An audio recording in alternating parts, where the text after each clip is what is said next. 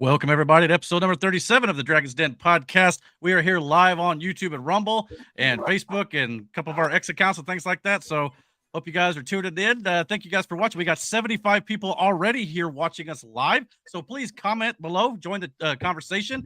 Don't forget to hit the like and subscribe button as well and follow us on Rumble. We're definitely trying to get our subscribers up over there. But how's everybody doing tonight? I'm joined tonight by Sir Spookington III, Brandon in the top right, Miranda Nicole in the bottom left, and Matthew in the bottom right. I'll probably be joined by Aaron again at some point before this evening is out. But like I said, how's everybody doing? Been a little bit of a long week. Yeah. Yes, It's been a long week. We had mandatory overtime, so fun stuff. Yeah. Tired too, buddy. Yeah, I know.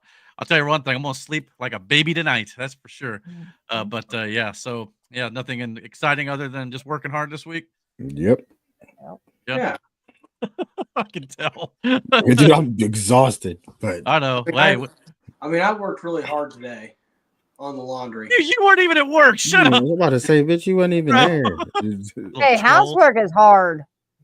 Yeah. I mean, fair enough. Can't keep up with that and working full time. There ain't no freaking way. I got 3 piles of socks or baskets of socks to fold. I can't know do that it. feeling. So. I've got laundry. I've got dishes to do. I've got stuff I need to clean around the house. I got to dust shelves at some point one of these days. I haven't done that in forever. I mean, obviously, you look around, it would take me forever.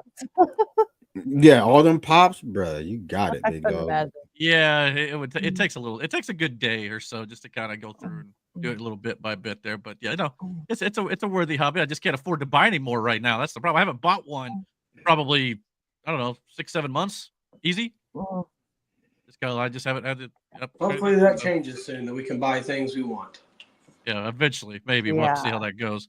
But yeah, so anyway, we got a lot of stuff to talk about tonight. We've got some pro wrestling stuff. We've got at least one big movie news topic I want to discuss. We've got a little bit of gaming actually tonight. We got some divisional playoff football coming around the corner this weekend, and of course, we always round out our show with news and politics as well to kind of give everybody a little bit of heads up what's going on in the world of politics in the United States. So you guys want to just jump right into it like we usually do? Get this ball rolling, get things going. All righty, well, let's get into the pro wrestling segment here.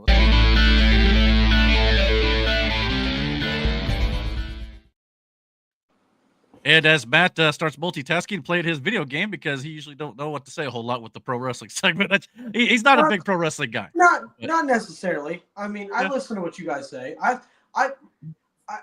like a lot of like the big pay-per-views. I'll pay attention to some wrestling. It depends on the show. I mean, you like probably know a little WWE. more than our buddy Aaron. He's trying. Yeah, I don't know a whole lot of NXT stuff and I don't even know a whole lot of NXT stuff. Like NXT and like AEW stuff. I don't really know a whole lot about, but I know the basics of WWE. So we'll try to catch you up to speed here. You keep listening to me here, and I'll get you going and let you know everything that's going on in the world of pro wrestling. One of the bigger things in the world of pro wrestling in the last few years, AEW and New Japan Pro Wrestling has had a partnership together for their Forbidden Door shows and more. And while there's been a working relationship between both WWE and TNA in recent memory, this week a multi-year partnership has officially been announced between WWE and TNA Wrestling that will reportedly see stars from NXT and TNA cross over on each company's shows, as well as potential appearances on premium live events. So yes, they officially put out this statement here, pretty much just wording it like I just said. They're pretty much where NXT talent especially could appear on TNA pay-per-views and television programs and vice versa. Even going so far as to say some select WWE premium live events. So we could even be getting, these TNA wrestlers and stuff on like bigger WWE shows. We got a Royal Rumble coming up here in a few weeks. I wouldn't be surprised to see some TNA talent there. We've had some appearances from TNA talent in the Rumble matches in years past. So I can definitely see that happening once again. But this statement doesn't sound like it includes the main roster of Raw and SmackDown just yet. But I guess it could. There's nothing that says it doesn't, include them. It's just mostly focused on the TNA and NXT aspect of it. But based on what typically happens to the other promotion in these WWE partnerships, I'm at least a little skeptical. But hopefully WWE has turned over a new leaf now that Triple H is in charge of creative and not Vince McMahon. If it was still Vince, this would be solely to destroy TNA wrestling. But I'm optimistic. Apparently, I'm going to have to start paying more attention to NXT and TNA since there's so much good wrestling out right now. It's kind of hard to do. But both companies are already promoting NXT for this Sunday's TNA pay-per-view Genesis. So any thoughts on this partnership right now? Kind of already been happening to some degree anyway. Yeah, but TNA is the ones who are going to make out better on the back end of this, because it's, whether you believe it or not, their wrestlers are going to get more exposure from this. Oh, yeah. Like, look, this is not, WWE's already picked out a couple guys from TNA they want, and I think Joe Hendry's one of them. Yeah, I believe in Joe Henry. Yeah, like he's been the standout so far. So like, it's the way the song goes. So yeah, if they get anybody like him and what's her name, Jordan Grace, she was in last year's Rumble. I think Mickie James was too. Yes, for a little bit there, yeah, and she had a good showing, which I was kind of surprised by. It's like I said, sometimes these old partnerships in the past, WWE, we kind of use them to kind of bury the other company's talent a little bit. But Mickie James got a good, solid showing. She didn't win, but at the same time, no one expected that. But she was in there for like good 20+ minutes. So, oh yeah, I'd be fine if she won too. That'd be fine. I don't follow TNA and NXT as much because, like I said, there's just so much pro wrestling to keep tabs on at this point. It's hard to, but may have to start doing so. But AEW doesn't bury the old WWE talent. Yeah, depends on who you talk to. Yeah, I guess that's a matter of opinion. See, that's the argument I was going to bring up. Now, seems kind of like the thing that me and Eric talked about a couple months back, where I mentioned the possibility of it would be awesome if a giant pay-per-view would come about and AEW and WWE superstars would clash. I wish that would be kind of cool. That's the two companies right now that ain't going to get along right now. Yeah, I'm not going to say it wouldn't happen. I'm saying that right now. I think that would be something that would be good for both programs. I would watch it. That's saying WWE and WCW back in the day would have had a joint production. Yes. Never did happen until WWE bought out WCW, and even then they kind of screwed up the invasion thing a little bit. I hope it doesn't come to that with AEW. I hope AEW is able to prosper as its own company. No, it will. Like AEW would be fine. Yeah, AEW has its own concerns and worries out in-house that doesn't involve an outside entity like WWE. So I And wouldn't. WWE's got their own issues as well. And Yeah. one in particular, I thought we'd talk about coming up here next. Exactly, what's going on with Corey Graves. Corey Graves was in the news this week. There's been a shakeup in the WWE commentator roles, trying to adjust. Not to a the new. shakeup. Everybody knew this was going to happen. Corey I knew it was gonna understand, happen. but what Everybody I'm knew it saying was is, gonna happen. yes, I'm not saying it like that. What I'm saying is they constantly move around these guys back and forth to different shows. They've Mhm. been doing it a lot over the last couple of years. That's all I mean. I don't mean it's like unexpected. No, But okay. they're trying to adjust to the new Netflix deal and SmackDown going to 3 hours. Corey Graves has jumped around as a commentator on both main roster shows a bit after his career was cut short due to injury, and he became very good at commentating, in my opinion. Recently, with Pat McAfee returning to Raw and Michael Cole moving over to that show because it's the A show on Netflix right now, and Wade Barrett and Joe Tessitore, or Tessitore, however you say his name, being moved to call the action on SmackDown, Corey Mhm. Graves was placed on NXT, where Wade Barrett was for a long period of time. Well, Mhm. apparently, that did not sit well with Corey Graves as he put out this tweet, and he has since deleted it, though. He wrote, "Imagine chasing your dream, then being told, not deciding, that you're no longer physically able to pursue your dream. Then you dedicate your life to something dream adjacent and being pretty effing awesome at it. And then when it's time to enjoy the fruits of your labor," I'm assuming he means going to the Netflix show, "being told you're not famous enough for your own job. Just in case you've been wondering where I've been." So, thoughts on this? Does he have a legitimate gripe? Should he be disappointed for not being able to enjoy the fruits of his labor on Netflix? Or, I mean, does he feel justified because it's a spot he feels he earned? I mean, You can feel what you want, but like, this is NXT's call. They knew who they wanted on there, or not NXT. I'm sorry, Netflix. oh, This is a okay. network decision. That's Pat possible. McAfee, whether you like it or not, is literally one of the biggest commentators, sports cover, whatever the fuck. The man is energetic as shit. His commentary is hilarious. He's entertaining as fuck. Plus, him and Michael Cole have a great rapport. Like, and I'm not trying to shit on Corey, but at the same time, bro, it's not about you, big dog. Like, you still think you said NXT, like NXT's a shit show. Like, you went back to the fucking minors. NXT is killing it right now, and has been for a while. Like, so what are you bitching for? It's not like you can't. Whatever. Like, it is what it is, bro. No, I hear you. I It's mean, Take a back seat and shut up. I mean, It's not I even taking a back seat. He's not really. He's not going anywhere. You're still employed at the same fucking company. You're just on a different day now. Yeah. And that's probably not the issue, being on a different day. I don't think that was the best issue at all. I don't know if there's a stigma like amongst some of the talent or the commentators, like NXT is a step down, but it shouldn't be if there is that stigma. Because, like you said, they've been doing a great job from what I understand. I've not been watching them as much as I used to under the old black and gold with Hunter under the helm. Mhm. But from what I understand, Shawn Michaels has been doing a great job as the creative booker over there. So, yeah, if that's the way Corey looked at it, I think, maybe he should have rethought that. But he did delete his tweet. Now, I don't know if, like, he was, disciplined or possibly suspended or anything like that. But it definitely did sound like he was genuinely unhappy this week. Yeah, I guess we'll have to wait and see what happens. But do you think he'll be able to come back, or do you just think this could be something too big that maybe would drive him away from the company? Look, my honest to God hope is maybe this is an angle like they did with AW did with fuck is his name? Nigel McGuinness. Not being ever told you can't wrestle no more, whatever. But for him, maybe this is it. And maybe Pat is going to be that guy that he wrestles. You know what I'm saying? I don't know. Seems far-fetched, but at the same time, you bitching about nothing. Real talk. Like, you act like you lost your job. You still got a job. You get, if I'm not mistaken, you get paid the same as you did whether you work NXT or whether you work Raw or SmackDown. And I'm sure he's getting paid a pretty good chunk of change compared to a lot of us out here. Yeah.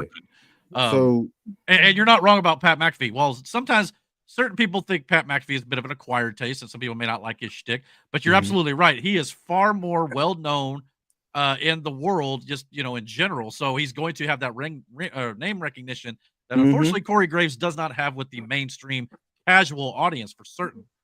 So I understand the move, especially when Pat McAfee is available, and him and Cole have great chemistry. Not to say him and Corey doesn't, But at the Mhm. same time, it makes absolute sense for Corey or for Pat McAfee to be on Raw. Now, you could maybe argue Corey could have been on SmackDown with Joe Tessitore, but maybe they feel like him and Wade Barrett have better chemistry. That's always a Mhm. possibility too. And as much as I've not been a big fan of Joe Tessitore or however you say his name, Yeah. for a while, I think he has improved since he got over. Mhm. For sure, it took him a little bit of a time, but I think it's gotten a lot better. So How many years has he announced for WWE? Who, Corey Corey Graves, Graves? Shit. Yeah. it's been a few. It's I been a wouldn't few say it's. years. I don't think it's been a decade yet, but it's been probably on the over 5 or 6 year mark. I'd say at least, Mhm. maybe longer. Now, Roundabout. every time I've ever talked or listened to Pat McAfee, it's been in a sports kind of environment. It's not really been in a WWE. I've heard his WWE commentary, and Brandon's right. He is very energetic. He's what people like to hear. It's not a dig against Corey though. But Corey took it that way, apparently. Corey took Apparently it he that did. way. He took But- it that way, but that it doesn't seem like it was your number two, man. It's you have more experience doing this. Give these other younger wrestlers. No, You it's not know- even that. What it is this. They're on Netflix. And that's You know what I'm saying? Like, they're on Yeah. Netflix. we Why all watched wouldn't the Netflix Tyson want to Logan have the Paul match. guy who? It's the same reason why The Rock was there to open the fucking show. Mhm. Like, he's the biggest. Like, you think of wrestling nowadays, you think of a couple fucking people. Rock's up there. I promise you, The Rock is one of them. Oh yeah. It's You it's all think of- about drawing mainstream attention too. Yeah, Like, and that's he's all got that shit that. was. I mean, that's what it is mostly. Mike joins us in the chat. Good to see you, buddy. He says, That's what just I a was thought. saying. Who says Corey Graves hasn't been secretly cleared to return to the ring, and this is an angle to set up a return. The only reason I don't think that's true, I mean, you may be right, but the only reason I don't think that may be the case is because he deleted his tweet. I mean, I guess if it was an angle, you probably would have just left it up, right? That, or you could play into the fact that there was you could. disciplinary action. So, like, now it seems like they're playing favors with Pat, and yeah, Very you possible. could make it into a story even with him deleting the tweet. That's a very good point too. So, yeah, do you think maybe that is a possibility? Pat McAfee versus Corey Graves. It may be, but I don't know for Now sure. this Like, is if for you for SmackDown. real butt her over this situation, Well, it could be any it's show. Wild. Pat McAfee's on Raw. Corey's kind of been on both shows at one point, but Mhm. I think Pat's even been on SmackDown too. Right now, which one is drawing the best numbers? Do you guys know? It would be wouldn't matter. Netflix. It'd be Raw. It'd be Raw. Yeah. Raw. Okay. Because So more homes have Netflix than they do USA Network. And Mhm. that's not to say SmackDown is failing or anything. It's just because more people have Netflix at home, and I think they're drawing like 4-point-something million, and I think SmackDown's still around the maybe 2 million range or maybe a little Mhm. less. It's just the way it is when it comes to cable compared to Netflix streaming service for sure. But yeah, I don't know. We'll wait and see if this develops into anything more or if this was a legit shoot and he wasn't happy. But I guess time will tell on that one. It shouldn't develop into anything more, but Yeah, you wouldn't think, but so yeah, this week WWE recap for the week. SmackDown was in a bit of a holding pattern last week. Not talking about SmackDown that's currently airing on USA right now. We're talking about SmackDown from January 10th. SmackDown was in a bit of a holding pattern outside of Cody Rhodes and Kevin Owens continuing their road to the WWE Championship ladder match at Royal Rumble in a few weeks. But it should pick up this week with some returns on the show. But on Monday Night Raw, though, we got the debut of Penta. He finally debuted about a week later than we thought. We thought maybe he would debut on the Netflix premiere. Did not happen, though. They ended up setting aside more time for him to wrestle Chad Gable in a fun match where he defeated the American former American Alpha wrestler or whatever. Great to see Penta on television again. He was clearly emotional to be there. I wonder what the future holds in the meantime for Penta before his tag partner Ray Phoenix comes in as well. But yeah, thoughts on this premiere, Brennan? I know you're a big fan good. of Penta. yeah, it was yeah. good. I've heard Brandon I talk enjoyed about it. Like, yeah, Miranda seen me act like a fucking child watching it. Look at her. Yeah. I was so pumped. I was. I mean, because I like, you know, the Lucha Brothers. I like what they do. I like, you know, the whole get up. Penta's mask. Like, hell, the first time I even seen Penta was I knew who he was because of Lucha Underground, and I watched this whole deal there, and it was dope. And then that's how I found Ray Phoenix. I mean, that's how I found a lot of these guys. Swerve Strickland. I knew Ricochet. I mean, I saw Ricochet before I seen Ricochet on there, but like, yeah, like he was dope to watch. Brandon, you looked it up. How old is he? 39. Oh, okay. I would have thought maybe he'd been a bit younger, but he has been doing it a lot longer than sometimes I've realized too. My man was crushing it. 39 years old. I couldn't do that. I promise you that much. Mike said in the chat, he said, smart choice to wait a week so his debut did not get overshadowed by all that was going on in the Netflix premiere. Absolutely. I think that's a good point, too. I know a lot of people were kind of criticizing WWE for pushing back the Dakota Kai, Lyra Valkyria Women's Intercontinental Championship match as well. But I think that went a little bit into that decision making as well to kind of give it its proper time like it got this week as well. Yeah, so good to see Penta El Cero Mero. During his entrance, it felt like when he did the Cero Mero, it felt like that maybe some of the crowd didn't quite know what he was doing. Like maybe they didn't know who he was. I even saw one person. Where were they at? Dallas, I think. No, they weren't. They were in California, somewhere in San Jose. Okay, I'll take your word for it. I don't remember. Yeah, it was in San Jose. But either way, it took like the first 2 minutes, and then him coming out. By the time he got to the ring, they pretty much knew what it was then. And Michael Cole was doing a good job on commentary, telling his backstory, talking about what Cero Mero meant and all this stuff, kind of just letting the fans know at home at least. But yeah, at first it kind of felt like maybe they didn't know who he was. I even saw some people online. One person like posted a picture of Penta kind of doing his like La Parka tribute when he walks out like he always does on his entrance, and they legitimately thought he was paying homage to Razor Ramon Scott Hall. That was not the pose he was doing. He was paying homage to La Parka from WCW. There's a big difference. But anyway. But yeah, so some fans probably don't know him. La Parka is a very, very recognized and famous luchador in Mexico. So, of course. And really, technically, if you look at him and Penta, they kind of have the similar attire, similar looks to a degree. Can you imagine those two as a tag team back in the day? That would have been pretty dope. Would have been like, I told Miranda, I was like, I want a mask. I said that mask in particular. I've actually heard that WWE are very pleased right now with the merchandise sales that Penta has gotten. The moment he debuted, his shirts went to number 2.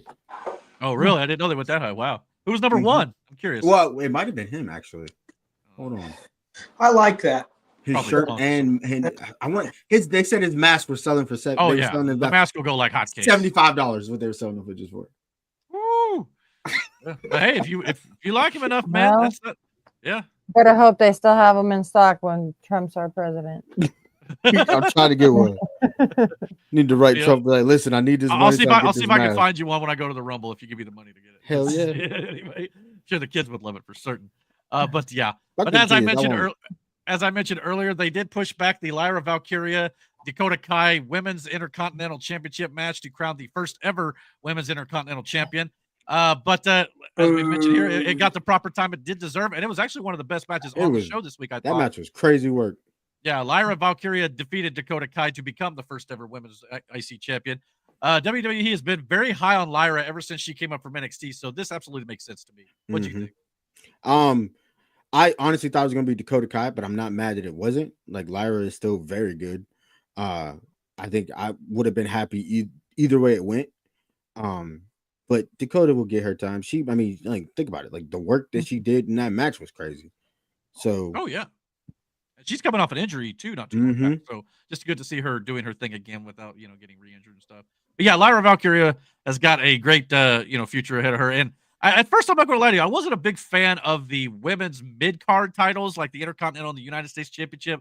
But I think what they've done with them so far has been pretty solid with Valkyria and Chelsea Green over there on SmackDown. So I know Brandon was a big fan of her having her face on her dress and stuff after she won the US title. Took me out. I was like, hell no. So yeah, hopefully this will go just as well on Raw. And the women's division on both shows is always expanding. And we'll talk a little bit more about that here in a minute when we talk about the Royal Rumble. But yeah, there's plenty to go around in WWE's women's division. It's definitely something to check out for sure. Mike says in the chat, WWE needs to do a documentary on the history of Lucha Libre, like WCW did once on Nitro. That would be a very good thing. Dope. The WWE, it's a lot of it's like Rey Mysterio, but no, but not just WWE. A lot more than just Rey. Like I get. Yeah, he's most well known. But he's the most well known out of all of them. But you can you can do like documentary on stuff even outside of WWE. They own probably most of the archive footage from a lot of those other companies anyway, or WCW anyway. Yeah, for certain. But yeah, I'd definitely be down to watch that for sure. I don't know if they put it on the network or where they air it. I know they did work with was it AAA? They used to work with like years ago. That's what back when they used to work with New Japan and shit too. Oh yeah, yeah. They used to have guys go to Japan and shit all the time. Nice. Yeah, I'd definitely watch it for sure. Let's see here. I got to get ready for the next slide. Here we go. So yeah, I mean, so there was a bunch of other stuff that happened this week. Very newsworthy week in the world of pro wrestling, really, to be honest with you. Saturday night's main event will be taking place on January 25th, a week before the Royal Rumble, and we now have our main event match for that card. It is going to be main event Jey Uso getting his World Heavyweight Championship opportunity versus Gunther as the Master of the Yeet will face. He went face to face with the Ring General on Raw. We'll be previewing Saturday night's main event next week before that show airs. So the thoughts on Jey Uso, I'm sorry, getting his World Heavyweight Championship opportunity. Hey, let it rock. Yeah, let it rock. It sucks because it's one of those two, like Jay's not gonna win. Yeah, just like what we talked about with Powerhouse Hobbs last week. Yeah, like I think it kind of telegraphs. Yeah, not only that, they announced Jey Uso has already entered the Royal Rumble match, which pretty much telegraphs he's not going to win either. I mean, not saying he can't, because this one I would believe more than maybe the Will Hobbs thing, just because Jay has been chasing that singles title for a while. Yeah. But I just don't know if they're going to want to take the title off Gunther that soon. After getting the title back. So I could definitely see this maybe being a WrestleMania thing for Gunther to lose that title at some point against somebody. Maybe John Cena. Who knows? That's also a rumor too.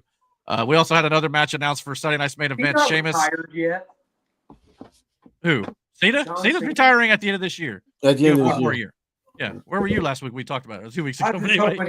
I just hope he would retire soon. He will in December. That's when he's retiring. Relieve us of his dead presence. Brother, put some respect on hustle, loyalty, and respect. You know what I mean? But anyway, we got another title match at Saturday night's main event. It'll be Sheamus challenging for the Intercontinental title against Braun Breaker. Sheamus, who's never won the Intercontinental title in his career. I think it would complete his Grand Slam accolade if he were to get it. Do you think Braun Breaker will drop the title to Sheamus? He recently dropped the title not long back, I think, to Sami Zayn. And Jay, didn't he? I think it was Jay. You might be right. So would that maybe be a thing, or is Braun Breaker hold on to this a little bit longer? I don't know. It depends on how much Sheamus has still got left in the tank, and from the looks of it, he's still got quite a bit. But I don't know if you want to reward. The reward is wild, but Sheamus has been there for a while, long time, and he's put in a lot of work. He's put a lot of guys over. I just think I don't think Braun loses anything by losing to Sheamus. No. But if you turn it into a series and then Sheamus wins it at the end of that series, I wish they would do. You remember? Hell, that's how him and Claudio became a tag team. They did a best of 7. Yeah, that was great, by the way. I wouldn't mind seeing one of those again but have the title be the stake. You know what I mean? At the end. Yeah, I could definitely see that. I just kind of feel like maybe Sheamus winning the Intercontinental title might be like a WrestleMania type moment. Yeah, big deal for him. That. So I can definitely see that maybe happening maybe a few months down the line. We'll have to wait and see. Mike said, "Did you see that apparently WWE booked the Saturday night's main event to go up against All In, AEW's big WrestleMania show in Dallas?" Could be wrong, but I thought I saw that somewhere. Yes, you did see that right. They booked Saturday night's main event for obviously January 25th. I think there's one in May, and then July 12th is the exact same day as AEW All In. And I'm not going to lie to you, I felt that was a little bit petty. I don't think that you necessarily needed to do that. You could do that on any other Saturday. I don't know why WWE felt the need to do that. Listen, from a marketing standpoint, it's dumb or a viewing standpoint, it's dumb because whether you like AEW or not, most people turn into for pay-per-views and shit. So you're not going to get the response that you would. I don't think this was a WWE call because I just don't see it being a reason to do that, knowing that no matter what, a lot of people are going to turn in to watch pay-per-views. So you're not going to get the viewership you wanted. I think this is probably just a thing with Netflix, and at just the time that's when it lined up. Well, it's going to be on NBC though. That's the difference. Oh, it's on NBC. And that's why I think WWE maybe kind of did it because they know that not everybody can either afford to shell out the pay-per-view money, and they think, all right, come over here and watch it on network television on NBC. It's going to be free as long as you get, you know what I'm saying? Mm-hmm. So it just kind of felt a little shady in my opinion. Wasn't a big fan of it because again, WWE doesn't need to do that. But they have been booking some stuff lately where it kind of is trying to counter program AEW a lot. And it's not like they're, big competition to WWE. Probably never will be. But for whatever reason, that's also business. That mentality. I know it is business. You're right. Like It is very business is true, business. so You may not like it. Business is ain't always cutthroat. clean, but business is business. Yeah, and that also means that AEW just needs to step their game up. It really does. So I don't disagree with that. So on this Monday Night Raw too, it was main evented by Damian Priest versus Finn Balor in a street fight with a little help from the tag team champions, the War Raiders. Finn Balor and the Judgment Day finally get their comeuppance against Damian Priest as he wins here. Hopefully this will be the end of this feud for now. It's gone on for a while now. It felt like a blow off to this potentially finally happening here on Monday Night Raw. I wish it'd be the end of Finn Balor too. Shut up. Well, I don't mind Finn Balor. Finn Balor's a great wrestler, but it's just this feud with him and the Judgment Day has been going on forever. I think the best thing is to move either.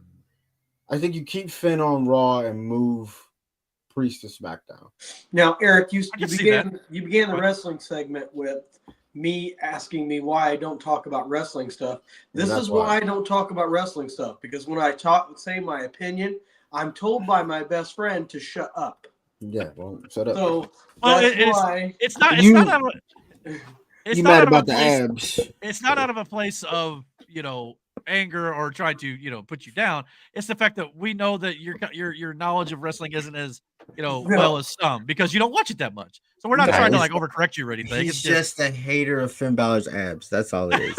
you just upset you get that 1% body fat. Like I seen him too, and I even pointed out to Miranda. I was like, "Yo, his abs got abs. That's wild." Like I was hating. I ain't gonna hold you, but and it's one of those things too. Like here on the podcast, like doing this, I've noticed everybody's got their strengths. A lot of the stuff we talk about, I'm pretty knowledgeable in, since I kind of run the show and things like that.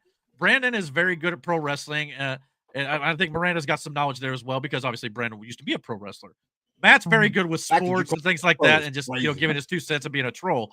Aaron is very good with movies. I mean, everybody's kind of got some knowledge with movies and things like that, but Miranda is definitely more knowledgeable in the world of politics. So we've all got our strengths for this podcast, and I think it really, makes the show work. The fact that you called me a pro is crazy business. I called you. I didn't even realize I said it, but anyway. I appreciate you. But... I mean, I'll give you the compliment. I'm not gonna belittle you or take it away from you. I mean, was I good at what I did? That's ejectable. How'd I feel? I was killing it, big dog. Well, speaking of the actual pros, not to belittle you at all, for sure, because I fully respect you. I couldn't do it. My knees and back hurt just watching this stuff, let alone getting doing it. Nah, no more. But anyway, young me, I'm in it. This week on Monday Night Raw, there were many names declared for their intentions to be involved in the men's Royal Rumble match, especially in a few weeks' time. The men so far, we know for certain John Cena, CM Punk, Roman Reigns, Seth Rollins, Drew McIntyre, Jey Uso, and LA Knight have all declared. So that right there is a murderer's row of anybody could win this, in my opinion. Now, I don't think Jey Uso is obviously winning the world title because of this, and LA Knight may not win the Rumble, but they're going to be up in the conversation. So, but what I will say this, just by the list of guys that you just listed off, they already have a lot of these guys already have individual stories going on, but the story potential that you could bring out with this, with the interaction with some of the guys in the Royal Rumble that haven't, announced it, but they'll be there type shit. Like, I feel like I heard this today on this other podcast I was listening at, and they listed the entrances, like who should be first, whatever. And I didn't even think about it till they said it, but Logan Paul comes in at number 1, and then you have Cena come in at number 2. This gives they can work each other. That's what I'm saying. Like, you get a preview of what could be in Cena's run, as this is my last run shit, right? Between him and Logan. And then at number 3, you bring out another heel. So I think it was Dominic. Have him come out at number 3. And now you got him and Logan Paul in there working over Cena. And then at number 4, you could have a big time babyface come out, whoever that may be. Like, but the way they broke it down was pretty cool. But I didn't think about, like, if you have Logan going at 1, like, he always does something spectacular. Like the last 2 Rumbles he was in, like that clash between him and Ricochet, and I can't remember the spot he pulled in the second one, but you get what I'm saying. Like, to have him start it off, and then, like, I'm not saying he goes all the way to the end and win it, a la But what I'm saying is like he gets far enough in. But you wait until you bring some of the other guys in. You could also see a bunch of stories like because he's still on SmackDown. Like Shinsuke has the title. Shinsuke comes in, but not Sammy like, is in there Royal too. Rumble. You know what I'm saying? Like Probably. there's so many stories that potentially could come out just with the roster of named guys dealing with the ones who haven't. You know what I'm saying? But will be there. Well, and the Royal Rumble has always been well known for during the match. You know, it'll set up feuds going forward into WrestleMania season. So things that happen at the Rumble will definitely, start that road to WrestleMania, as I always like to coin the phrase. Yeah. But yeah, and I agree with Mike in the chat too when it comes to Finn Balor. He said he thinks it's time for Balor to be booted from the Judgment Day in favor of Dominic taking over as leader to gain more heat. I do think that they've been laying the seeds for that as well. Yeah. So that is definitely coming. But I think at that point, once Dominic were to take over and Finn maybe goes out on his own, kind of like Damian Priest does, I think that Dominic will probably need to hire some muscle because I don't know if a McDonough, but that's the whole point of it. Is going to be enough. Yeah, but I think that's the gift of that. That's the funny part of it. Think about the Stooges with Vince. That was his muscle. Fair. You know what I'm saying? Muscle. Yeah, but you get what I'm saying? Like, so it still works in the comedic aspect, but shit, all three of those guys are phenomenal in the ring. But as a comedic aspect of it, then that's your muscle, them your tough guys. Get the fuck out of my face. You know what I mean? But fair. It still plays into the character and what they got going on. So I don't think like I feel like with the Judgment Day, it's going to be a complete dismantle. Like they're gonna all, you know what I'm saying? Because all go their separate ways. Yeah, because legitimately after Priest and Rhea left, what was it? It was just, you know what I'm saying? And I get they were trying to do some other shit, but I think if you take Finn out of that, there is no more Judgment Day in the sense of like the Judgment Day. So like at that point, just do what you want. But I think if Finn leaves, JD leaves because like you could pair them legitimately as a tag team for a bit. Have them chase the titles, win the titles for a little bit, have a little bit of run with a legitimate run with the titles. He did a little bit already, but not very long. Yeah, I don't know what the hell the plan is with Carlito, but hell, I would love to see Carlito and Penta tied up. He's going to eat more apples and spit in the faces of people who don't want to be cool. Yeah, but like he's still a hell of a wrestler in the ring. So mid card is where he could be at, and hell, there's a mid card title there. So I think when the Judgment Day splits, they all split. But I see the joke in having him run the Judgment Day, be the leader, whatever. But that's my 2 cents on that shit. I don't disagree. On the women's side for the women's Royal Rumble match, Nia Jax, after losing the women's championship to Tiffany Stratton last week, she targeted Rhea Ripley this week to declare for the women's Rumble match herself. And while not official, because it's likely to be a surprise, I would not be surprised if we get a lot more women's returns, especially when it comes to Charlotte Flair and Becky Lynch. Brandon, what's wrong? What? What's wrong? Like Charlotte is, you know what I'm saying? Like her. She is very, I would say, over an acquired taste. That too. But she has had a bit of time off. Spoiled. But that's the character. Yeah. It's Ric Flair's daughter. What do you want from her? Well, yeah, but I have like a character is one thing. She can retire. She plays that way too well. That's her all the time. No, Rick isn't really retired sometimes. Yeah. I mean, the Becky Lynch one, I expect. Yeah, the Charlotte, but who comes in at 30? Becky or Charlotte? Is that her current gear? You think that's what she's gonna come out in, or no? Who? Becky? Not her. Charlotte? No, Charlotte. Probably like something like that. Flamingo. Something like that. Looks like a damn flamingo. Bring Ronda Rousey out of retirement. With her nose, her feet. Well, I'm definitely going to call my shot and say that these two women will definitely be returning. Now, there's a few other, who for both? Yeah, I can see Becky. I'll tell you what. Who comes out at 30? Between the two, Becky. Yep, Becky. Get the babyface pop. Now, here's the thing. What if they come out earlier, both of them? Not to start it off on Wednesday, but like one, let's say one at 10 and the other at 25, right? Right. And then Jade Cargill is 30. I can see that too. Depending on who's in the rings. I think Jade Cargill, which is one I was going to mention here, who could be a potential return, is probably going to be returning more to go face to face with whoever put her out and through the car windshield or whatever it was. Bianca. which a lot of people think it's Bianca. I know Oh, Brandon baby is- Jesus, that's who it was. I think that's the obvious choice. I see it coming, big dog. What, baby Jesus? On baby Jesus. Hello, baby Jesus. They put it through a windshield. But anyway, Mike chimed in. He said, "Who should win the Women's Royal Rumble match?" Jade Cargill. You think Jade's ready for a world title opportunity at WrestleMania? You won't know unless you do it. You put all this trust in her already. She had a nice little run with the title. She carried herself as a Oh, the tag champion with title. there. Yeah, Yeah, well, that's what I'm saying.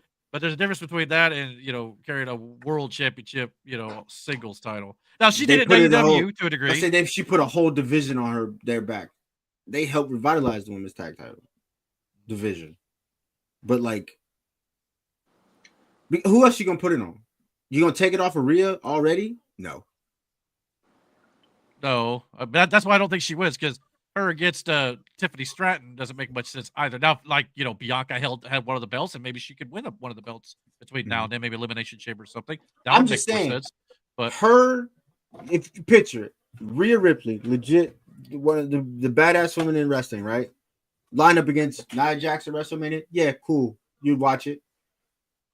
You gonna watch her and Becky? Yeah, 100% you'd watch it. Her and Charlotte, yeah, 100% you watch it.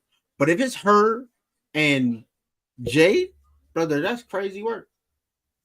yeah, I don't know. There's a lot of ways they could go about it, and there's a couple other ones I thought might be interesting too. I don't know their full status, but I thought at least bring it up as conversation. What about Alexa Bliss? We've not seen her in over a year since she had her baby. Yeah, that's true. Alexa Bliss is another one. And she recently posted photos of her on social media talking about how she's back to being below her pregnancy weight.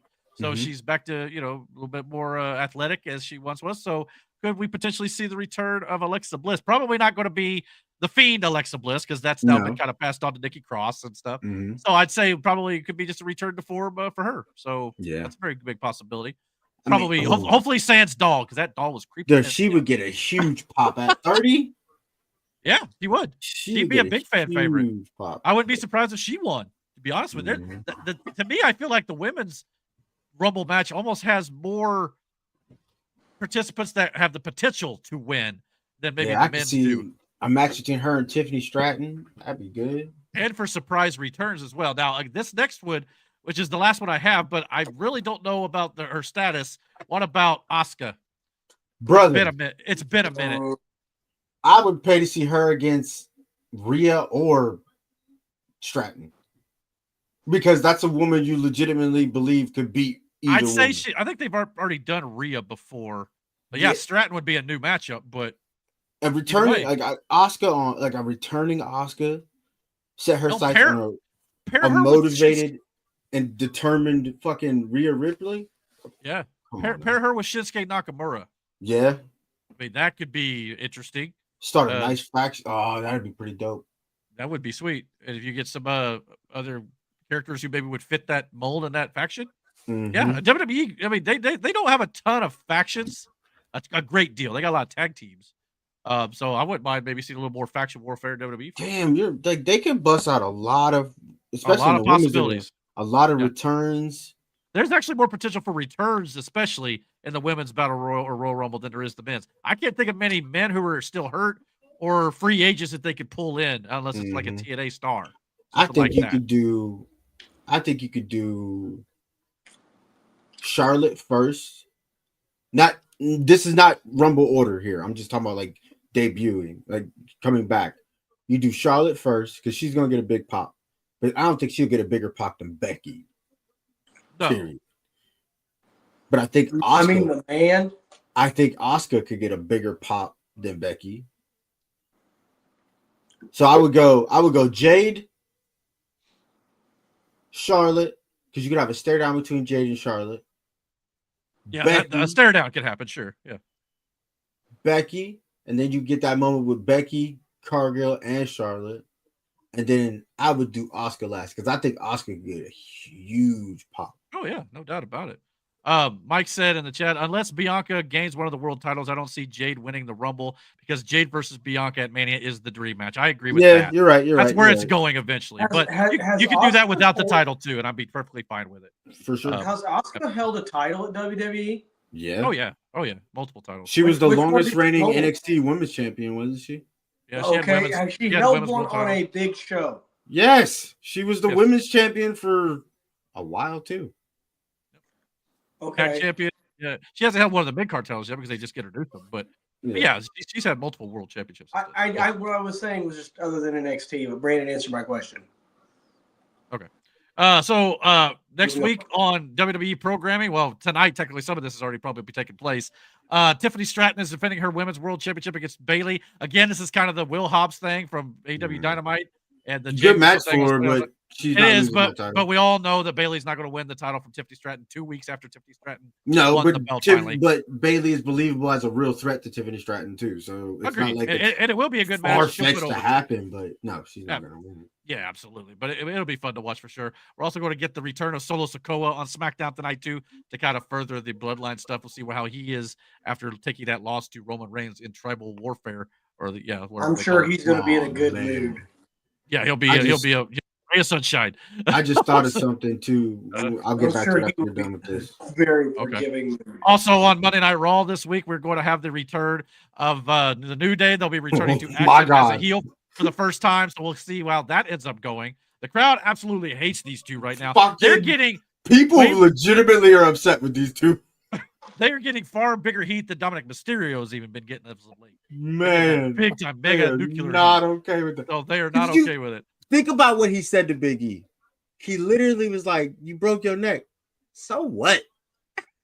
Yes, and so what? I was back. After hurt my I get it. We're also going to see We're also going to get WWE Hall of Famer JBL making an appearance on Monday Night Raw, which is interesting because I believe he's been making appearances in TNA, if I'm not mistaken. Yep. Clotheslining the hell out of people. I don't know exactly what the storyline is there. Brother be running that girl over. That was crazy. Yeah, so interesting to see that as well. And we're also going to get the main event, a WrestleMania rematch of Seth freaking Rollins versus Drew McIntyre. Time out. Why does his picture look like a mugshot? I don't know why both of these pictures look a little funny, especially Seth's. Seth's looks like a mugshot. I don't know if it's like the new model they're using for Raw or what. But yeah, it looks like, you're right, kind of like a mugshot. It is interesting, isn't it? What is the name of this paper? Oh, it's on a Monday night? This is Raw next week. Yeah. Brother, this photo looks wild. Seth usually has some kind of weird glasses on now. Too. Yeah. But maybe that's why it looks weird. Even the lighting in Drew's is so fucking bright, but it looks like they just cut the picture out like a Photoshop. Yeah, well, even Drew looks a little pasty here. I mean, for Drew. I don't know. It's something about it. I don't like it. It's creepy. It's off, and it's not. Yeah, it's off-putting. Yo, Steph's eyes is killing me. Let's put it away. It's scary. Yeah. Okay. So real quick, train of thought before I forget. Oh, stop it now, Mike. That's crazy, Mike. Love shots because they plan to steal the show. That's crazy work. Back to his think about in the men's Royal Rumble, right? I didn't even think about this shit. Jacob Fatu having that real moment between him and Braun Breaker, and like just before they lock up, somebody breaks it up, but Jacob Fatu staring with Shinsuke Nakamura, and dude, there, LA Knight, there's there's a lot of stuff, man. Yeah, there's a lot of potential in this year's the whole WrestleMania season in general. It's been booked so well so far. As long as they can carry it through to WrestleMania, they've got a potential to have a big time year for sure when it comes to the WrestleMania season. What if Solo? Because last year's Mania didn't really have that. What if Jacob threw Solo out? It was boring. They had The Rock and Roman Reigns and Cody and Undertaker, and it was boring. Let's just bring back all 50 of them. I hate you so much. Anyway, what if Jacob threw Solo out? Like he eliminated. That would definitely be a wrinkle. Man. Yeah, I wouldn't be surprised. I mean, he's got. I bet you gonna be there. Whatever, dude. Because Solo was off last week, and Jacob Fatu was kind of taking I'm the leader of this between him and was it Tama Tonga? Mm-hmm. So yeah, I mean, he kind of had that look like maybe he would challenge for the head of the table, so to speak. I don't know. You're gonna be right there to watch it live. Yeah. When it comes to the other company in the world of pro wrestling, AEW, I wanted to have a quick follow-up to a story we talked about last week. According to PW Torch, Malachi Black was criticized by colleagues in AEW who were frustrated by the perception that he was hesitant to, quote, doing business, including a reluctance to doing jobs and frequent claims of injury issues. One unnamed source, when hearing of the news of Malachi Black's likely departure, even went so far as to say, quote, good. The report goes on to state that although most assumptions are that he'll return to WWE, Malachi Black had told some people in AEW in the last year or two that he was burnt out and just wanted time away, and perhaps even mentioned potentially retiring. I bring this up only because we've seen this before in AEW. Multiple reports state that Miro and Andrade also didn't want to do business and job. While I understand both wrestlers likely didn't want to be buried or be underutilized based on what happened to them in WWE under Vince McMahon, but in this business, you have to do business.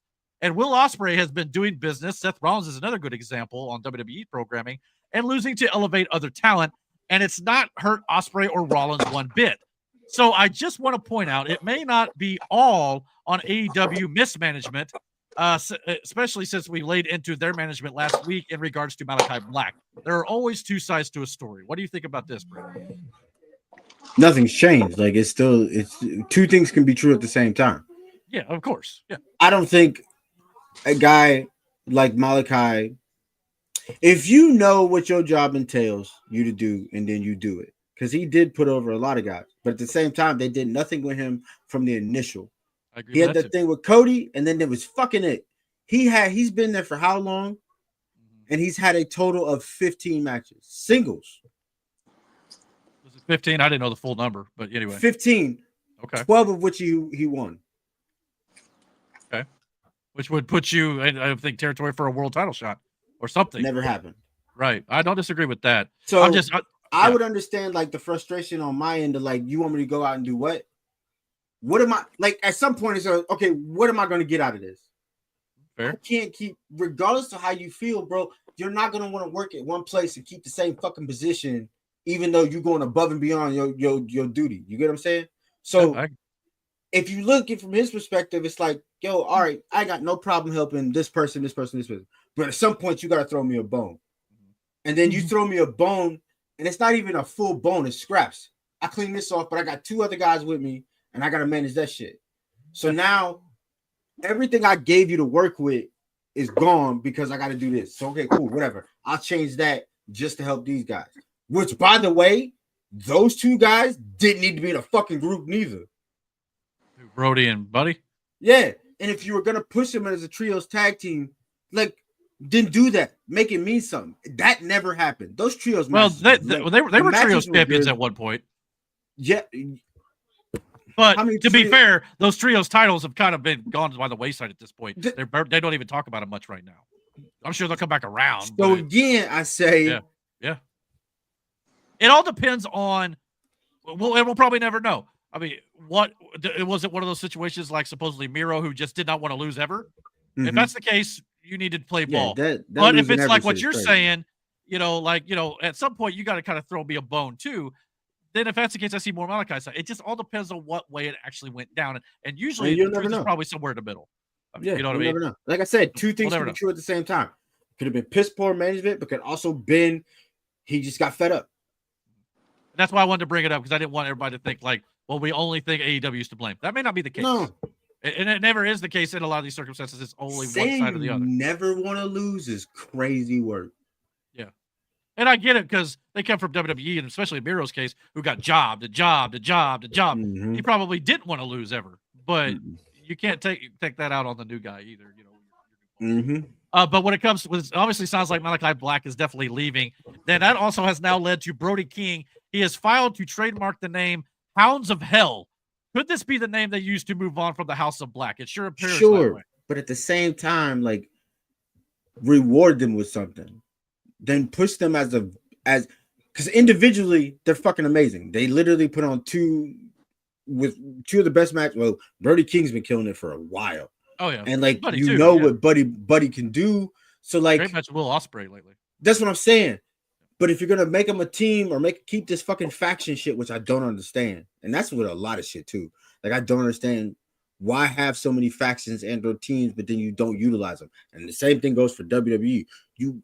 I don't get that part, but push them, don't let this shit stagnate to where then like, let's say their contracts are coming to an end and they want to leave, but now you start to hear stories about how they weren't easy to work with because, like, what do you want from people? At some point, you know your own worth. Either use that and make yourself better and get what you feel you owed or you earn, or leave.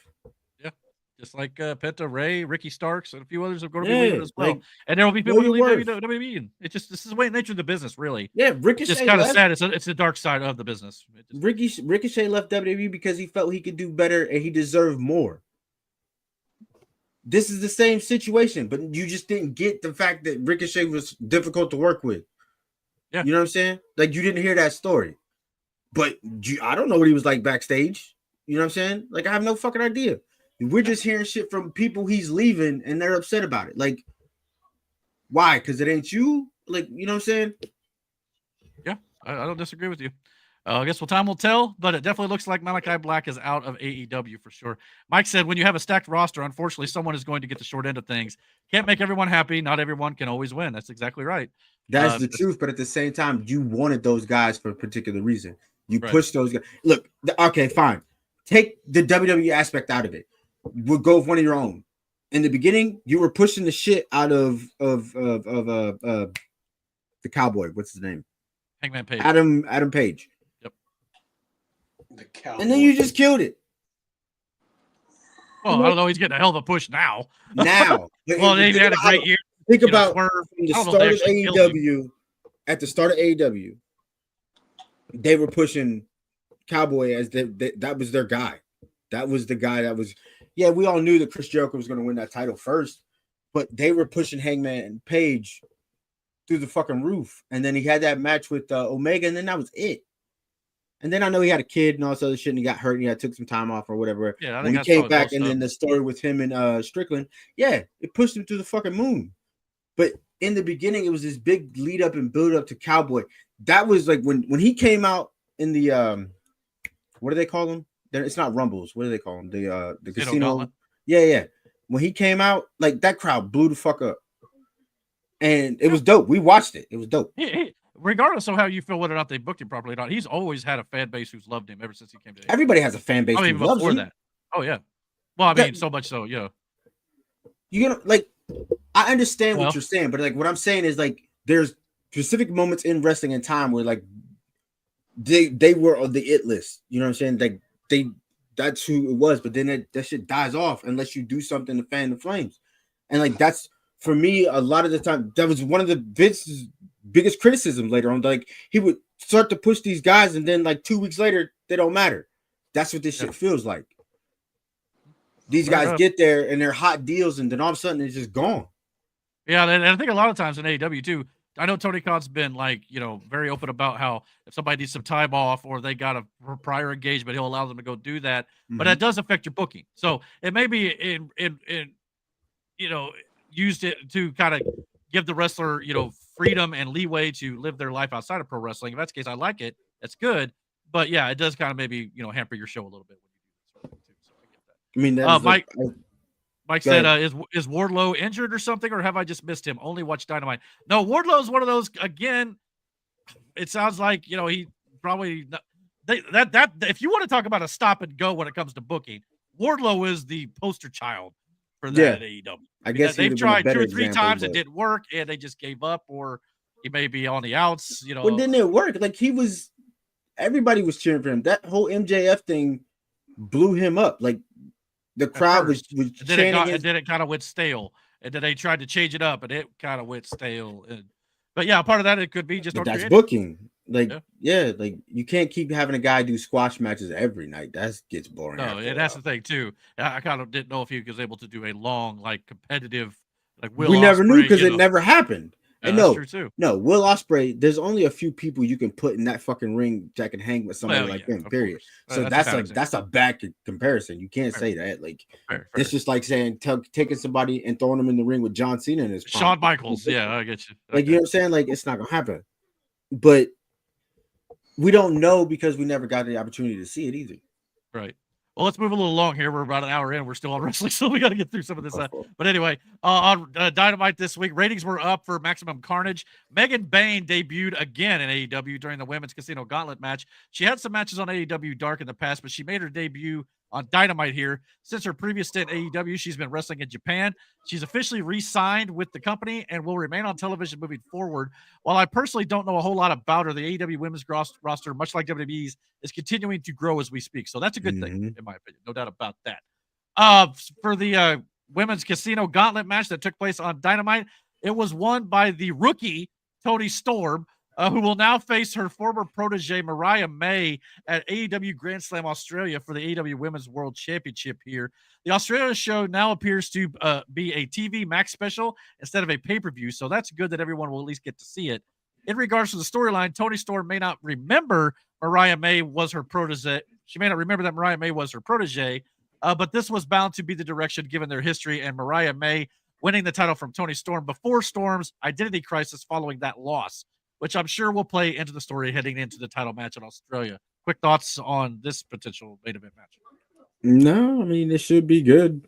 They're both hell of wrestlers in the ring, but Toni would probably win. But you think she'll get it? Well, and Mariah's held that for quite a while, since All In, I believe, last year. So, yeah, it could be time to give it back to Toni Storm. But it's interesting how they kind of got this memory loss. They go with Toni Storm, where she just doesn't. She thinks she just got to AEW. You know, she doesn't remember all the storylines. So that will play into it. So it could be an interesting recall. This week on Dynamite, we also got the return of Samoa Joe. He saved his tag team partners, Hook and Katsuyori Shibata, from a 3-on-2 beatdown at the hands of Christian Cage and the Patriarchy. Awesome. Samoa Joe left in mid-2024 to film Twisted Metal Season 2 in a starring role as Sweet Tooth. I know many people I thought he was hilarious. Like Sweet Tooth. Exactly. Me and Miranda watched the first couple episodes. The second one was the one episode that he, the start of the episodes that he was in, and he was hilarious. I know Sweet Tooth is a psychopath, and I will say this: Samoa Joe fucking nailed it. Like, yeah. I need to finish that season. I know they've been doing another season. Like I said, he was off for that, so good to see him back for sure. Samoa Joe, Shibata, and Hook were a trios team where Joe appeared to be taking Hook especially under his wing before he left to film Twisted Metal, and it appears they are back together. AEW just continues to get some of their roster back from injury and other prior engagements. So good to see this trio back together and back on television.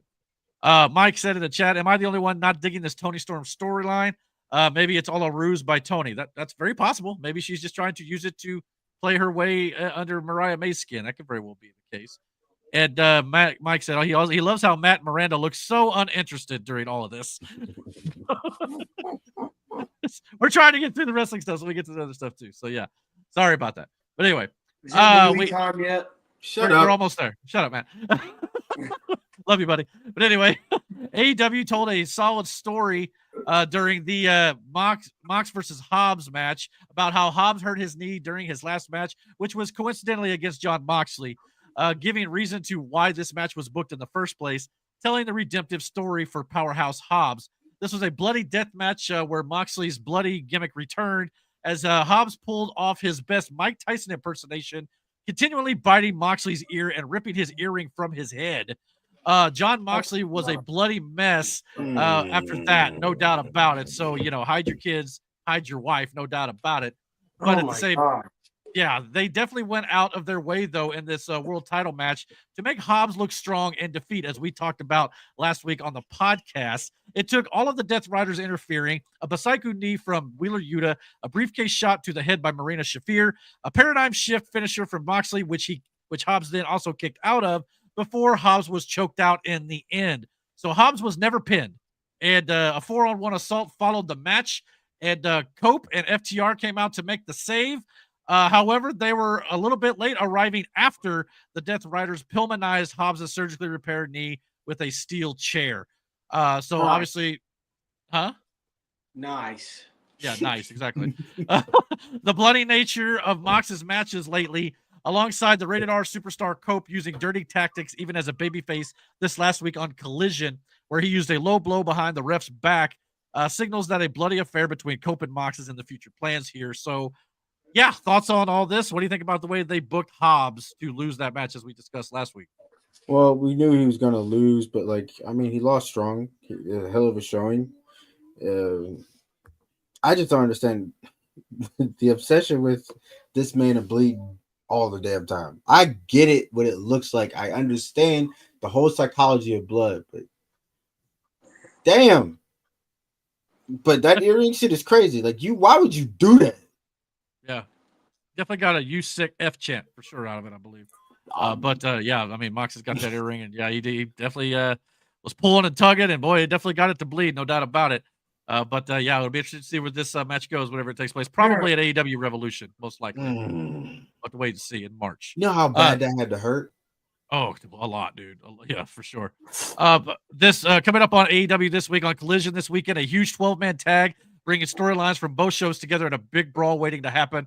This got some criticism online, but I think this could actually be a lot of fun. There's some good name talent in this match, especially with the up-and-coming Outriders, or Outrunners, I should say. A lot of people love them as a tag team, too. We also got, speaking of big fights, Collision is loaded with them this week, as Kazuchika Okada will face Tomohiro Ishii, which could be a fight, no doubt about it. And, of course, the Texas death match between the aforementioned Adam Hangman Page against Christopher Daniels. Daniels is obviously not what he once was, a little bit older in his career now. But I've heard this match, which was pre-taped on Thursday night, actually was a really good match and probably the best of the night. So definitely looking forward to seeing these matches going forward, as well as the main event of Dynamite next Wednesday, which will be Cope versus Pac, which could also be another fun match too. So definitely a lot to look forward to in the world of pro wrestling. So any other thoughts on pro wrestling before we move on? No. Matt's just like, let's move on, please. That's wild. Mike had one more thought. Just love how a beatdown could last forever before the baby faces make the save. Must be one hell of a run from the locker room to the ring. Yeah, exactly. You know, it's like y'all weren't paying attention what was going on, and then you guys have to show up just a little too late. But that's the kind of Mike's team still in the raffle. No, the Minnesota Vikings got beat this last weekend. Oh, that's you had to bring that up, didn't you?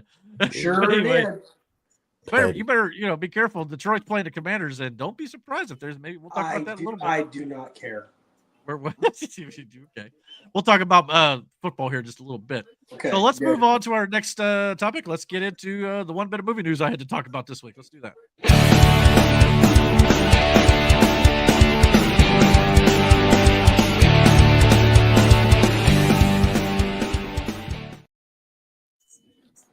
I take that back. There was actually two bits of movie news I wanted to talk about.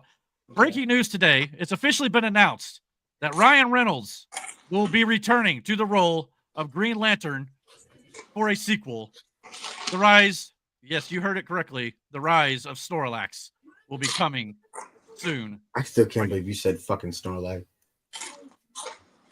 Well, What are you crunching, babe? That's Matt crunching. But yeah, The Rise of Yo, you call Matt Babe is crazy. No, you had your hand to your face when I seen you. I thought it was you. You calling Matt Babe is nuts. This is crazy. Who put this together? This is Grok. Why you do that? Yeah, Green Lantern 2, The Rise of Snorlax. And then, of course, there will be... Why is his eyes crossed? I don't know. it's AI imaging, dude. Yo,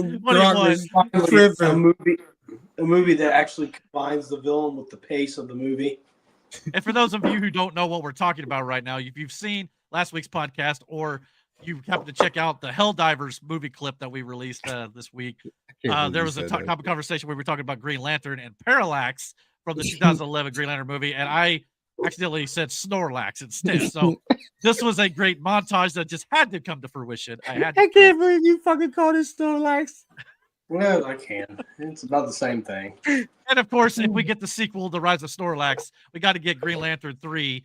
Obviously Snorlax returns. Stay sleepy. So you're a moron.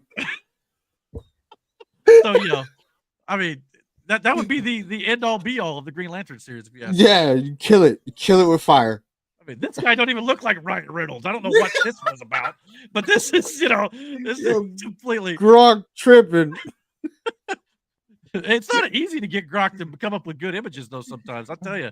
It just had them standing together and smiling at a lot of them, even though I was like, make an image of them fighting. This is the best it came up with. It's like, go on, Elon, get to work, buddy. I think it's user error, because I've seen some people get some pretty cool pictures out of Grok.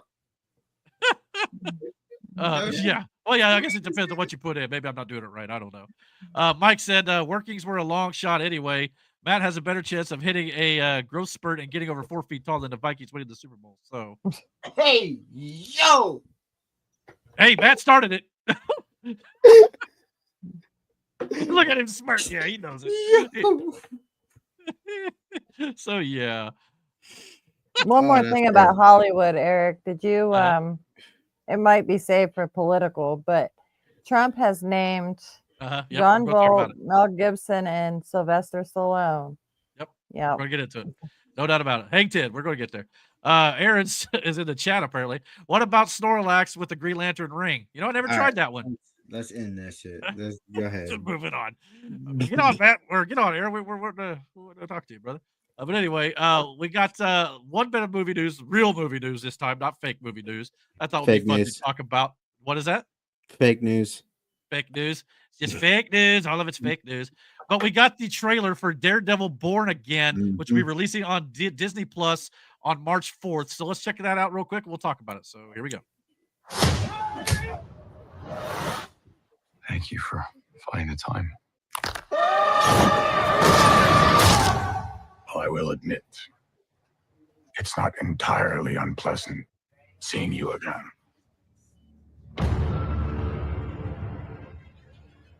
A lot of time has passed.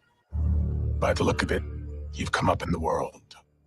I could say the same about you. A mayor serves his city. I can see you're not entirely convinced. Can you blame me?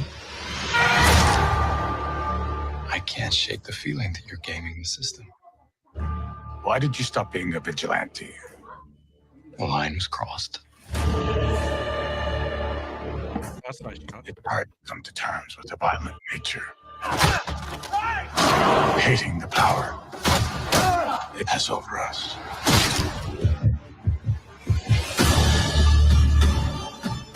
The city can't go unchecked.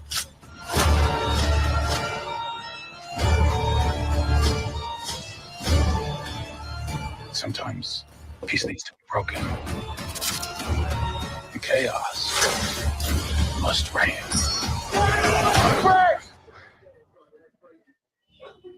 Am I putting the hatchet down?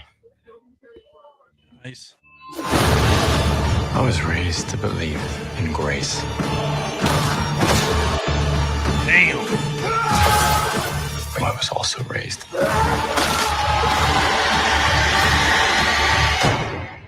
to believe in retribution.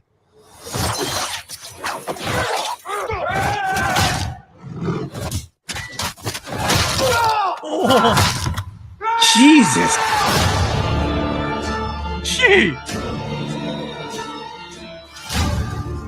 Well, I will be going to see that movie. It's not a movie. It's This on has been Disney on Plus. Disney Plus. This Well, is that's a Disney even Plus better. series. Yeah. Holy shit. First of all, Yeah, this I is wanna- Disney. I mean, let's think about that for a second. I The wanna- violence. Here's wa- the thing.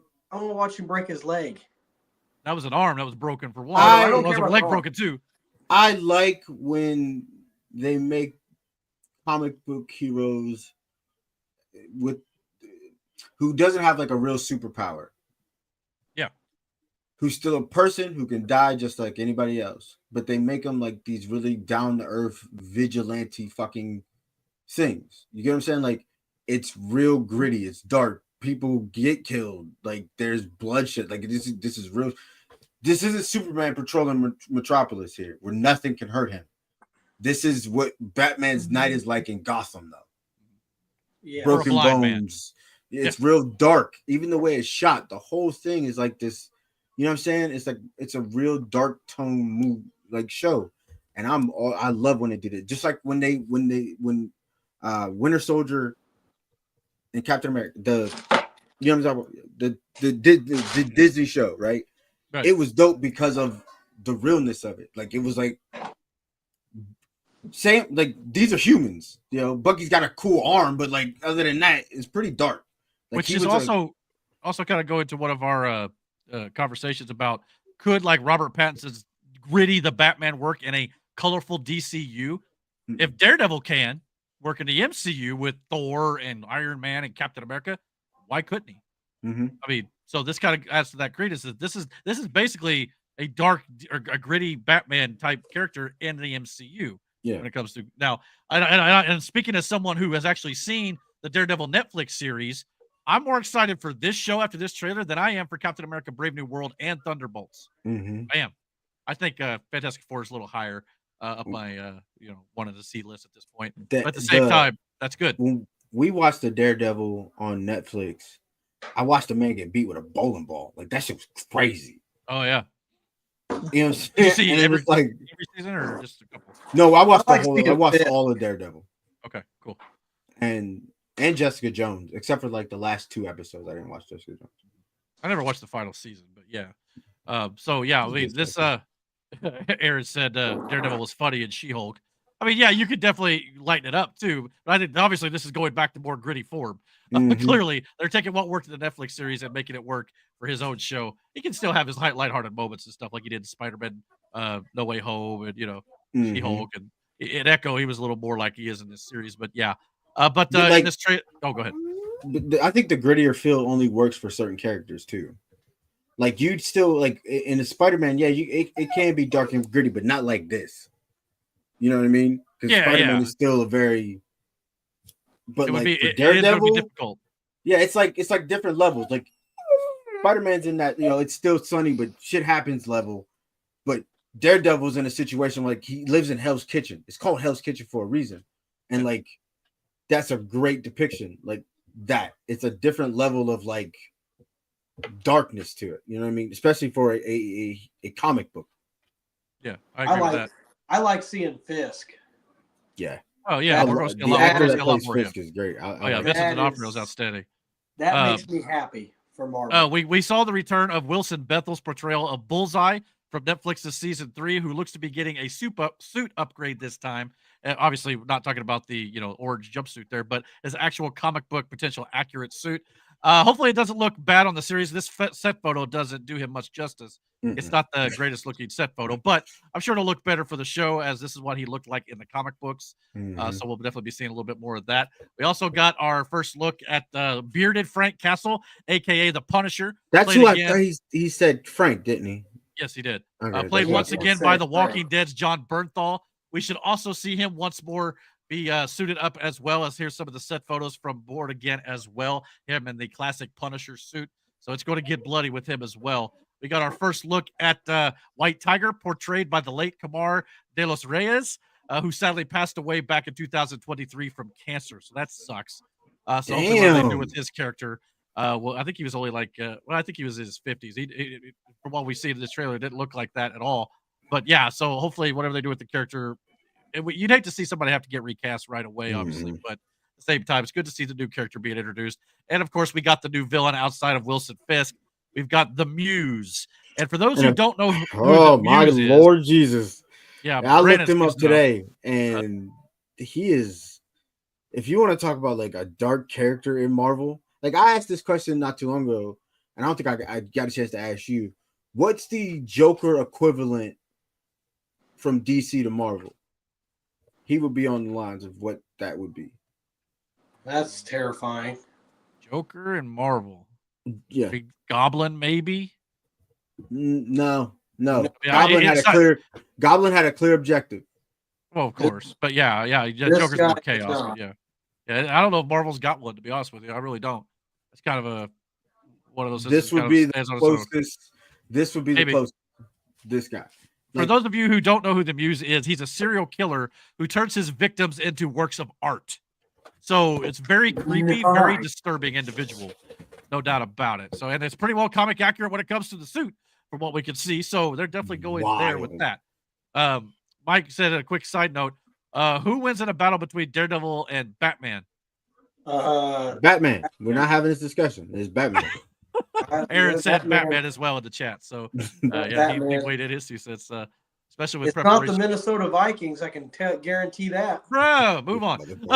Anyway, let's see here. We got a great shot of Daredevil's helmets.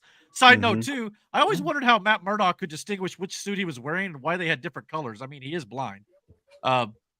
Probably some like Braille type shit. Braille, Yeah, I would assume. This one's black. Wear the black tonight. Yeah, I'm feeling dangerous. But anyway, just a little side note I had there. But anyway, now, no offense to Miranda or any other casual potential fans we may have here watching for sure. If you're watching this, you're probably not super casual, but at the same time, I don't want to offend anybody here. But if you feel like this is complicated, you're right. It is. So stick with me here. This is where I would normally lose casuals with this. But anyway, while I'm sure Daredevil Born Again will be structured in a way that'll be a soft reboot that you can start watching without ever watching any of the old Marvel Netflix series, the Netflix shows are now canon to the MCU. And because of that, they are all now available on Disney Plus. As Brandon mentioned, he's seen the majority of them. It sounds like. This technically makes Daredevil Born Again season 4 of the Daredevil series, not a new series. But like I said, it'll probably be structured in a way where you can watch it without watching the old stuff. But if you'd like to do a rewatch before Born Again comes out, or you'd like to check them out for the first time to get the backstory for these characters, I have a graphic here I wanted to pull up. I'm going to pull it up on a different screen. So just a second. I didn't realize I would do that. So here we go. All right. So if you want to watch them in the correct viewing order, if you want to go back and watch the old Netflix Marvel shows, this is how you watch them. Since the shows do overlap and cross over with each other, which is why I don't recommend watching them in the order Disney Plus puts them in on their service, or you might get confused.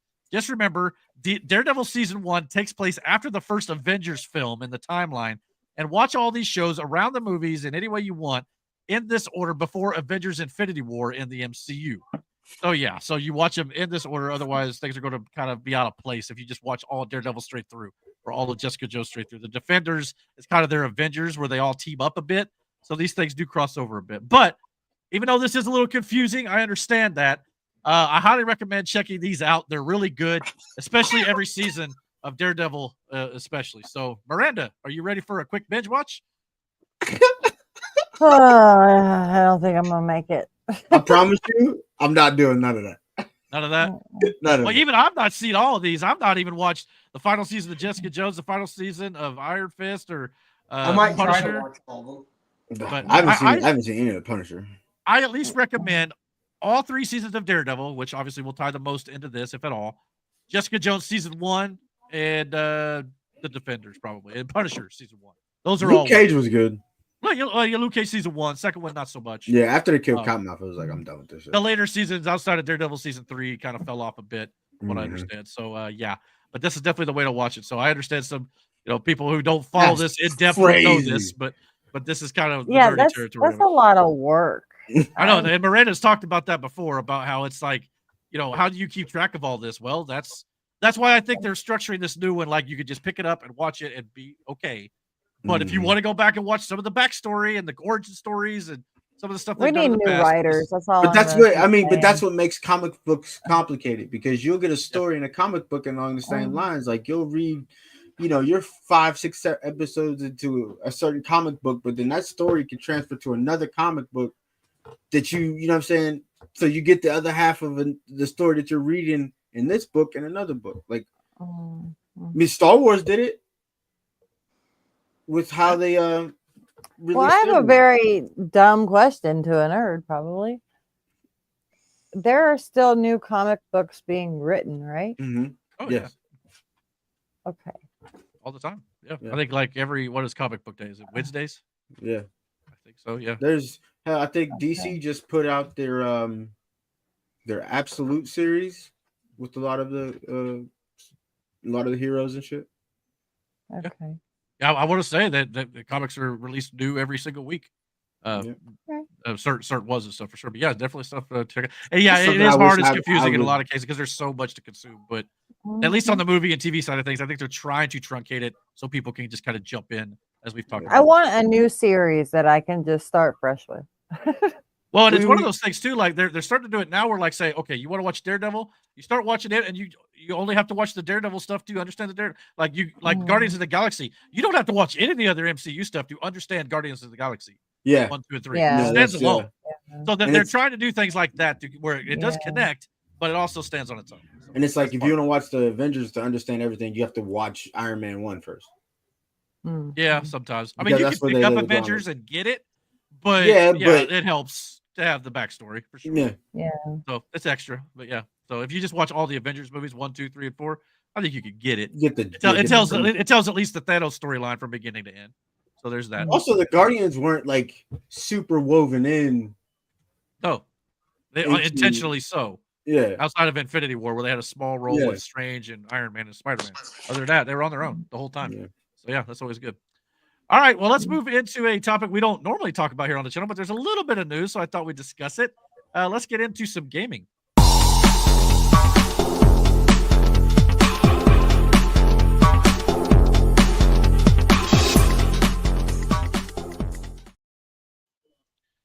All right, so depending on who you are and what console is your favorite, there's was some big news in the world of gaming this week, and it's official now. Nintendo has announced their Switch 2 console, which will be coming out later this year. Let's check this out. Bro. Miranda didn't know, I guess, huh? I figured you might have said something. Yeah. Switch 2.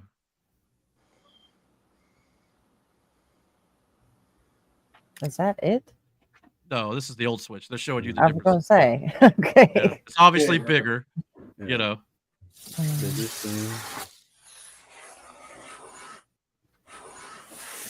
Rigid. A little different design. To be charged. I hope so. Stupid. Got a Oh, kickstand. Wow, look at that. whoa. Look at that. Oh, Jackson will be happy to know that. Yeah. All he uses it for is damn. The Joy-Cons are also bigger. Good, because I'll be having issues. They're almost too small before. I'm not going to lie. They were.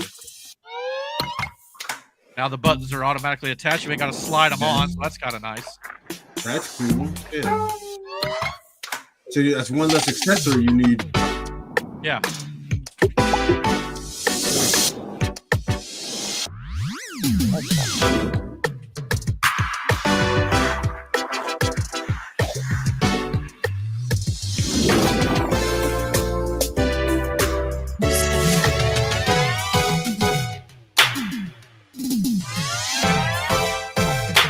Oh, I like that a lot more. I like the clamping in aspect of the sliding down. What'd you like? Sorry, go ahead. I like that these ones clamp into it Oh, instead yeah. of the sliding part. Oh, yeah, yeah. Well, that's kind of been a little bit of the criticism, actually, with this design. Really? A little bit. Yeah, I'll tell you why here in just a second. But yeah, they're just kind of showcasing. Obviously, it looks like there's going to be a new Mario Kart game coming out for it. But what we know about the system so far is, of course, you know, it's bigger Joy-Cons, new dock, kickstand, exclusive games, and backwards compatible with most Switch games, physical and digital. Some select games will not be backwards compatible, though. Details on that will be released later on, but I imagine the majority of them will be. Yeah, It also releases later in 2025. There's no release date as of yet. But yeah, that's definitely a possibility later on this year. You have to save your pennies for that. The design flaw that everybody's kind of been talking about a little bit, though, is where it kind of connects there. It was like that one little port kind of plugs into the Joy-Cons. So a lot of people feel like if you accidentally turn it the wrong way, it might snap it right off. Yeah, but you can do that with the ones now. I guess you could, but since it slides, it's on more of a track. So I think since Oh, this one okay, just yeah. popped in, they kind of feel like you can snap it. But that's the kind of the running gag going around online right now. However, if there was some pictures going around of the actual detailing of it, looks like there might be some magnets to kind of hold it in place. So if that's the case, it might not be as easy to just snap off as you might think. You know, we'll have to wait and see how that goes. But yeah, that will be a concern for some people for sure. When you I do wish they bring back money. like Donkey Kong Country. Well, I'm sure that's a thing that may be on the pipeline. Like, you know, like some old, really good Nintendo games. Me and Miranda had this You conversation. can play Donkey Kong Country on the and Nintendo stop- Switch now. The old one. Stop making new shit. How about Shut that? up. Me and Miranda were Matt, talking about you're this just the other day. unpleasable tonight. You know that? No, it's just stupid. Don't We make wanna- old. Don't remake old shit. Don't make new shit. Yeah. What do you want? Shut up. When it comes to play- movies, I- especially. Play some Mario Brothers. Like me and Miranda were talking about this the other day. Like we need to play more games on this damn thing. Like, we have a Switch, and I think we've probably played, I don't know, It's maybe sad. 3 or 4 games on it. And like, These are awesome. Like I said, they use it for YouTube. yeah. And Yeah. I feel like, man, like we got so many games on there. Like we might as well just like. So one of these nights we just gotta do a family game like play some Switch. Yeah. Ah, low key, damn. Mike All right. said in the chat, "Good Lord, don't let my son see this. Have enough trouble with him on his current Switch." Yeah, I mean, that's Mike. You are lucky. You just have a Switch in your house if that's the case, right, brother? I have 3 PS5s, PS4, 3 Oculuses, a Switch, a gaming laptop, which is mine. That's neither here nor there. Jaden's computer. That's Jaden's computer. pissing us off. Brother, that's a whole nother story. That computer. Yeah. Don't get me started on that. We about had Buddy. some curse words together. Yeah. So like tried to put a video card in, it just would not work. But anyway, me paying for one, like me buying one console, I'd love to go back to that. You know what I'm saying? That's never gonna happen, big dog. yeah, Mike's got some daughters too, so I don't know if they're into this or sort of thing or not. I hope not. I hope not all 3. Because I promise you, that bill gets expensive. Because I'm pretty sure Anaya's getting something for her birthday. I'm pretty sure she is too. And it's an upgrade to that PS4 she got. She's the only one straggling right now. Nothing wrong with PS4s. Mike says, "You want to please Matt have the fun parks lower? Those must be this tall to ride. This ride bars." All right, I'm gonna let my dog outside. You wow, boy. Poor Matt. He instigates a little bit of this, though. I ain't gonna lie to you. And don't worry, Mike. I'll get to your football stuff when we get to the football thing. Yeah. So final thoughts on the Switch? You think it'd be something you're interested in? I love how much it is. I imagine I'm not buying it until they play the one we have. Fair enough. I mean, that's a I might get it. I mean, I love my Switch. It was I enjoy mine. I play it all the time. Whenever it's charged, I play it all the time. If I find out all the games I currently own are the backwards compatible ones, yeah, I'll probably upgrade. The reason why I like the Nintendo Switch. Well, if you want to get rid of any of your controllers, let us know. I will, because I mean I love my Switch. My wife, that's all she plays is Nintendo games. That's all she plays. Oh. She does not play anything else, and she loves them. I mean, my wife, she is like the expert Pac-Man player for Indiana. She just is. And she'll tell you the same thing. She sat down there with her GameCube because that's what she liked to do. She liked to play GameCube, and she would play Pac-Man on the GameCube all the time. Now those games, like Eric said, they're backwards compatible, right, Eric? It says the majority of them will be, but a few may not be. So a few may not be. So okay, so it's like a PS5 basically. It's their version of a PS5. Probably. And it's okay, Nintendo. The thing I love about Nintendo games is, the product placement. It does take a longer time for these things to come out, but Nintendo does it right. They don't rush. They don't. I'm not knocking Xbox. I am not a fan of Xbox. You should. At least. I am not a fan of Xboxes. I have never had an Xbox last more than a year. I've never even owned an Xbox. Nothing against them personally either. They just don't last. It's sad because the games on our Xbox were awesome. But my buddy Horton has an Xbox and he loves it. Yeah, the games were awesome for it, but they just don't last for me. And I don't know if it's because the runtime on them. I probably run them to death is what I do. That's probably your fault. But anyways, Mike said the girls that he have tablets, also a pain in the ass. Yeah. Ching, dollar signs. So yeah. I get that too. That. But yeah, I mean, like I said, I'll upgrade if it's not too expensive, depending on when it comes out. If I got the money, that sort of thing. But yeah. It's probably going to be $700. Well, I thought the rest was like $300-400 maybe, which I think is what the last one was. I thought, but I could be wrong on that. But yeah, I don't think they've released all those details quite yet. Are you looking forward to getting one, Aaron? No. That's a no. All right then. Well, fair enough.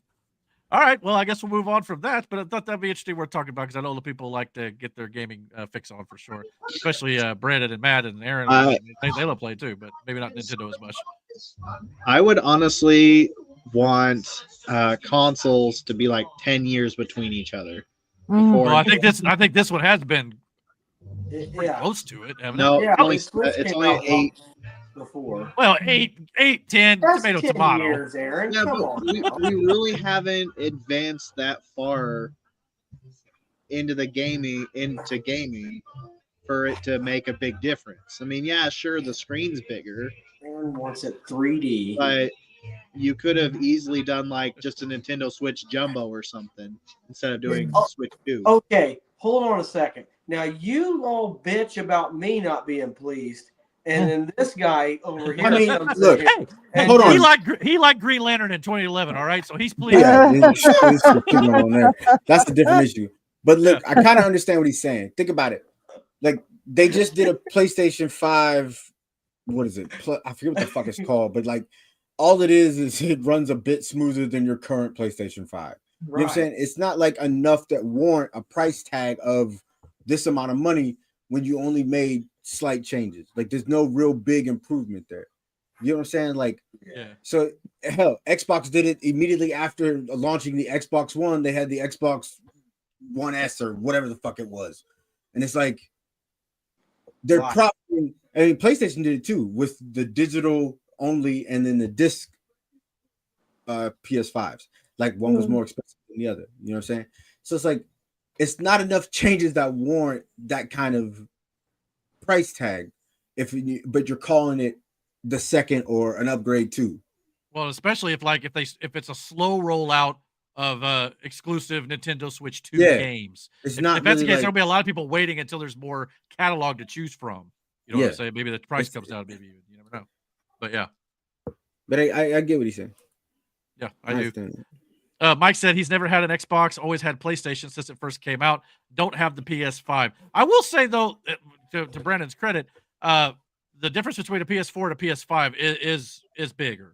Yeah, it was massive. a significant. Yeah, it was a significant that's a significant change. So that's an upgrade worth getting if you ever want to get an upgrade on PlayStation. It's not like you're just buying another PS4. PS5 is a big difference because there's literal things that you cannot do with a PS4 that you can do with PS5. There is literal games and movies you cannot watch and it's due to the processing power. So that's a huge upgrade in the same sense. And Mike, I was always PlayStation forever, and then like I went to PC for a while, and then I went back to playing PlayStation, and then like I got an Xbox for the dumbest fucking reason, but I got an Xbox, and then I played Xbox for probably like 2-3 years. Didn't really get into Halo like that. I still played Call of Duty at the time. Hell, that's when Jaden really first learned how to play a console was an Xbox. So naturally, him getting the PlayStation, he crushed it. So play me under the table. I know that. He was hanging with some of my partners I would play with when he was like 3-4 years old. He would play, and they could tell the difference, but not really tell the difference. Like Jaden was getting it in, like, you know what I mean? And but then I went back to PS. I think when I got my PS4, I was like, I was done with Xbox. I think I was done with Xbox after that Expo that I seen, and I was like, all right, I'm done with this shit because I'm not buying the new Xbox just because I want to watch movies. Because that was their big thing. It was they're promoting it as like a home theater system, and I think it turned me off to the whole because they didn't have any games.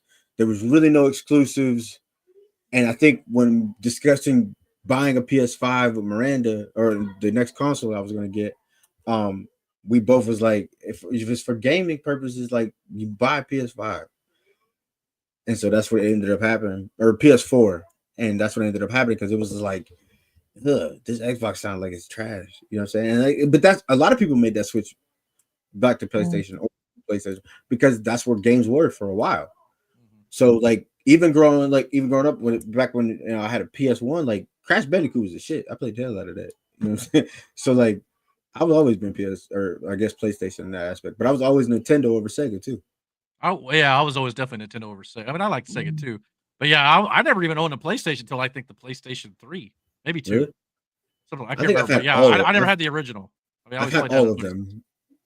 I had a PS2 when me and Miranda got together. She beat me in Madden, and then I stopped playing. I was like, "Fuck that shit." I play this shit. Mike asks, "What's a game you can play for hours and hours, and never get tired of?" For me, Brenna just said it. It's Madden. I mean, it used to be wrestling games a bit, but it seems like lately the wrestling games just—I don't know. It does. I think it's become too complex in some of their controls for me. It's not as Mhm. I don't know. Maybe it's just me. Then you got to hit things just right, or that you end up getting your butt kicked. Maybe that's part of it too. I don't know. But Matt, I've Kingdom always had Hearts. fun. It been Kingdom Hearts for me. I think I played every Kingdom Hearts game. Hell, the PlayStation that Anaya has is the one that Miranda got me for my birthday. Was the Kingdom Hearts edition, PS4, and like that's a game. Like I said, I played every last one of them, even the in between games. So I think for me, if there's a game that I could play over and over again, it would be that. Right on. Cool. We got 111 people watching currently. Please click that like, click the subscribe, and don't forget to comment and let us all know what you guys think about this. Are you guys looking forward to maybe buying a Nintendo Switch? Comment below. Let us know. What about you, Aaron? What's your favorite game to play for hours? I'd say any base builder. I could spend hours on just any base builder type game. Even like Fallout 4. That has the base builder aspect to it. But I could spend hours playing Fallout 4 and never get tired of it. Matt's, I think, is mostly sports related a lot of the time. Actually, I would agree with Aaron. I like Fallout 4. Okay. Fallout 4 is a really good game. My brother, I'm not going to mention his name. He thinks that Fallout 4 was the best game ever made. Okay. And that's a big. It's a lot of games. Yeah, I mean that's a statement. Miranda, is your favorite Minecraft? Yeah, probably. I just know it's That's been the only brought one I up. It really would be spent time. honestly. Miranda's had the most fun. Like I've seen her play a game when we played Super Mario. I think we're Super Mario 3. I think it was we were playing. Well, yeah, that was The always Tanuki fun. suit. Yeah. Yeah, we played that. You remember the first place that they introduced that game? Do you remember an old movie called The Wizard? Oh wow, the dude. Yeah, he had the game glove Nintendo had came out. Was Fred Savage in that? I think he was. I think he was. But anyway, they traveled for like a gaming competition, and at the very end, like the game they had to win, it was a surprise video game. It ended up being the never before seen Super Mario Brother 3. So yeah, that was where I remember seeing that in theaters. That's Mario Brothers. Like that game, I remember that game being like anger. That was probably my first anger-inducing game I've ever played. Was Mario Brothers. You die for the dumbest shit in Mario. Like somebody told me at work, by the way, of the regular Nintendo, the original. Apparently, if you died in Super Mario and you ran out of lives, there was a cheat to where you could push the buttons on the front of the console and start right where you died. I don't know how true that was. But if that's the case, that's a bit of information I could have used 30 years ago. But anyway. Hey, I fact checked you all. Fred Savage was in The Wizard. Nailed it. That was a dope movie too. Back in the 80s, man. Yeah, that was good stuff back then. But back when movies were all about the story and not political agendas, or just CGI nonsense for the sake of CGI nonsense. Yeah, that CGI was trash, and you know it, but we loved it. Transformers movies, you have to have a story, or no one cares about your characters. Anyway, but B was dope in the last one. And don't kill cops just for the sake of killing cops. Wow. In Transformers. Yeah, I think he just means in general, but maybe the Beast Wars one. Oh, the cops died in that in the stupidest ways. Oh, I think that was intentional. I guess I just never really noticed. I was in that highway scene too. Huh. Interesting. Right on. All right, well, let's keep it moving right along here. We got a couple more segments to get into. Let's get into football, everybody's favorite.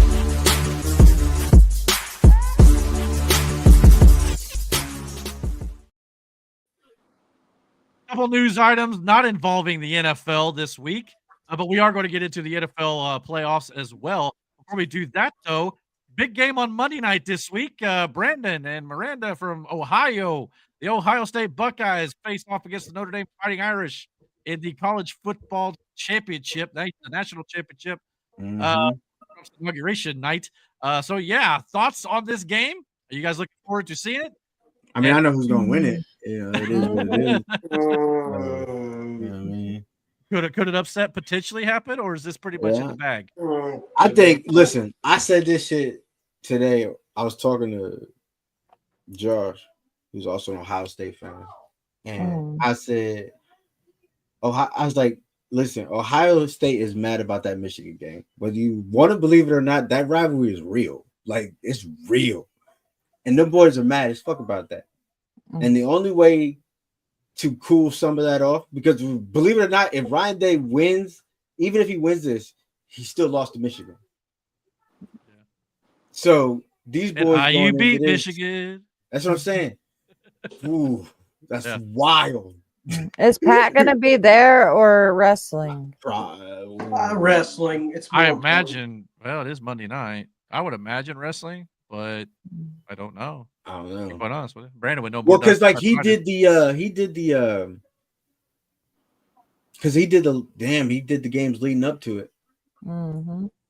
Yeah, he might have the week Where- off this week from WWE. We'll have to wait to see. Yeah. Anyway, Where is it gonna be? Oh, you'd have to ask. Is it in Georgia? I think. It's It Georgia. says Atlanta. Yeah, Atlanta. yeah. Yeah. Okay. So, I don't know. Yeah.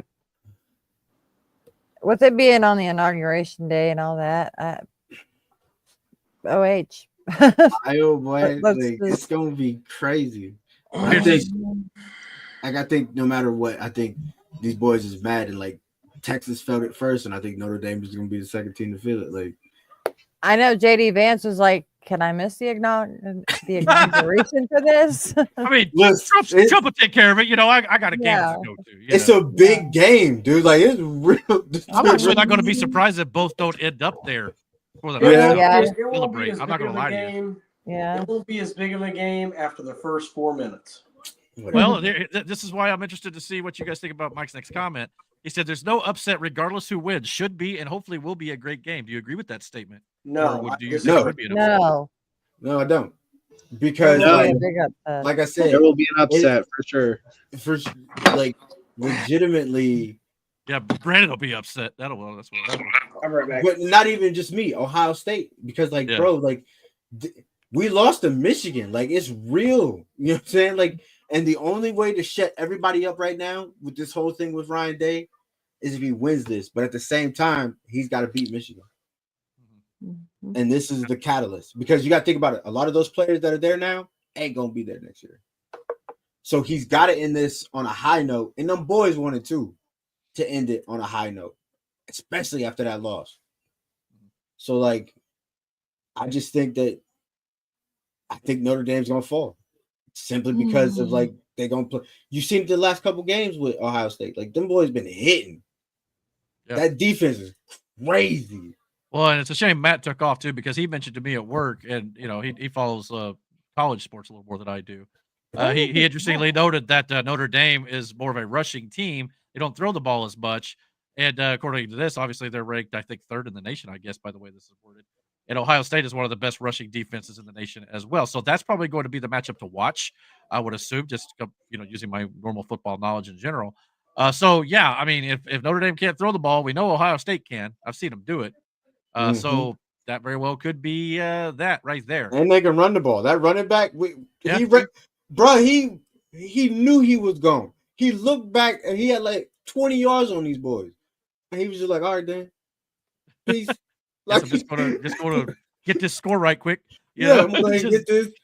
Because Ohio State has always had a fast team. A lot. Hell, what's it, Sawyer, the lineman who got that scoop and score? My man was trucking down that fucking field. And he looked back, and the only dude behind him was his defensive, a DB, who's supposed to be fast. That's a lineman, and he was giddying up, boy. They got a lot of speed on their side. Like, Ohio State has a lot of speed on both ends of that ball. And when it showed the difference between, because Texas had a pretty good defense too, but it showed the difference between the defenses in that game. Yeah. And I don't think Notre Dame's offense can hold up to that kind of a defense. I'm inclined to agree with you on that one. I think Ohio State probably will win the game, but never say never in college sports. I've learned that much. Nothing against Ohio State, Mike said, but I'll be cheering for Notre Dame because they were my dad's team, and he's got himself the best seat to watch that game from. So, yeah, nothing wrong with that. But I know people who are Notre Dame fans, too. It is what it is. It is what it is, huh? That's for sure. They gonna be hurt, right? Did you tell Hey, did you tell Nate what I said? Yeah, he was like, What did you you know how say? Nate, you know, I told- Nate ain't gonna talk shit, but he know how Nate is.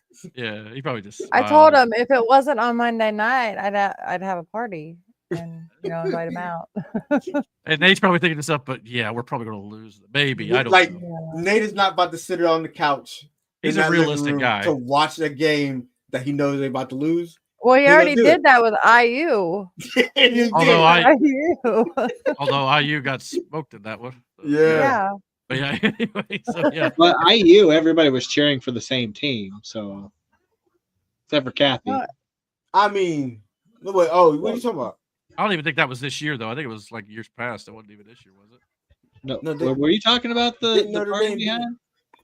Yeah. Yeah, Notre Dame beat IU, but it was in the tournament. I don't think they played, No. Oh no. She's We're talking about Ohio State. and Oh, Yeah, sorry. she's talking about the game we guys were at the house. Oh, yeah, okay. It was Ohio State. Well, red and white, it's easy to get confused. Mm. So, That's when anyway. Matt made that fucking joke. That's crazy work. Yeah. Oh my god, It's a shame. It's a that shame. joke. That It's a shame that Matt left too, because Mike had another dig at him. Oh wait, not that one. He said if the Vikings would have shockingly won the Duper Bowl, no doubt Bandwagon Matt would be in the front of the line to get their championship T-shirt. But I mean, no cap. Let's just be fair here. Hey, he ain't lying. I was done with Matt the day he wore that Bills jersey in, and then the Bills lost. And he went outside, came back in with a Ravens shirt on. I was like, you ain't shit. Yeah, it's pretty bad when he's wearing more than one just to cover his bases there. You know what I mean? Yeah. You know what embodies Matt the best is in the Lego movie. They just say "Go Sports Team." Yeah, that's pretty much it. Man, you know what? I'm going to use that. We got to start using that at work. Just saying it every single time. That's hilarious. That's hilarious. That's pretty good. Well, speaking of Go Sports Team, that's basically the most I can muster when it comes to this. But apparently, it's now been announced. There was a little bit of news on the Indianapolis Colts front this week that they will be the first team to host an NFL game in Berlin. Not the first team in Germany, I believe, but the first game in Berlin. So yeah, let's see here. I had everything written down. Yeah, the Colts have 9 games scheduled as home games next season. So this will be one of them. So in actuality, the Colts will have 8 home and 8 away games, which was what it used to be before the expanded schedule. Of course, this one is in Germany. Who they play in this game is yet to be determined. Thoughts? I honestly feel kind of bad for Germany after the way the season's going, to be honest with you. It's like Jacksonville doing all their international traveling last year. Yeah. Legitimately, I'm like, I hope it's not God. Tell me we've not reached bad team travels to Europe territory. Bro.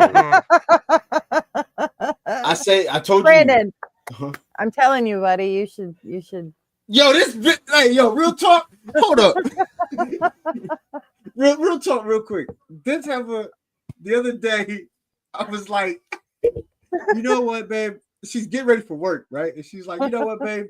You should just go ahead and do it. I'm like, what? I said, go ahead and do what? And she goes, join my team. And I go, what do you mean? She goes, you could be a fan of the Steelers. And I go, why would I do that? She goes, well, you want to win, right? And like she sat down next to me on the bed on some sad shit. Like, you want to win, right? Yeah. Well, but that's the thing. They ain't got much more of a, an argument for winning than we do right exactly. now. I mean, yeah, they made the playoffs, but the Vikings even made the playoffs, Yeah. All right, Vikings fans. But let's be realistic. Who you got more faith in to go to the playoffs? But see, I knew, like, you guys went every week hoping for a win. I knew every week it was like 50-50 with us. If we look good, we look good. Well, I'm always hoping for a win. But if we didn't, it's because we need work. She was and I knew we weren't like losing the playoffs week 1. I'm happy with that because I knew we weren't Super Bowl ready. So now I don't have nothing to worry about. We weren't even playoff ready in this bit, right? Mike said, is there any chance we could get Jim Irsay a one-way ticket to this game? Maybe. I mean, sure. I'm down for that. You stay over there. Jim Irsay is Timu fucking fucking Jerry Jones right now. Like it's pissing me off. He might be surpassing Jerry Jones before too much longer.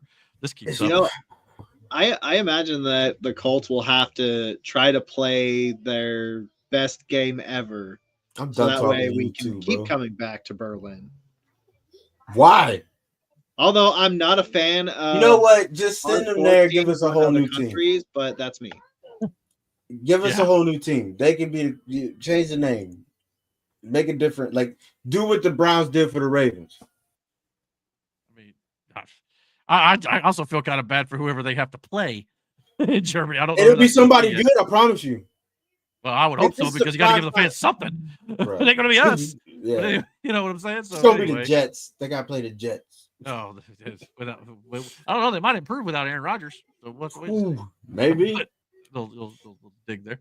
But yeah. So anyway, let's see. People. Oh, Mike, in regards to the college football championship, he said people hate the Super Bowl being on a Sunday. Why not complain about this game always being on a Monday? It needs to be a Saturday. I don't disagree with that. Yeah. I mean, I don't even like wrestling pay-per-views on Sundays anymore. Going, man, I got to get up for work the next day. This Is going to it 1 always o'clock? on Martin Luther King Day? That I don't think so. But yeah, it is like I think it's Sorry. what is it, like second or third Monday of the January. I can't remember something like that. But yeah, Berlin. it's always scheduled for this time. Yeah, Go sports team. Welcome to the conversation, Matt. Yeah, the Colts are going to play in Berlin, so yeah, there's that. But That their anyway. first game? No, we don't know when it is in the schedule yet. We just know they will be doing that. Have we done the playoff games yet? Did I miss that? I'm sorry. No, not yet. You're good. Okay, good. We'll also circle back to a topic that Matt wanted to bring up actually before we move on to the NFL. Okay. But before we get too far into it, Matt, let me get into this before you start talking about it. Okay. For those of you who have watched football this year, you may have noticed a big, bulky, odd-looking helmet on some of the players. This is called a Guardian cap that has the normal football helmet's internal padding replicated on the outside of the helmet to hopefully give extra protection against head injuries like concussions. Now, obviously, does it look funny? Well, yeah, it looks funny. But it's taken a lot of mockery online throughout the year, obviously, because of its interesting look, to say the least. But from a player's perspective, many across the league are wearing them in games to put their health and their life first ahead of the game. Indianapolis Colts tight end Kylan Granson was one of the few on the Colts roster to wear the helmet, and he made a valid point stating, at one point, people thought seatbelts were effing stupid too. So, I mean, I understand what he's saying here. But this week, Georgia Tech unveiled the Guardian Cap 2.0, where they are adding the helmet decals directly instead of wearing an unsightly sleeve over the padding. And I must say, in my opinion, it's much more aesthetically pleasing. But Matt is the one who wanted to bring this up, so I'll let him go. He apparently has some thoughts on this. I do. I have a lot of thoughts on it. Keep it short. We got a long show. I'll keep it short. Just play it. I have watched football for a long time, and this Eric and as you guys that watch football know that concussions are a growing concern. Knocked Tua out. Tua had a great season going this year, and he got knocked out because of concussion. A lot of great players have had their careers cut short because of concussions, and I think that this is a great way to help players move along. I think it's a great way to do it. Eric, I'm in full support of these helmets. I think they look cool too. And to go with what Kyle Granson said, everyone thought it was stupid too. I mean, until they try it. And I thought this was a good way to segue. Yeah, compared to that. That's a concussion magnet, right? Yeah. No, that's what you call a chick magnet. Okay. No, man, let's be honest. Let's be honest. But the NFL is and the American Football Association, the American Football Association, not the NFL, has really been trying to cut down on youth football players getting concussions. And that's a good idea, though. High school, it's a real problem. It's a real problem in high school. Yeah, them boys hit in high school. Particularly for running backs. Them boys hit in high school. Because I'm not gonna lie, Matt. When you told me at work that you wanted to talk about this, the way you made it sound was you were against this. I know. So you went completely flip-flopped on me. I didn't have no idea. I know I did, but I just the reason why I wanted to say it is because good for Georgia Tech, and hopefully the NFL and other teams will take note of this and move to that.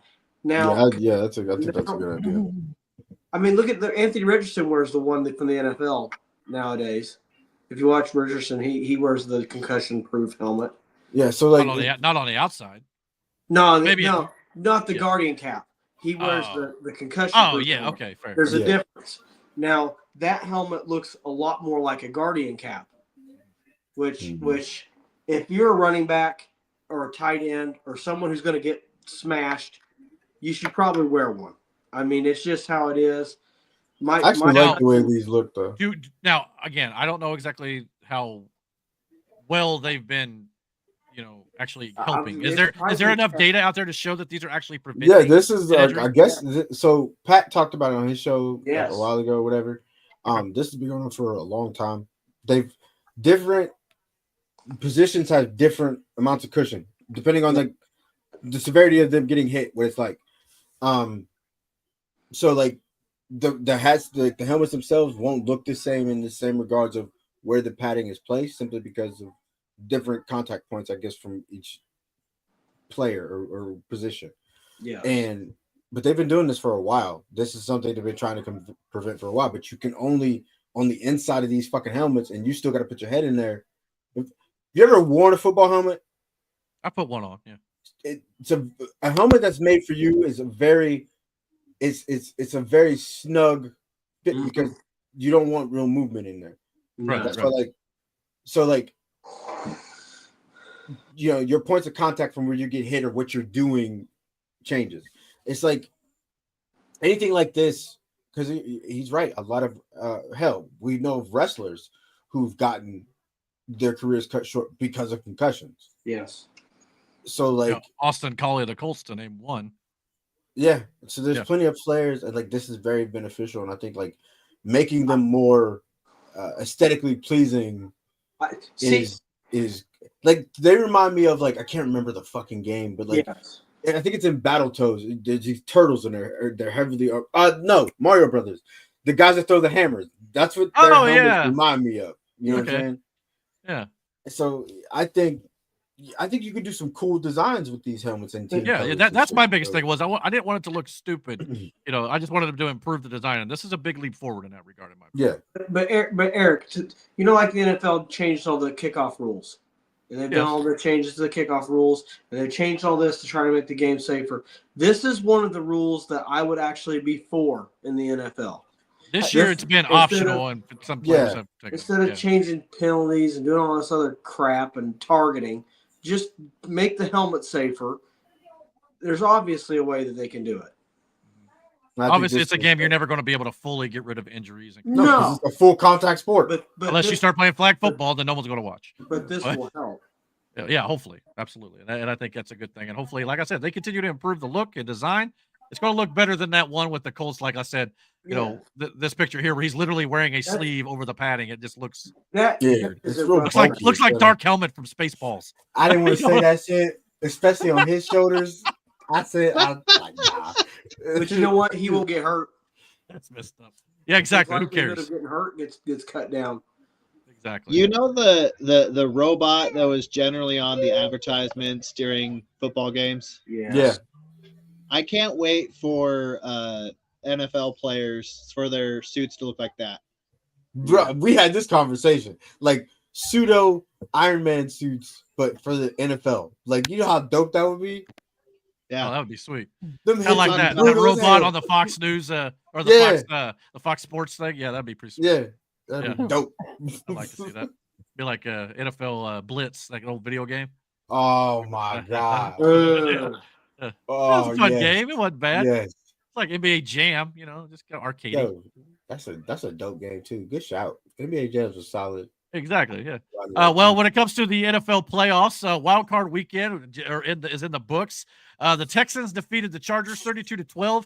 Houston defense had 4 interceptions on Justin Herbert. The Chargers defense played admirably, but the Chargers offense wasn't able to mount enough offense against the Texans defense. And that was the story of the game. The Houston offense was just a little bit better than the Los Angeles Chargers for sure. So Yeah, a lot of sometimes people were surprised by this, Yeah. And like I said, football is a game of chance. It's a gamble. It depends on the person out there at that point in time.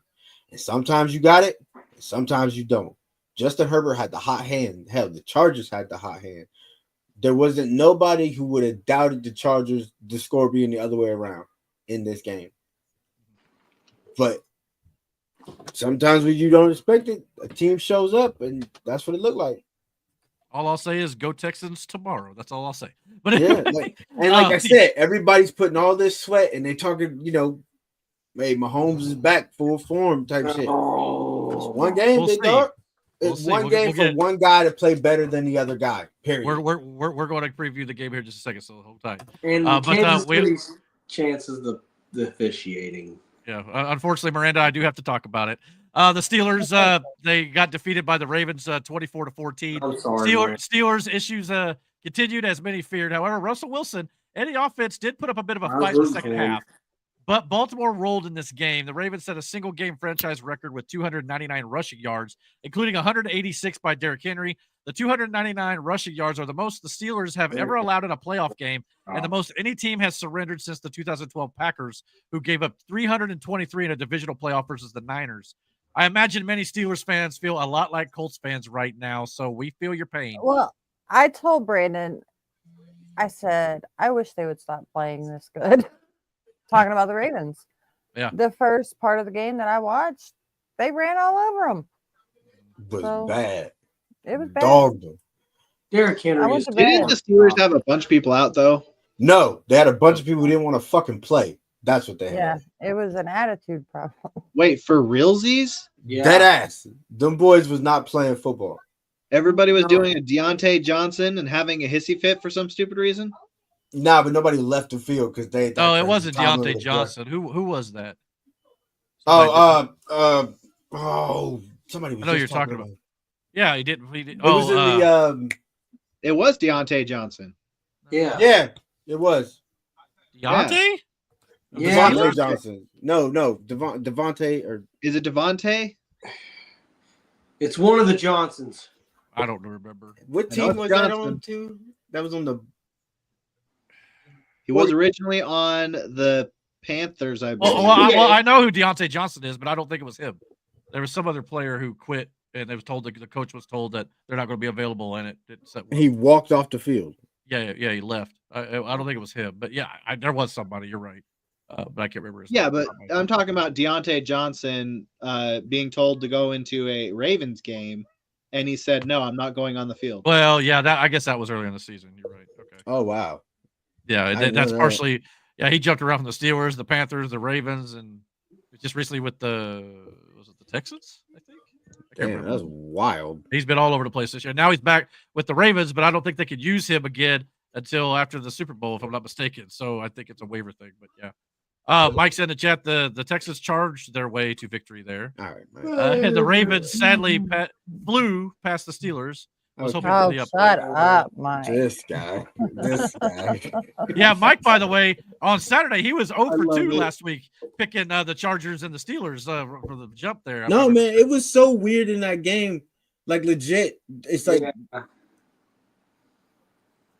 no point did you honestly think the Steelers' offense was going to do anything. Like, it was weird. They had sparks in the second half, but at that point, it was kind of. It was already in the coffin at that point. It was already over. And like the defense was just getting frustrated because they're doing everything possible to not have this happen. And your offense is just fucking about. Mm-hmm. And it's like, that shit was weird. Hopefully, maybe. Well, for the Colts, I'd rather they. Do you think they were paid off? No, I think it was legitimately one person's ego over another. This game. I haven't. This is why done much with the video, but I've got a video that my mom sent me the other day that I don't even remember who it was, but he said there was a script when he started playing for the NFL, and it said that he was going to tear a hamstring or something in his first year. There's a lot of people who believe that sort of thing. Sure enough. But there's a video of it? Yeah, I'll show it to you later. That'd be interesting. If you find out, let me send it to me. I'd like to see it. Yeah. But the wild card crazy. continued with the Bills defeating the Broncos 31-7. Josh Allen had a good day with 272 passing yards, 46 rushing yards, and 2 passing TDs. Bo Nix actually looked good early on and didn't make any big mistakes, but the Buffalo defense shut them down in the second half, and it was all Bills late in the game. So, yeah, Buffalo moving on to face the Ravens in round 2, which we'll talk about in just a second. So, yeah, thoughts on this? Buffalo's going down. I got it. I don't know. That should be a hell of a game. Be quite honest with you. But I think It's Buffalo gonna be a shutout, just like the Steelers. That's crazy business. Okay. It's crazy business. So after the early window of the wild card games, we have the first or the 2 divisional round matchups in the AFC. The first game will be the Houston Texans versus the Kansas City Chiefs at 4:30 on Saturday afternoon, Eastern Standard Time. Right before Christmas, the Chiefs defeated the Texans in Kansas City 27-19. Will history repeat itself here, or will CJ Stroud find some playoff magic?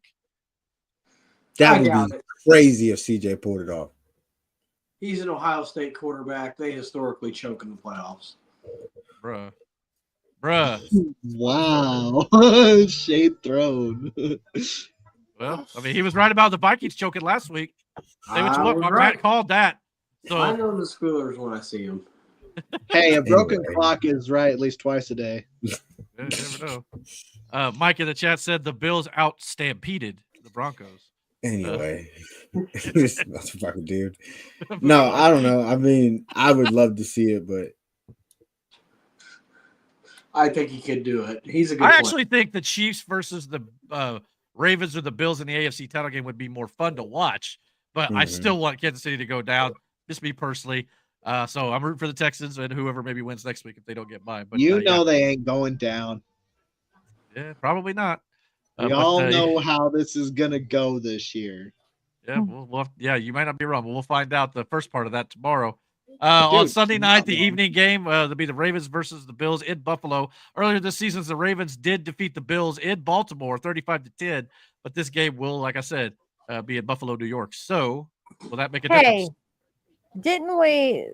I don't Yeah. remember if it was the beginning of this season or the end of last, but who was supposed to be in the Super Bowl this year by the conspiracy? yeah, we did some sort of video on it. Like Baltimore Ravens, one of them. Like it was like a it green was the Ravens color. and the Chiefs. It was the Ravens and the Chiefs because it was like that purple. Okay, yeah, I think you're right. I think it might have yellow. been. Yeah, there was some red in there and stuff. Yeah. Mm-hmm. So there you go. So you trying? Would not be stunned if I did. Well, wait, Ravens and Chiefs can't be in the Super Bowl. What are we talking about? No. Yeah, hold on. No, it was the Chiefs. And the AFC. Fuck, I can't Chiefs and remember now. Seahawks, maybe because there was some green in there. But they're not even Eagles. in It the was Eagles. playoffs. It was the Eagles. Eagles. Okay. It was the Eagles. Well, it will not be Philadelphia. Well, you never know. We're gonna You find don't out. fucking know that. Wait, are Anyway, they in the playoffs? I think it coming down to the Ravens and the Chiefs would be a great matchup, but I think it'll be the Bills and the Chiefs. And the Bills did defeat Kansas City in Kansas City earlier this year. So You mean the That's a AFC possibility. Championship? Yes. yeah, the AFC title game. Yeah. Yeah. I agree with him. Mike said the Texans will hopefully come out as the High Chiefs. Nice wrestling. Mike, take your ass to bed. Hey, that wasn't a pun though. The Bills win, and we will quote the Ravens nevermore. So, He's quote gonna the be Ravens. trying Eat to my see. shorts from the Go, Simpsons. take your ass to bed. So, No, so what yeah, do you think? What do you I think? love it. But I think the Bills and probably the Chiefs, but yeah, that's probably my prediction. What is it? CJ Stroud and Patrick Mahomes to pursue who where's the Alafala or whatever that thing that Ulafala. Ulafala. Yeah, whoever wins that game gets to wear the Ulafala or whatever. Or do you think Lamar can finally go through it all and get to I Super hope Bowl? Well, he he can. very I like well Lamar. could. If the Bills are going to lose, this might be it. I mean, unless before the Super Bowl, I think they could beat the Chiefs if the Chiefs don't play like they did the last few weeks Yeah. before Christmas. Fans are going to stop believing in the Bills if they can't beat the Chiefs. And one thing I want to point out with the Chiefs too, which I mentioned that a few people at work and some people I know, like we said here on the channel too, the Chiefs have not played a meaningful game since Christmas Day. Yep. So that's 24, 25 days off. That could be a curse or it could be a blessing. Everybody can get healthy, or they could come out absolutely rusty and ice cold. So we'll see if that ends up being a factor against the Texans tomorrow afternoon. The NFC side of the wild card, the kickoff return was fumbled by the Packers as the Eagles defeat the Packers 22-10, and it was all downhill after that fumble for Green Bay. Everyone on the Packers, and I mean everyone, got hurt in this game. Yes, Jordan Love threw 3 interceptions after he lost his best 3 wide receivers to injury. It was actually a 6-point game heading into the fourth quarter, but it just wasn't enough to beat the Eagles in Philadelphia. So poor Green Bay. Yeah, poor Green Bay. But at the same time, after everybody started getting hurt, I was like, I kind of hope the Eagles win, because if Green Bay moves on to Detroit without their entire roster on the field, that was going to be rough for them. So that's okay. We'll play Washington.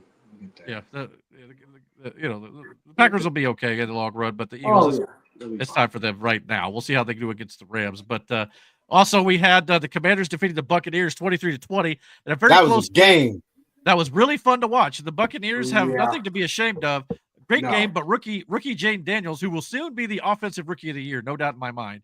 He looked outstanding. And played good in that game. Yeah, he looked outstanding, and the moment wasn't too big for Jaden Daniels. And the Commanders won their first playoff win since 2005, 20 years ago. They also become the first playoff team this season to win on the road, what they're calling on a divisional doink, or the field goal to win the game with no time remaining, a kick that bounced off the upright and in to send the Commanders to Detroit next week. So, yeah, big-time matchup on Saturday night coming up this weekend for sure with the Detroit Lions. And the final wildcard game of the weekend was the Rams defeating the Vikings 27-9. 14-3 record does not mean a whole lot when you get your butt kicked in the wild card round. And despite the score, it wasn't even that close. Sam Darnold of the Minnesota Vikings was sacked 9 times, and thus ends the Darnold experience, in my opinion. Too much. Sounds like JJ. How does that happen? I don't know.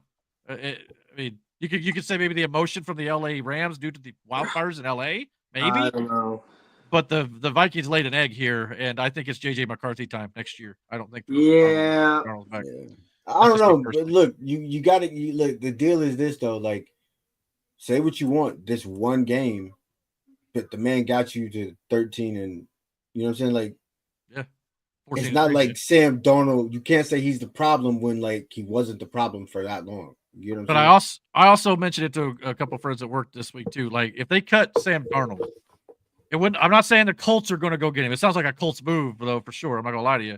All the veteran quarterbacks we brought in, but I feel like Sam Darnold, if he went somewhere else, there's a potential that he just would not be as good as he was this year. It would be one of those deals where it was lightning striking at the right time, lightning in a bottle, so to speak, and it would probably be overpaid and just be terrible again at another team. I mean, it's not very many teams have the best wide receiver in football, for one. And a pretty solid defense. So I don't know if he's gonna be in Minnesota next year. Yeah, I don't think he is. I think they'll use JJ, and JJ may. We'll see how he is in the NFL. But if he's half as what he's expected to be, the Vikings are going to be good for a while, so they'll be back. Yeah, but if Justin Jefferson honestly decides to leave, then what? I mean, we'll see. I didn't know that was a possibility. Then the I don't know if it is. I'm just saying, like. Well, they got Jordan Addison, they got TJ Hawkinson, but eventually you'll have to replace him for sure. That's not an easy task. Yeah. And then the Steelers will gain another good wide receiver. Doesn't do you good without a quarterback. But anyway, they have a good quarterback. His name's Justin Fields. Oh well, that may be, but anyway. Mike said the Commanders made the Bucs walk the plank. Yeah.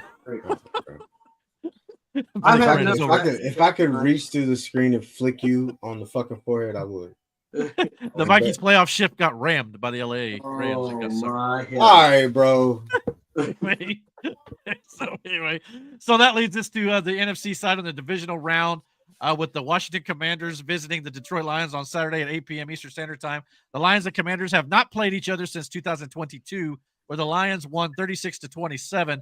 This game is going to be interesting. Why does like Jaden Daniels in this photo look like a fucking 60s love singer? Like he looks like a young fucking Keith Sweat. He's a young buck. I mean, I don't know. Brandon, he's a youngin'. But this game right here, legitimately, could be the game of the weekend. Could be. I'm rooting for Detroit, hands down. But I don't dislike is a problem. Yeah. But at the same time, that Detroit defense, if you don't pay attention, they'll beat your ass. When Well, here's Washington, the thing, though. The Detroit Lions, though, they're so beat up on defense, Yeah. especially, but it's not Yeah. affected them yet. So No. there's no reason to think it would now. And I just think that Jaden Daniels is going to get some stuff thrown at him he's maybe never seen before as a rookie yet. Uh-huh. But the future is still high for the Commanders. But then again, if somehow Jaden Daniels pulls out this magic that he seems to be having all year long, maybe there's a scenario where they go toe-to-toe with Detroit on offense, and it actually becomes pretty close and interesting. Just saying. We'll see. Now, you know what I think is going to happen? Detroit wins. Close game, but Detroit wins. And this next game that you about to bring up, I don't think it's going to go the way people think it's going to go. Okay. I want the Commanders to lose. I won't read it this time. You could read it at your leisure. Man, get the fuck out of here, Mike. Yeah, right. I just like doing it to see Brandon get nuts. But anyway, and then, of course, the final divisional matchup this weekend is going to be the LA Rams at the Philadelphia Eagles. Okay. I really don't care who wins this game personally. I have no vested interest in either team personally. No, but the NFL does, and it'll probably be the Rams because, like, Hey, I do. Hey, well, Eagles maybe. playing like ass right now. That's not Yeah. They won, but like, let's be real. We got to sell If them it wasn't tickets for next year. Saquon, they wouldn't. At this point, Possibly.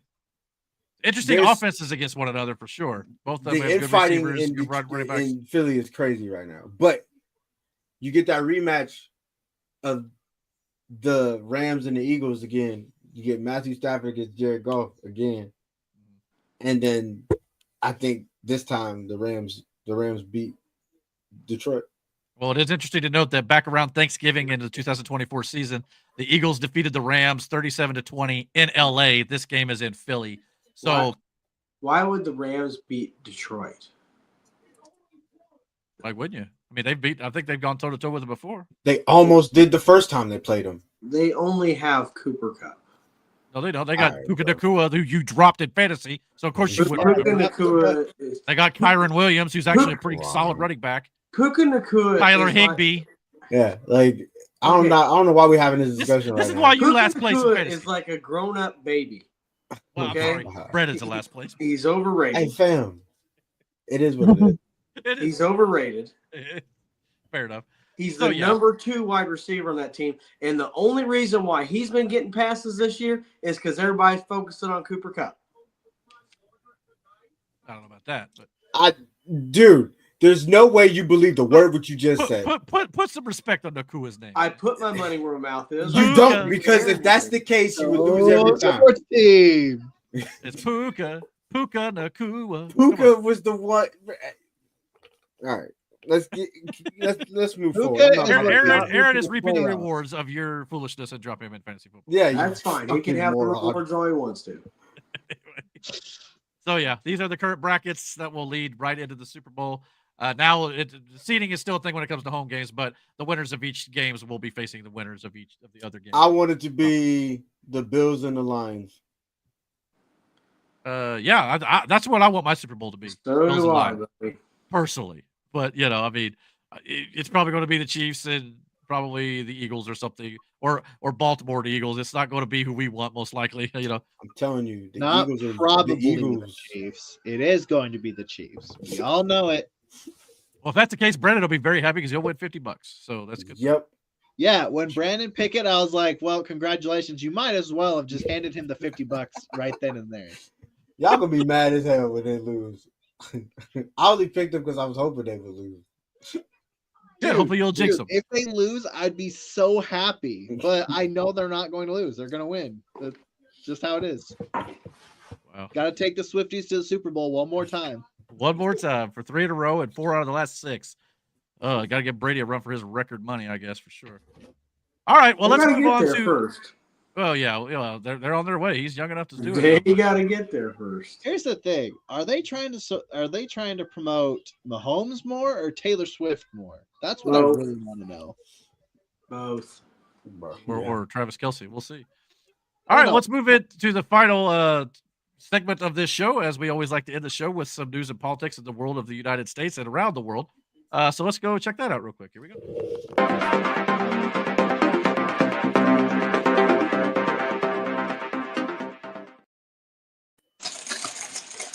All right, some interesting stuff always happening in the world, especially in the world of politics, no doubt about it.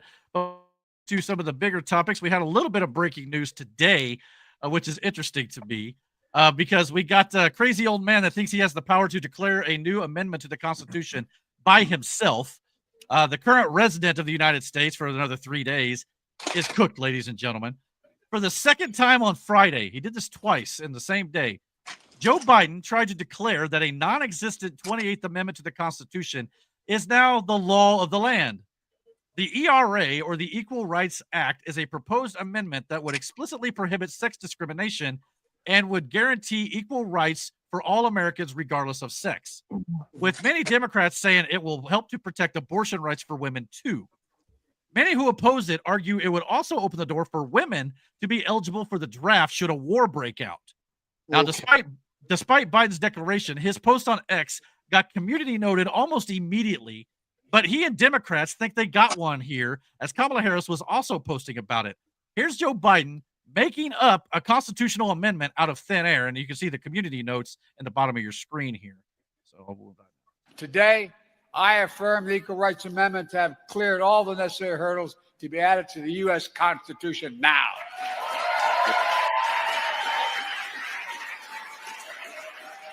The Equal Rights Amendment is the law of the land now. It's the 28th Amendment to the Constitution now. Today. So, yeah. The Act's ratification status has been long debated, however. An amendment to the Constitution would require 3/4 of the states to ratify it through their legislatures. And the archivist of the United States confirms this did not happen.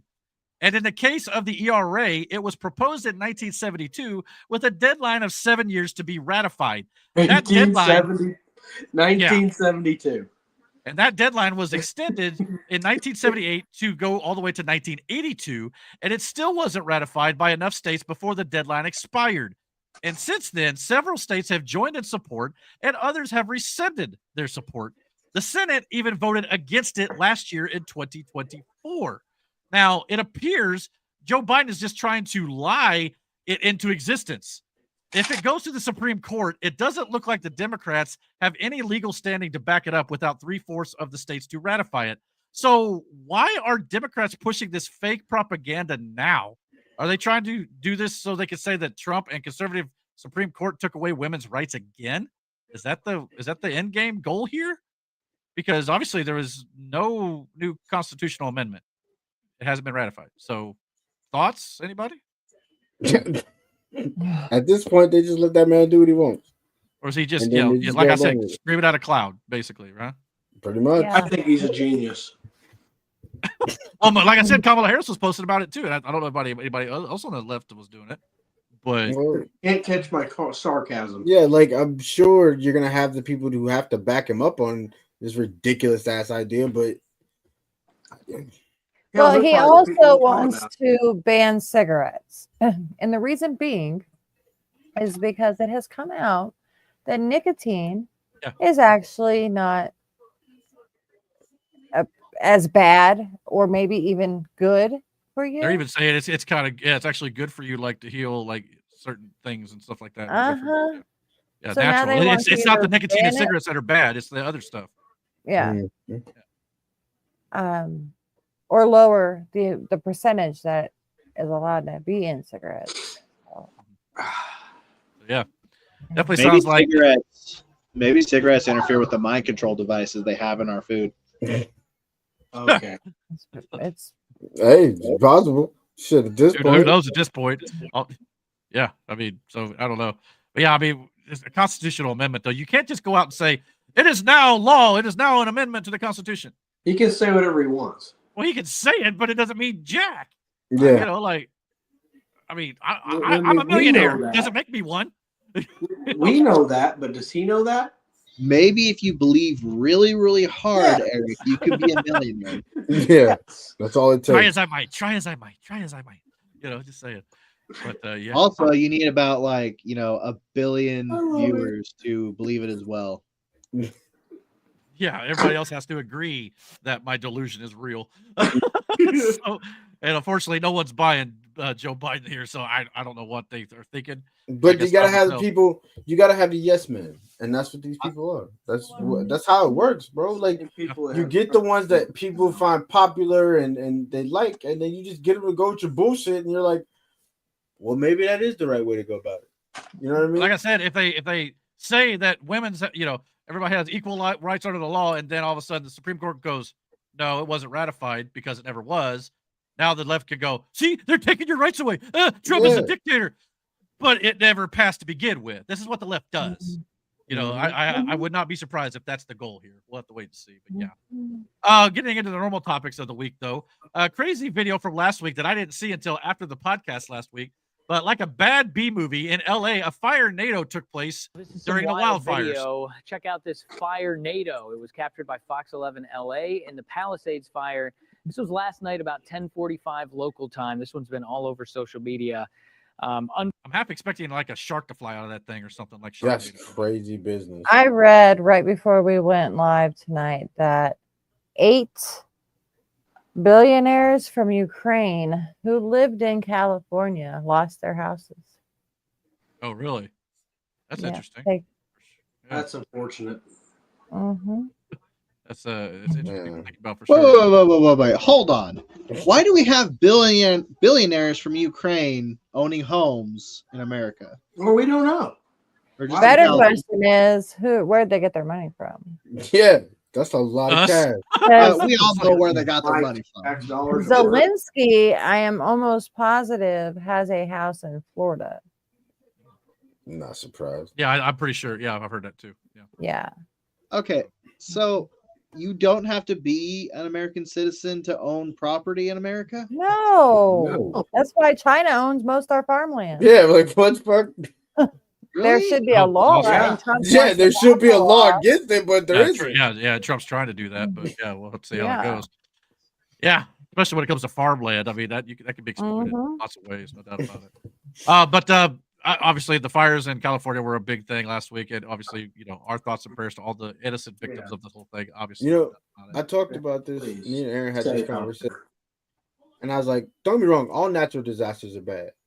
Yeah. Now we went to visit family in Oklahoma one time, and while we were there was a tornado. There was also an ice storm and then another tornado, and I was like, I'm going back to Ohio. Fuck that shit.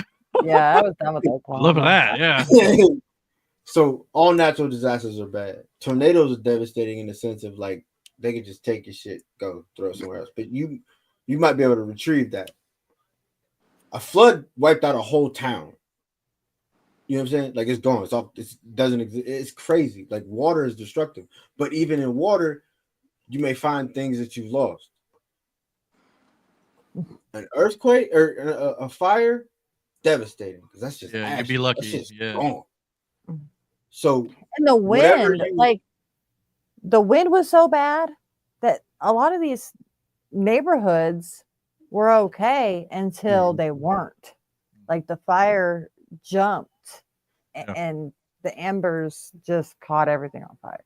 Man, that's, like I said, fire is destructive. Like you can't recover ashes. You get what I'm saying? Like that shit is gone. Like gone.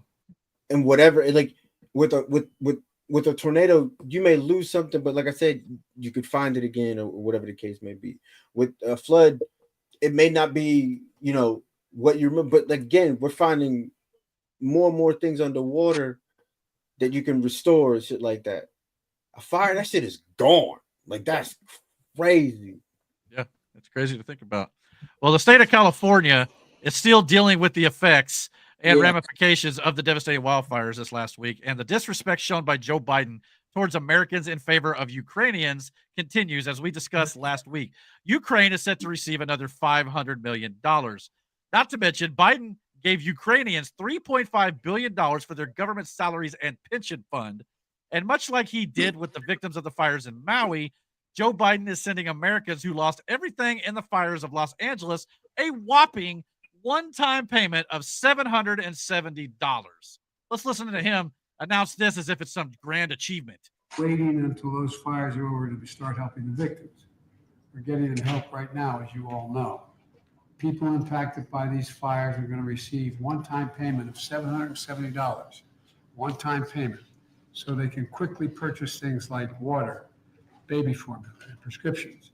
So far, nearly 6,000 survivors have registered to do just that, and $5.1 million has gone out.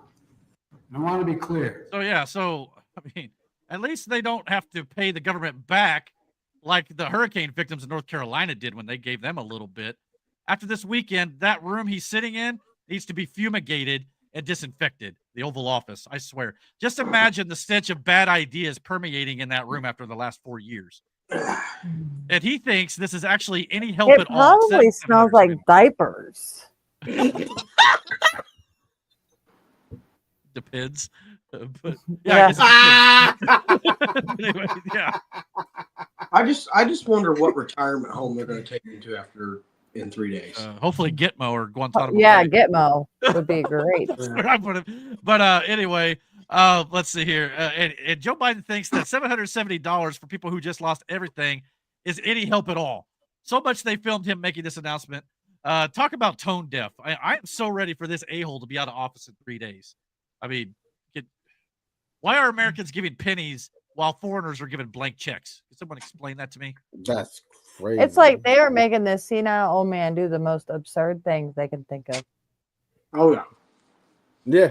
It's like, I mean, let's face it, he's not coming up with these ideas on his own. He can't even pick his flavor of ice cream. Yeah. Like, his favorite favorite flavor of ice cream is children. That's crazy. Yeah. Brother. Moving on from that one. Here's a real question. Though. No. If you can't visit that one a little if longer. legitimately the man isn't making the decision on his favorite flavor of ice cream, y'all really think he was in charge of running a fucking country? Yeah, apparently. So I can't explain it either. But apparently this whole situation with LA has sparked a debate on whether the federal government should withhold aid money from California due to their bad policies and poor mismanagement because they cannot be trusted to use it the right way, or give them the money because real Americans need help during a disaster. The Democrats are saying, give it. We need to have the money. It's a natural disaster. We need it. But the Republicans, a lot of them are saying, well, how do we trust that you're actually going to spend it the right way? I mean, you clearly can't be trusted to do it before.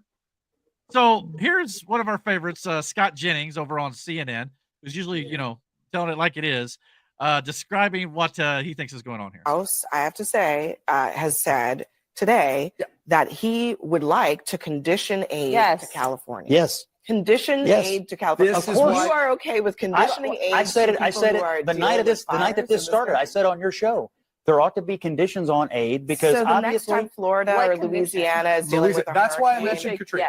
You want that aid to be conditional upon Washington dictating policy decisions in those states. I want it to be conditional on knowing whether or not the state of California, in this case, is going to enact local policy decisions on forest management, on water resources management. Well, let me ask so that it doesn't happen again. What's wrong with that? Let me ask Scott. Okay. If the Democratic-controlled House decided, you know what, in Florida, they really should not be building those houses on the water. Climate change is happening.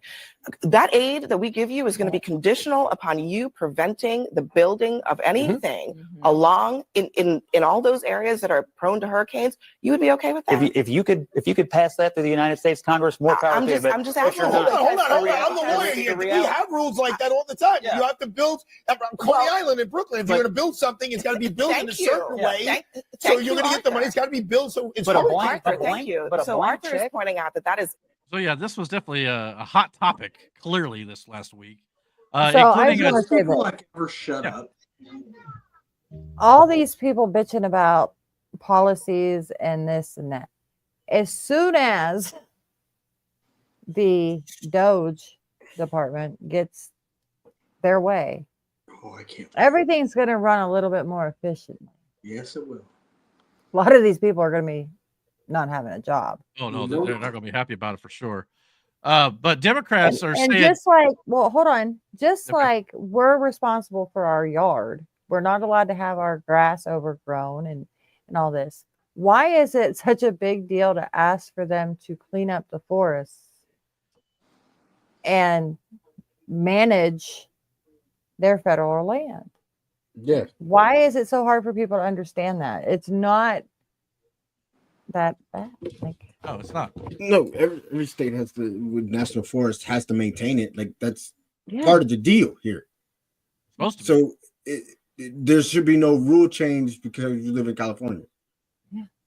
Or just because it's the Democrats, you know, whatever. Yeah, like yeah. But Democrats should say it should not be political because Democrats could turn around and refuse aid if a natural disaster like a hurricane hits Florida, like they said. And they could blame that, they could blame what they deem incompetent leadership like Republicans are currently doing in regards to LA. But first of all, let's remember, though, it was already confirmed that Democrats has already done this. You know, remember when FEMA, while under Democrat control under the Biden administration, was told to withhold aid from Trump supporters in North Carolina following the hurricane recently? So Dems already did that. So second of all, a wildfire where steps can be taken to limit the damage or prevent it altogether is far different than a hurricane where nothing can be done to stop it. No. We have to help innocent Americans affected, no question about it. But there must be consequences for inaction, incompetence, and negligence by the local government officials, and even oversight, perhaps, to ensure the money goes where it's supposed to. Yep. Mr. Newsom. Well, yeah. Don't give it to him. He'll probably blow it on hair gel. But this has gone on since before him. Yeah. It's just like, oh yeah, Nancy Pelosi has been in office, and San Francisco has become a freaking. Yeah. I just want to say, like, how do you run out of water in your fire hydrant? Well, Gavin says that didn't happen. Misinformation. Well, it kind of didn't happen. I listened to a guy talk about, water pressure. And if you have fires all over your city and everybody's trying to get water from the hydrants, you're going to lose pressure. Oh, yeah. But, we mentioned that pressure last week, too. Yeah. But the reservoirs were not full. And that was his. Especially the one that was closest to the biggest fire. It was empty. It's been empty for a while. But, yeah, I mean, there are things that he just doesn't want to tell you as well, just to kind of save his own ass. Yeah. Yeah, like I said, I feel bad for people because, like I said, that you lose. That's ass, like for real. Because there's certain shit in this house. If I lost it in a fire, I can't replace it. And most of them lost their insurance. And they're gonna have to pay the mortgage and the taxes on the lost property. Oh, I bet. Yeah, those people who were innocently victimized by this, who didn't have anything to do but was in the way, they should be given far more than $770. I mean, Maui got like $750, but those people still haven't recovered. It's a joke. That's like 1 week of bill payments for us. Yeah, I make more of that 1 week paycheck. But that's what I'm saying. Like that is just simple. Like, oh, here's some food for the next week or two. Yeah, depending on how you spend your money. But like you still gotta, we gotta rebuild, or we gotta buy a new. You know what I'm saying? Like now you gotta wait for insurance and all this and that. Like there's too much time in between $770 something dollars. You know what I'm saying? Like to take place where you got nothing. Most of these people will be either housed out of state somewhere else. At this point, that would be the best for him. Leave the damn state. But then giving them they probably could give them like a house voucher or some shit. I think I don't know how that shit works. No, they're not. They're not giving them anything. Business. I mean, $770 is not even enough to afford a hotel stay for a couple nights in LA. So if you want a roof over your head, okay, nice, but then you're back on the street. We have a bunch of abandoned housing in towns and shit like that around the world. Like, why not utilize some of that space for shit like this? I'm not saying they may be doing something like that. I hope they are. Obviously, there's shelters you can go to, but with that kind of damage, though, there's not going to be shelters that are going to be sufficient. Period. No, I mean it's not possible. So that's just crazy work. I hope those people get a lot more than $770 and actually for sure. Like that's man, it's just sad. Well, apparently this week another big topic. The world knows Trump is almost back, and they are responding accordingly. And while it's not finalized just yet, and some fighting is still taking place, Israel and Hamas have agreed to a ceasefire and hostage releases after Trump stated that negotiations involving his team were ongoing about a week ago. And he also stated that if hostages weren't released, all hell would break loose in the region. Of course, all the Democrats are claiming this was all Biden's doing, including Joe Biden himself. There's a video of him trying to take credit for this. This is the ceasefire agreement I introduced last spring. Today, Hamas and Israel have agreed to that ceasefire agreement and the whole ending the war. You know, those of you who have followed the negotiations can attest, the road to this deal has not been easy. I've worked in foreign policy for decades. This is one of the toughest negotiations I've ever experienced. And we reached this point because of the pressure that Israel built on Hamas, backed by the United States. Hamas. So yeah, so here he was basically, you know, it's my doing. We got it done. We've been working on this forever, right?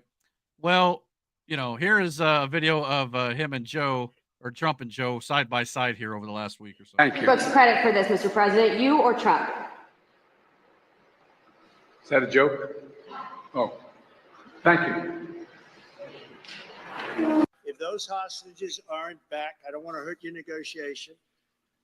If they're not back by the time I get into office, all hell will break out in the Middle East. And it will not be good for Hamas, and it will not be good, frankly, for anyone. All hell will break out. I don't have.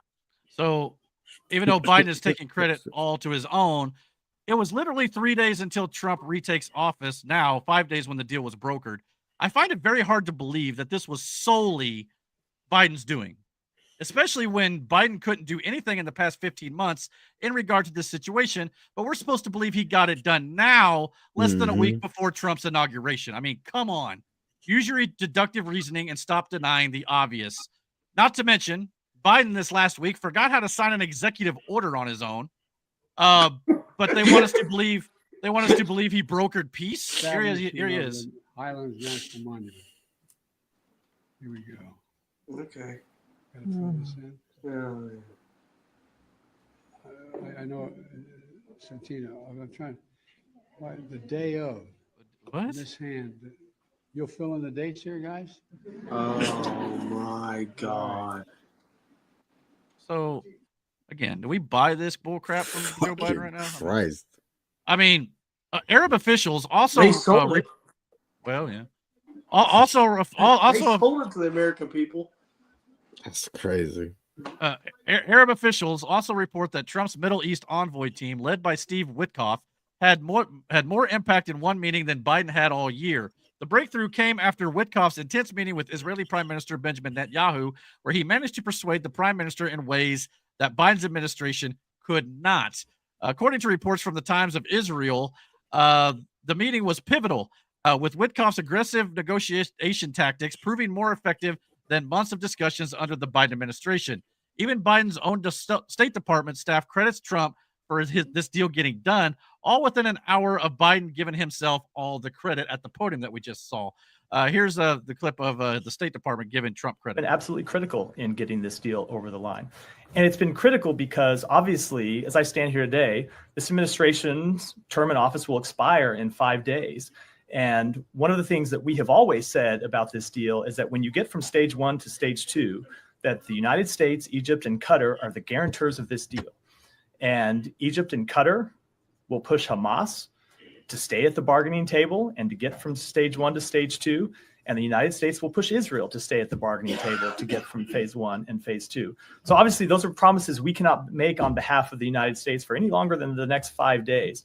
And so it's critical that all of the parties to the agreement and the other mediators see that when the United States is in the room making commitments, those are lasting commitments that extend beyond this administration into the next one. I would just say, lastly.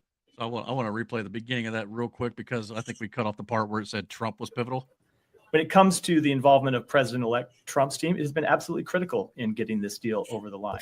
And it's been critical because obviously. So there he gave Trump credit for it. That's Biden's own State Department giving Trump credit. Regardless whether or not Biden's framework of a plan that he had back in May of 2024 whether it was the foundation for what was agreed upon or not, Biden clearly wasn't strong enough to get the deal done on his own. And there's no doubt that Trump brought it over the finish line. At the end of the day, it doesn't really matter who did what. What matters is peace. if it can be maintained. It's already on shaky ground at best by all accounts. It is the Middle East after all, and even if Trump achieves and maintains peace for the next 4 years, true lasting peace will not come to the region until Jesus Christ himself returns, according to the Bible. So thoughts on this whole thing with Israel and Hamas? Is this peace going to last? Is it going to be fully implemented? I know it's kind of on shaky ground. It's not been fully signed just yet, but it sounds like Trump had a big hand in it. I think it will be once he's in office. You think so? I mean, yeah, I think a lot of things, as far as the world acting out in certain ways, won't fly again with us. You know what I mean? Because, like, think about it. It was the one time in a long time that, like, there was no issues, because he was the type of person you didn't fully believe he could, or you didn't want to test the fact if he could. So I think he's just one of those type of people that is real with everybody. Like, and I think not having that and getting what we got for the last 4 years, man, I'll take that over this. It sounds like they heard his threat, and all hell will break loose, and they go, "Uh-oh, we better wrap this up real quick." Yeah. You know what I mean? Take So, ship out, champ. regardless of how you feel about either side, it sounds like Trump is like, knock it off. Mm-hmm. To There's both a sides. clip that Badlands uses on like every one of their podcasts that Trump says, "I caught the swamp. I caught them all." I fully believe it. And the stuff with Israel is going to play out. And we've loosely talked about it before. I have my take on Israel. A lot of people do. Yeah. I think we're in for a lot of surprises soon. Well, even this report was talking about how it was Witkoff and Trump's aggressive negotiations with Netanyahu. Sounds like they almost had to make him come to the table at a certain extent. So, you may not be far off on a lot of this stuff for sure. I mean, I don't know the details of all the, which sides are doing what, but at the same time, anytime that you could get these two to stop, that's good. But like I said, it's the Middle East. How long will this last? Yeah. Will this peace deal remain intact? Will one side break it? I don't know. But hopefully, with Trump coming back in office, maybe as this meme depicts, maybe they'll knock it off. You know what I'm saying? But so we'll see how it goes. But yeah, big news as for sure. But yeah. This week we also had some rather interesting confirmation hearings. If I can pull up that. So let me switch over right quick. My apologies. It's a little different setup here. I'm getting used to with the screen share. But which one are we on? I can't wait for 2 more days. For 2 more days? Well, yeah, technically 2 more days at this point. But yeah, so this week, Senate confirmation hearings began to start the process of appointing Trump cabinet nominees officially to his incoming administration. This week included Secretary of Defense nominee Pete Hegseth, as well as Attorney General nominee Pam Bondi, among others. These hearings are always so stupid, though, if you ask me. Senators, they were hilarious. Oh, it was hilarious to watch. We're going to watch a couple of them. But senators basically use their time to grandstand with scripted talking points, ask loaded questions, and then don't even wait for or listen to the answers. Of course, both sides are guilty of being immature and petty in these things. But to me, legitimate concerns are normally raised by Republicans for the most part, especially when a Supreme Court justice nominee like Ketanji Brown Jackson can't answer what a woman is because she's, quote, not a biologist. Word woman. Can I provide a definition? No. Yeah. I can't. You can't? What? Not in this context. So I'm not a biologist. So she can't answer what a woman is because she's not a biologist. I mean, that concern, like what Republicans were raising with her, I totally get. That's a concern to me when you're being confirmed to a lifetime appointment on the highest court in the land and you can't define a woman, especially when you are one. I mean, I'm not a veterinarian, but I know what a cat is.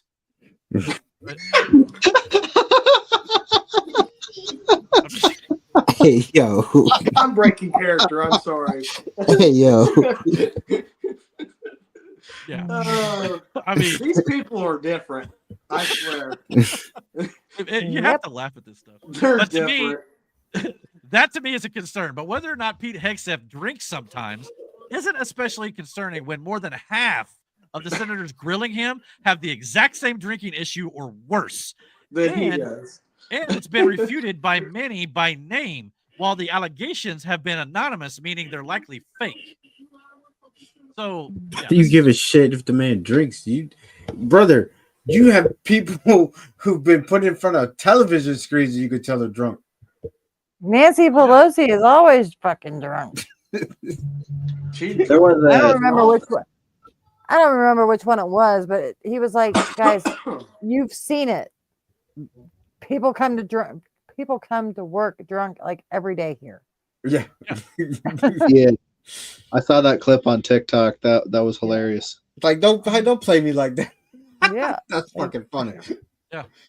But the Democrats, no matter who the nominee is on the Republican side, want to hold everyone else to an unattainable high standard while they hold themselves to none.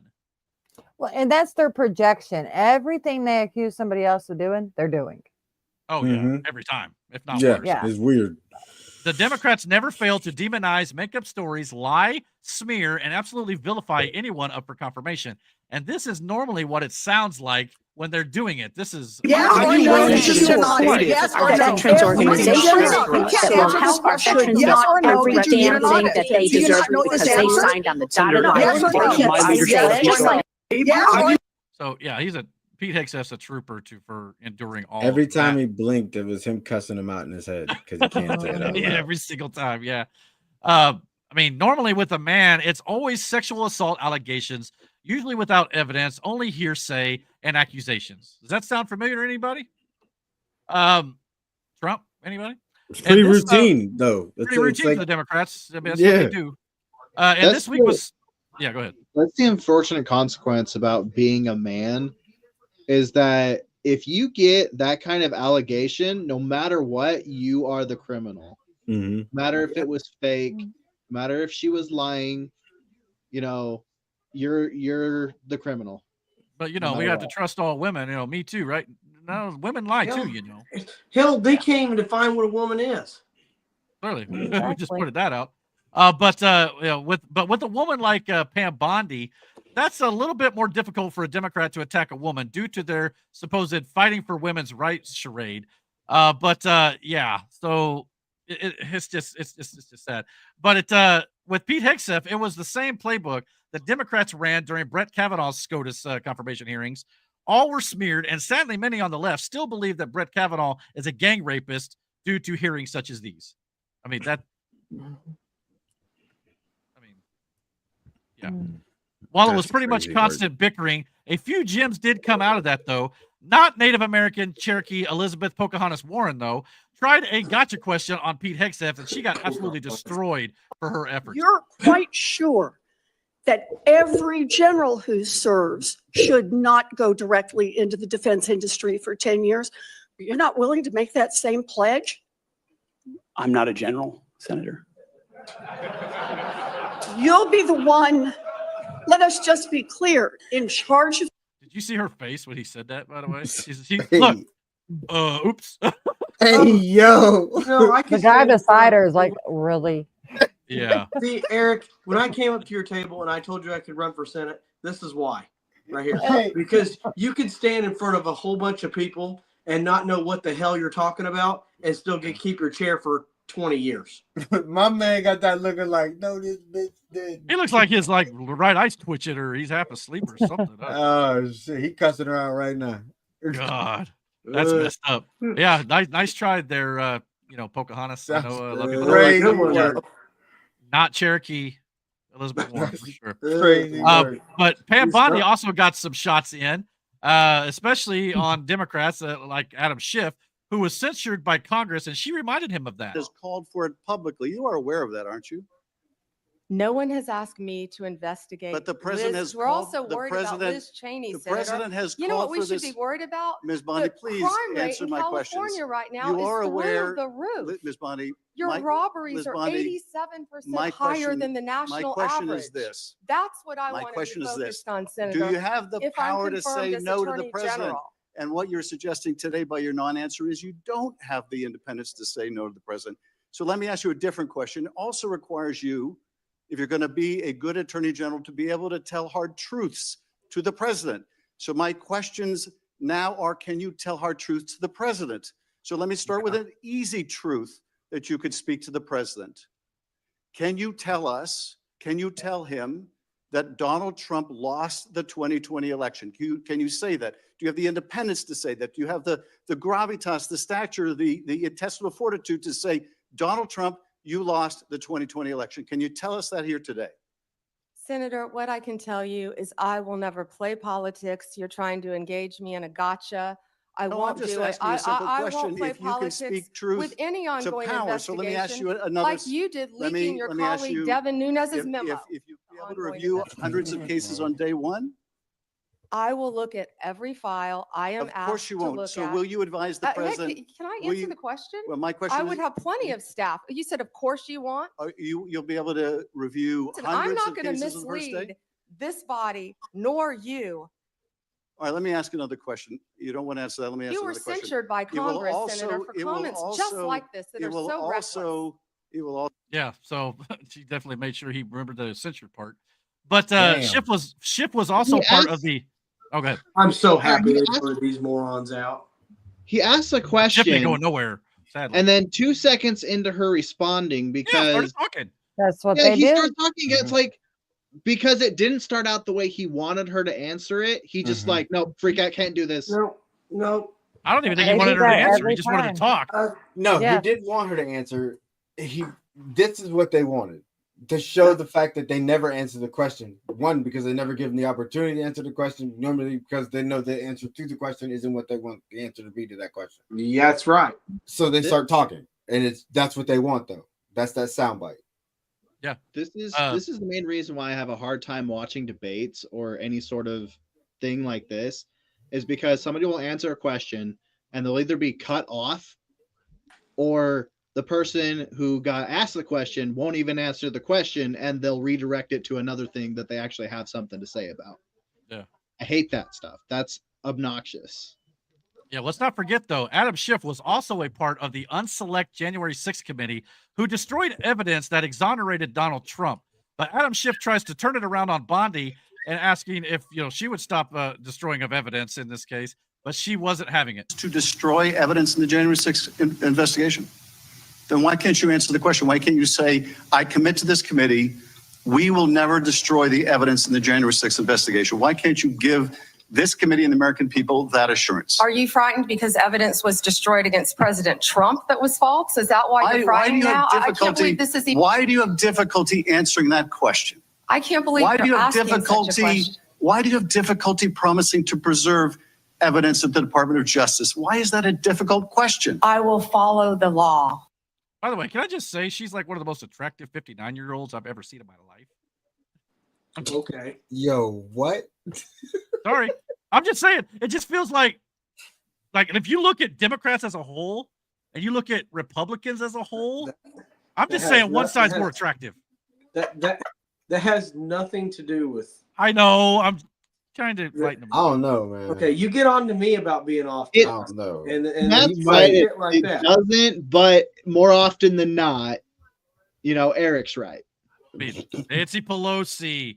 It has a lot to do with health. They take care of themselves better. Look, Yeah, that's true, too. libtards, usually on Xanax or fucking Ozempic or whatever. Probably And drunk the majority of the time. yeah, their livers can't detox.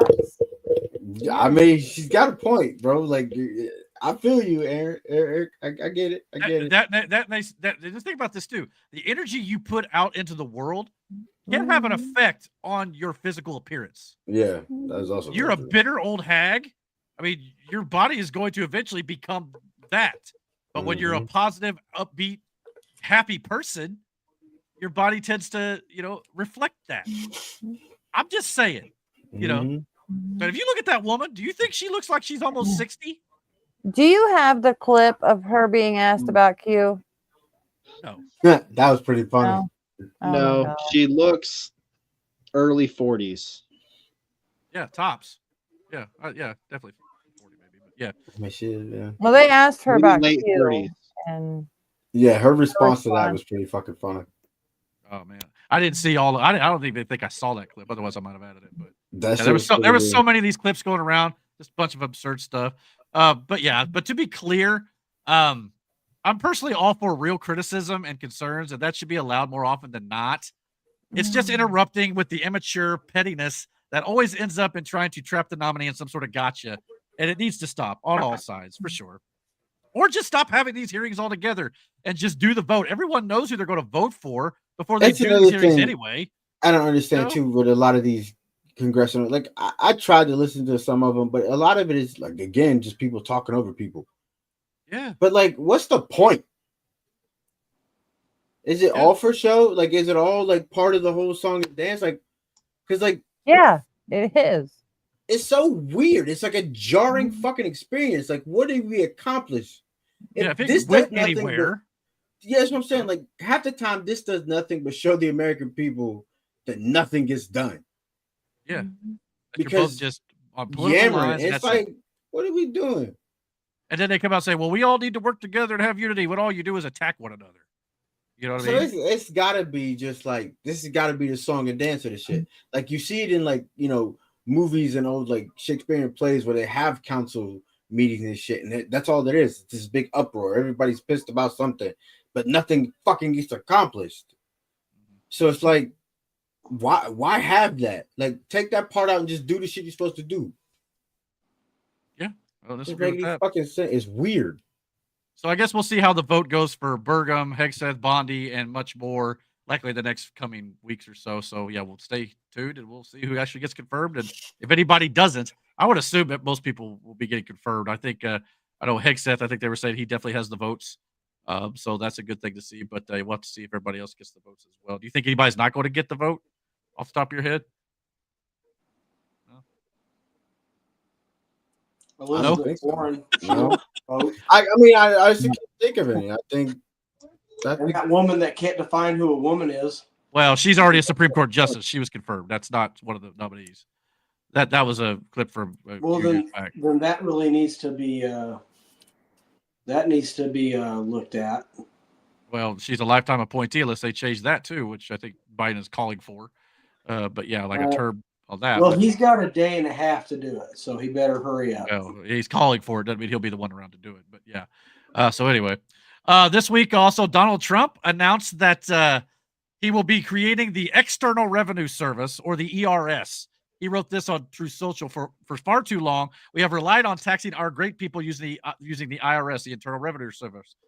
Through soft and pathetically weak trade agreements, the American economy has delivered growth and prosperity to the world while taxing ourselves. It is time for that to change. I am today announcing that I will create the External Revenue Service to collect our tariffs, duties, and all revenue that come from foreign sources. We will begin charging those that make money off of us with trade, and they will start paying, finally, their fair share. January 20, 2025 will be the birth date of the ERS, Make America Great Again. So, shizzles, it's about to go down. Trump is to make the rest of the world pay their fair share. I love this. I love it. I love it too. Great background, Eric. Love it. Yep. I love it. So yeah, thoughts on this? Apparently, we like it here. I've got a thought on it. We should have been doing this like 12 years ago. We've been doing this for a while. I mean, because generous. Here's why. Because we pay for everybody else's bullshit, and we get nothing out of it ever. Yeah. So. Yeah, I mean they're taxing us to death, basically. What's what they're doing without killing us without killing us, so to speak. Yes. Well, they reap the rewards in the other countries and have the rewards as well. So, yeah, tariffs and all this stuff will be a good thing. Alongside that, Republican Congressman Buddy Carter of Georgia introduced a bill proposing to abolish the IRS and eliminate income, payroll, estate, and gift taxes. And all of those would be replaced with a national consumption tax known as the fair tax. The last I checked, the current draft of this bill had the fair tax at 23%, which might be a bit high, though. The state of Florida currently does this at a rate of around 6 to 7%, and they consistently have a surplus. You bring the fair tax down below 10% nationally, and I'd be on board for this. Personally. What is a gift tax? It's like if you give extravagant gifts, I think you have to pay a tax for it. I don't know exactly which kind of gifts, but I've heard it's like expensive type. If you buy somebody a new car, maybe even more than that. I'm not sure, but yeah, there's. Well, I mean a new car. I've never had to pay one. I don't know, but Okay. it's more than outside my pay grade. Let's put it that way. But yeah, so would you be okay with a flat? Why are you paying a tax on a gift? Well, I think you got to pay to give it, if I'm not mistaken. I don't know.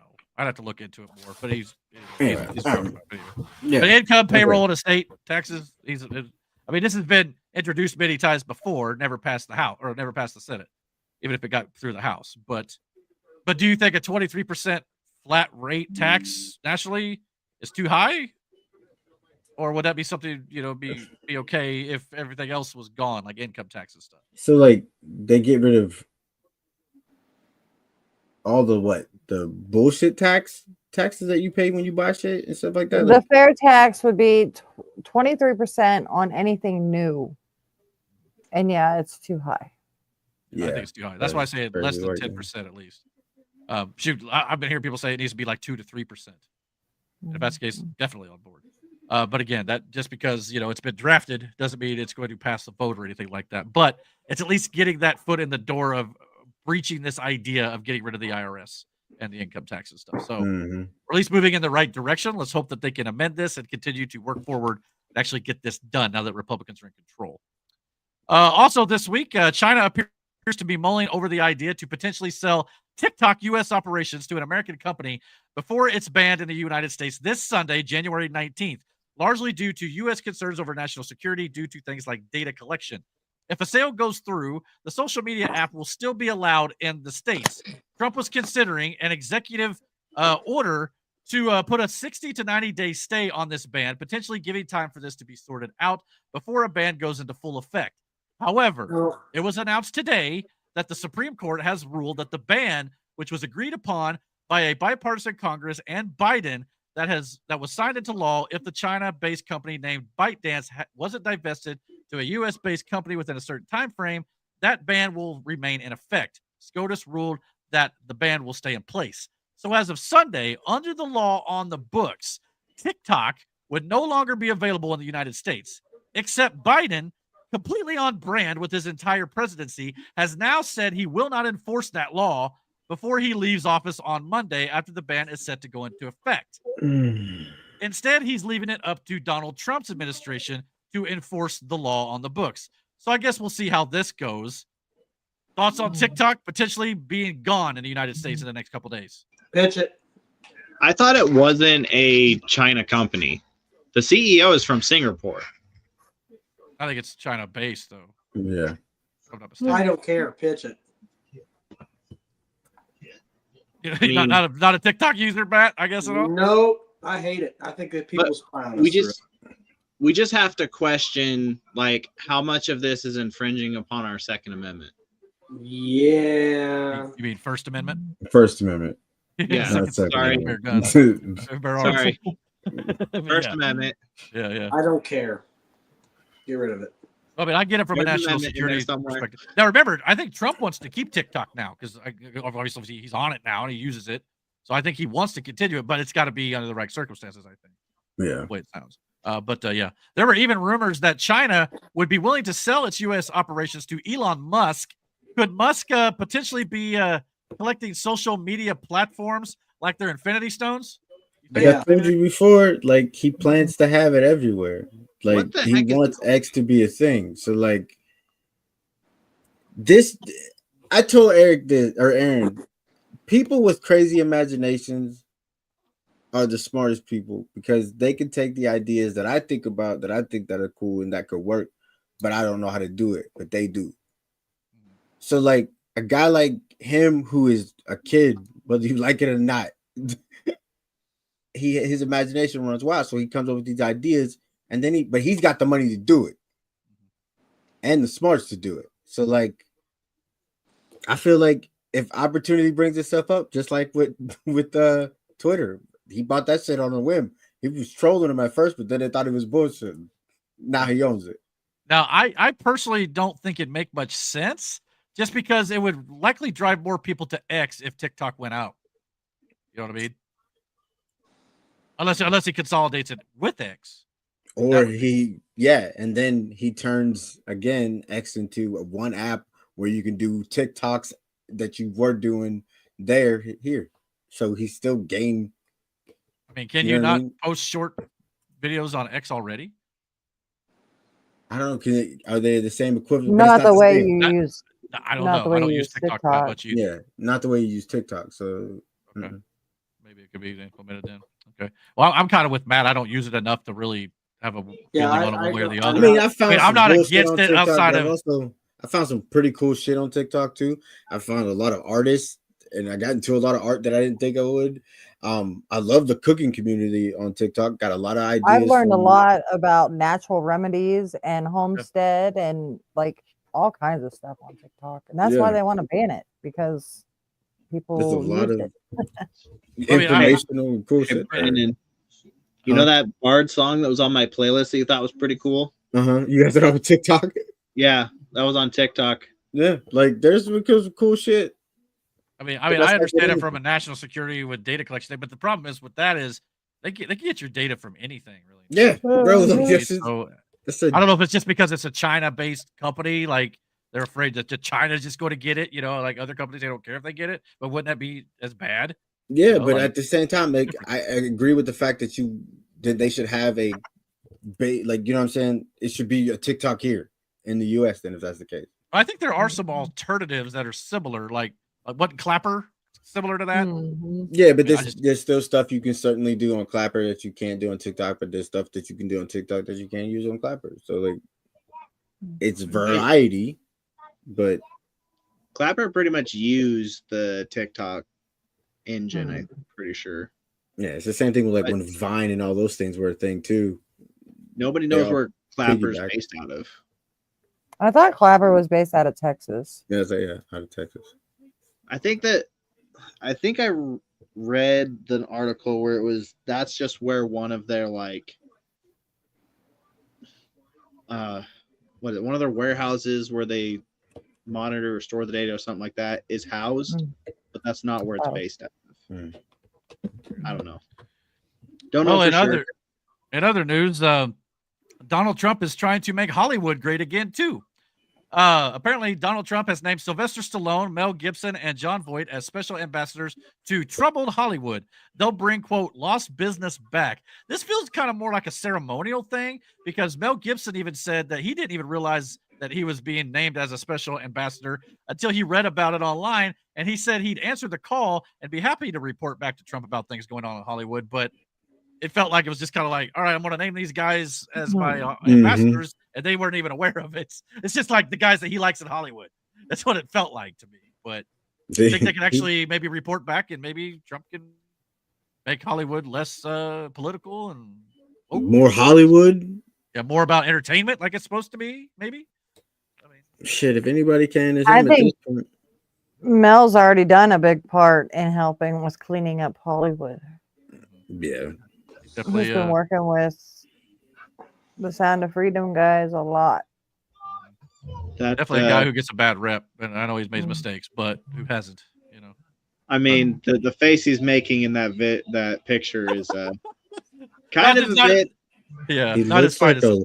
It's like they caught him off guard with the Or camera. they might have got him with a laugh in the middle of a laugh. You know what I mean? Like he looks like a lion. That makes sense. Like his ears are. It's weird, man. Like it's weird.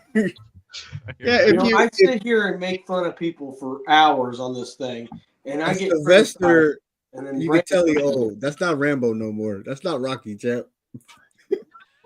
He looks like somebody farted and he smells it and he sees the guy who farted and he's like, I'm gonna knock you out as soon as I'm done with this photo shoot. Brother. Hey, Rocky. Adrian. Anyway. Moving on, I guess.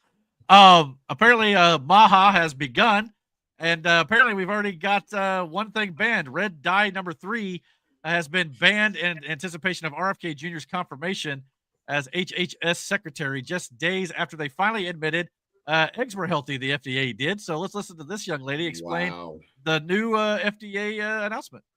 Can we just spend a few minutes talking about how the FDA is so scared of this absolute superhero of a man that this morning the FDA actually banned red dye number 3 due to potential cancer risks, which for the record is already illegal in Europe and Australia, but is in like everything we consume as Americans, which for the record, they were under no legal obligation to do so. They just decided now would be a convenient time. I wonder why.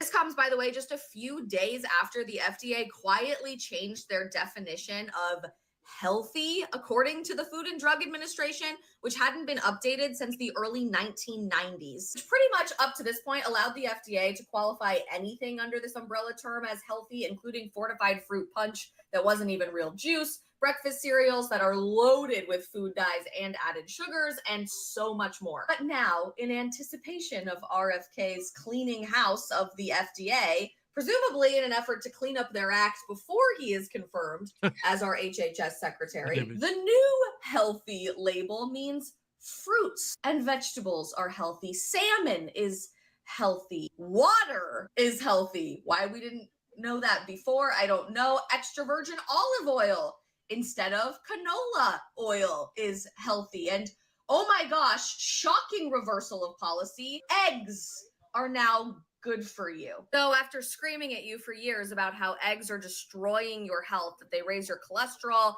they're going to cause you to die a premature death, avoid at all costs, eggs are now healthy.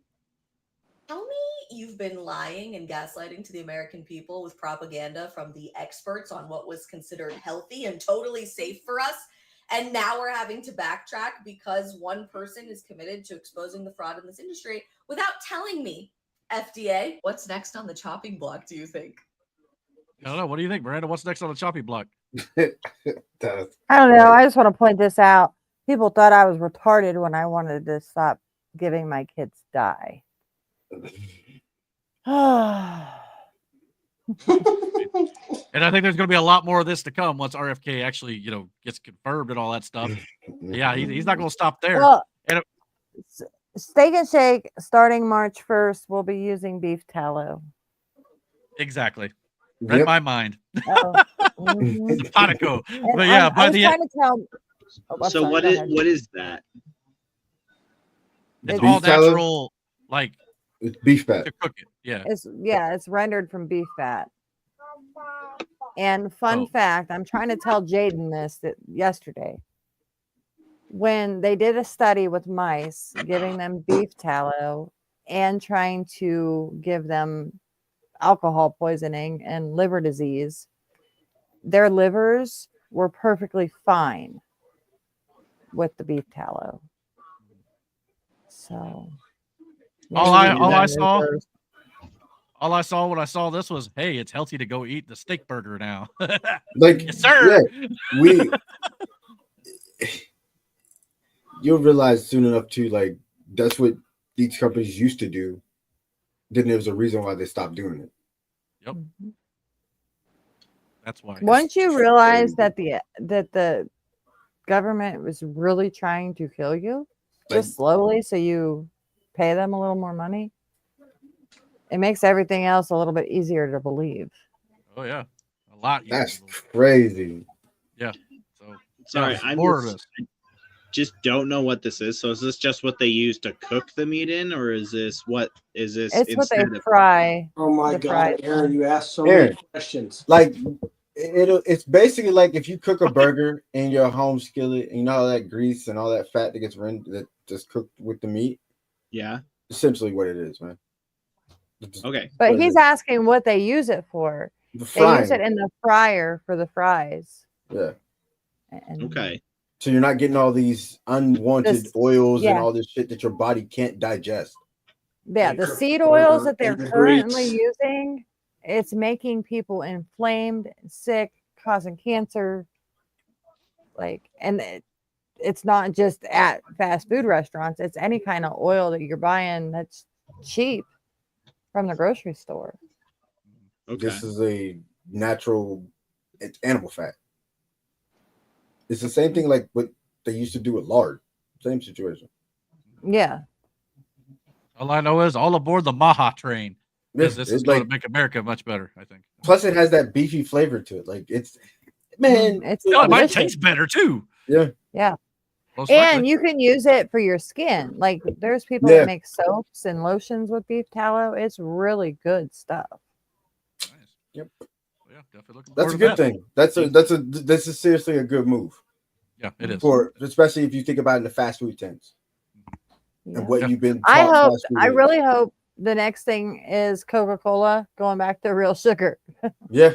Yeah, that would definitely be something to be a good thing. This is kind of in line with what we're talking about, but kind of off topic a little bit. But I once got just a cheeseburger from McDonald's, and they burnt the patty a little bit, but for whatever reason, them burning the patty just a little bit, it made it taste like 10 times better. This is why. you This is told why. me this story before.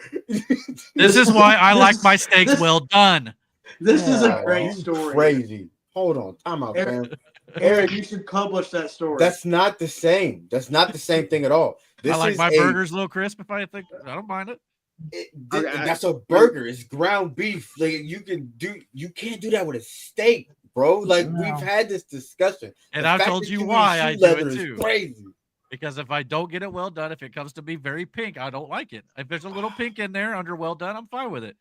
But if it's This blowing is- at me, no. This is where we differ, Eric, because I like mine with a little bit of pink in it. A little's fine, but not too much. You know. So if that means you got to sear the There's outside, so go for much it. more flavor in a steak, bro. I like my steaks fried like that. Yeah. Ooh. My dad used to say, "I want to hear this cow moo." Nah, I had my partner Jay was like that. You keep that, like that's too crazy. I could be one of those guys go to a restaurant, just be like, put it on there and make sure that thing comes out crispy. That's what my sister did with that burger. That lady was like, "How you want your steak burger?" She said, "What do you mean?" She said, "You want a medium? Well, is it?" My sister goes, "Brown, bitch." She did. Yo, say that. That's messed up. My steaks are beef jerky. I like it. Anyway. I still like Aaron's story though. He should publish that He story. said that burger. He said it was a little bit burnt. He goes, "I don't know what it was. It made it a little bit better, It just made it so much better." And he Just can't get him to tasted do it again. a bit better. I was just saying, I almost wanted to ask, because we went through drive-through the next time. I said, "Can you put the patty on for like 3 more seconds?"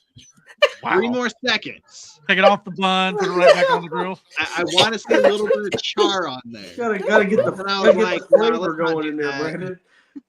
Yo, he told me this story. He was so fucking passionate. Such a passionate story.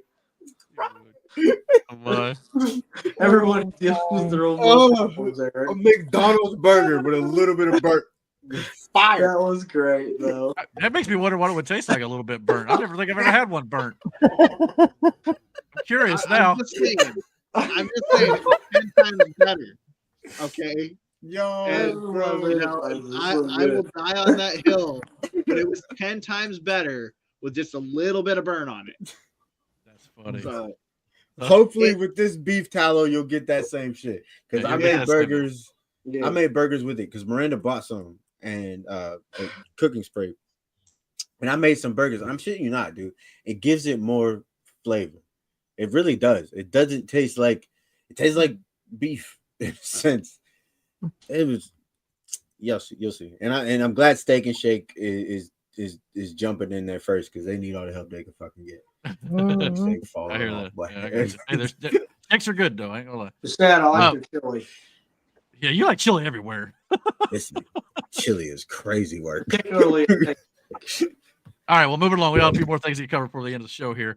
Apparently, there has been some bills passed by the House of Representatives with little to no Democrat support. This week, the new Republican majority in the House of Representatives got right to work passing bills that Democrats just could not stomach, all of which show exactly the kind of people these Democrat politicians are. first one is the Protection of Women and Girls in Sports Act of 2025. This bill opposes biological males from competing in women's sports. It passed the House with 206 Democrats voted against it, claiming, now get this, they claimed it should be called the Child Predator Empowerment Act because they feel it would require inspection of girls' genitals and checking every player's private areas by hand and would give way to child predators to do their thing.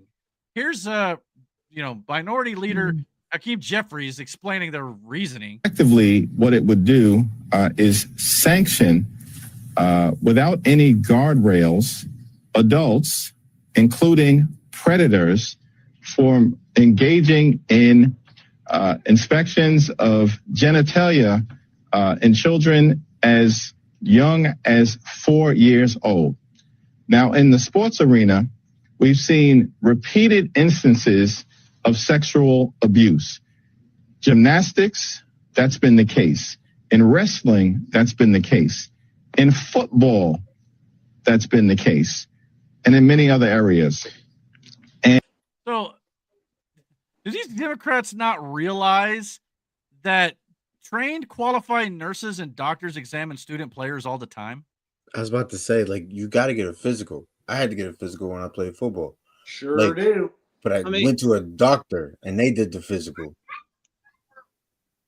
Yeah. You don't even need like your privates handled. No. I mean, they can do a blood test. You can see from the outside if it's tight enough. Anyway, Aaron's right. You can do a blood test. You can do it. But at the same time, like, I don't think. Look, I'm not a girl, so I can't tell you. But I know the reason why when you get a physical and your groin gets checked, there's a muscle there, and they have to check. You know what I'm saying? What are we talking about here? Not to mention that they're all concerned about child predators examining young girls. What about the predators who transition just so they could go into girls and women's locker rooms? Yeah, what about them?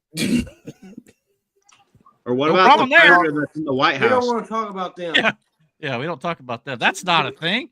Democrats start groveling. Next question. Democrats This is just want fucking men and women's stupid. sports. That's all there is to it.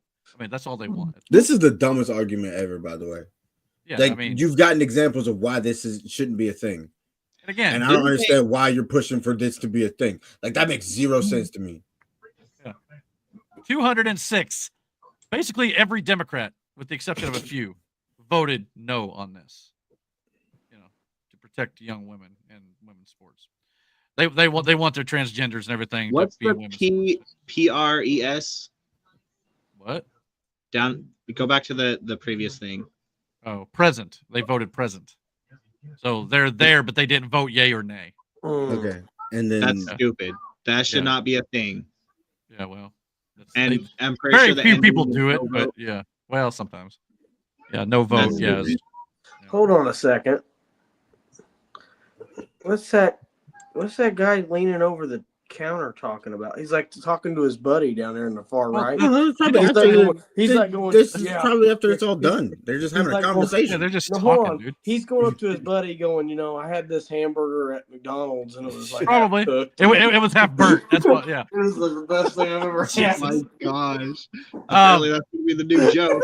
At the table. Now, these next two are considered what I would call Lake and Riley Acts Part 1 and 2.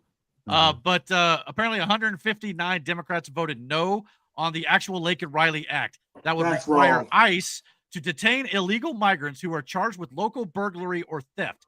It's called the Lake and Riley Act because the illegal that killed Lake and Riley was released after committing theft, and her death would have been prevented had this law been in place.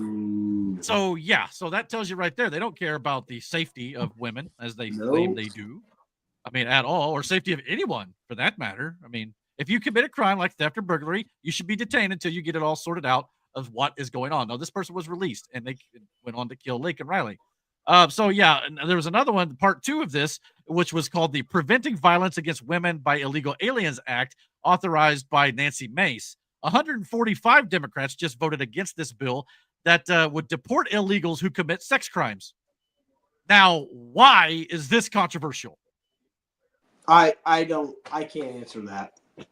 At least 61 Democrats were smart enough on this one. Yeah. But I don't understand what part of these people are destroying this freaking country. Do they not understand? You know what? Just about the same amount of people declare no vote. I wonder if it's the same person just not even caring and just saying no. Yeah, and they're just like not touching that one with a 30-foot pole, you know. And if that's the case, they need to be removed from office because they need to be making decisions. That's why we put them in office. Yeah, it is kind of a coward's way out, and I don't know if there's any other reason for it, but I mean, I can't think of a good one. I kind of agree with Aaron. There should not be a present slap, especially when it comes to sex crimes. What are they doing? Taking a sick day? I mean, my God.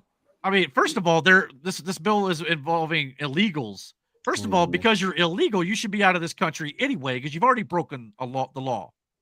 So if you add that to a sex crime to it, yeah, get the hell out. Add any crime to it, period. It should be unanimous across the board, but it's not. It's just sad. So yeah, but at least in these three cases, all these bills did pass the House, but they still require a Senate vote and Trump to sign it before they become law. Most of these House bills normally die in the Senate, but with Republicans now having the majority to start off the new term, maybe things will change. Time will tell. We'll just have to wait and see. But anybody have any hopes for that? Pretty fucking picture. I wish I could have a lot of hope for it, but I don't because I think that, you know, as we've discussed on previous, that there's a lot of fake Republicans. Yeah, a lot of rhinos. Yeah. The fact that they he's had actually to got have so far as it did, yeah. a secret vote. Can't remember what it was about, but they did a secret vote. That's bullcrap. Yeah. The American people need to know that their senator is voting the way that they voted him in for. Yeah, and then they should be held accountable for whichever way they vote. I mean, that's for sure.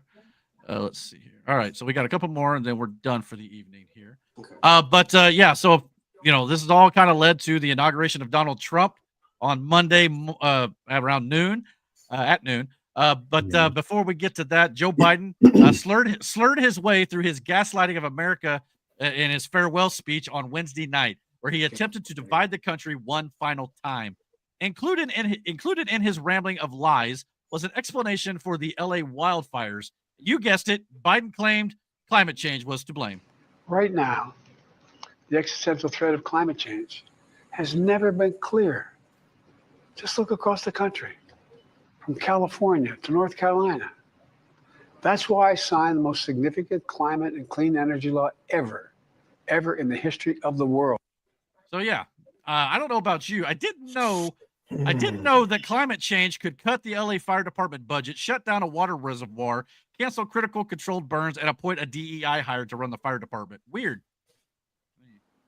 That's new information to me. Anybody else? It's political climate change. The moron roasts himself. So I'm good.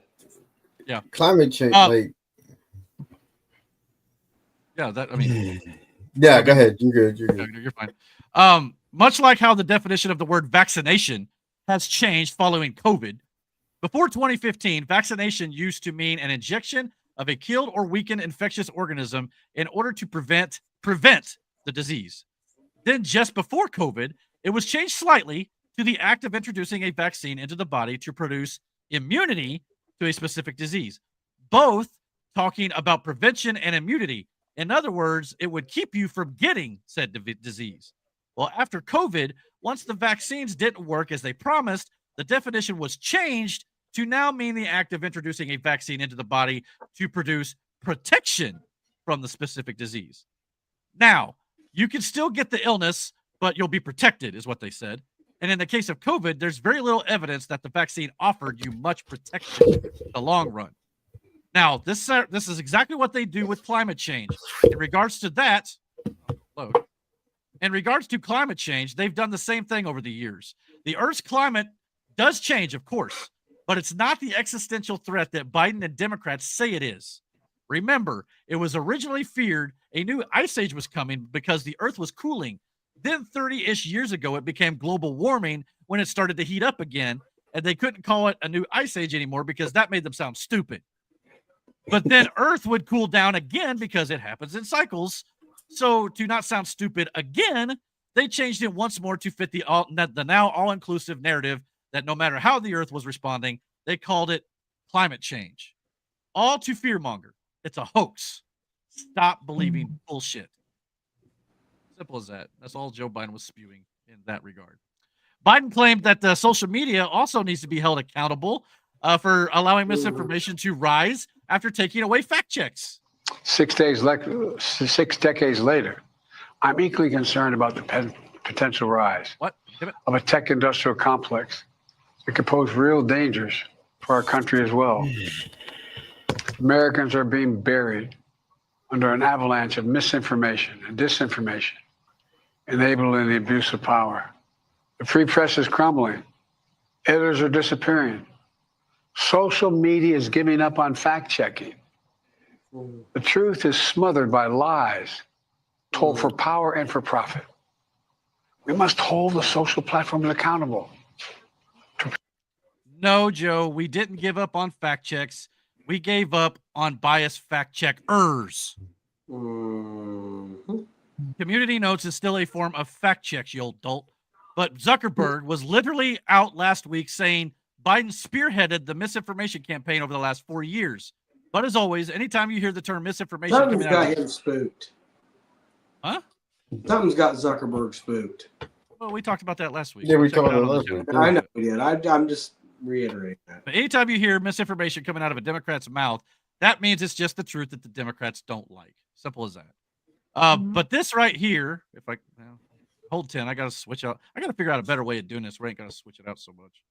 All right, let's see here. One last tab, I promise. But anyway, this right here is Biden's true legacy. Biden also claimed he is handing over a strong USA than when he took over, and he claims the economy is the strongest it's been ever in the world, touting that he created 17 million new jobs.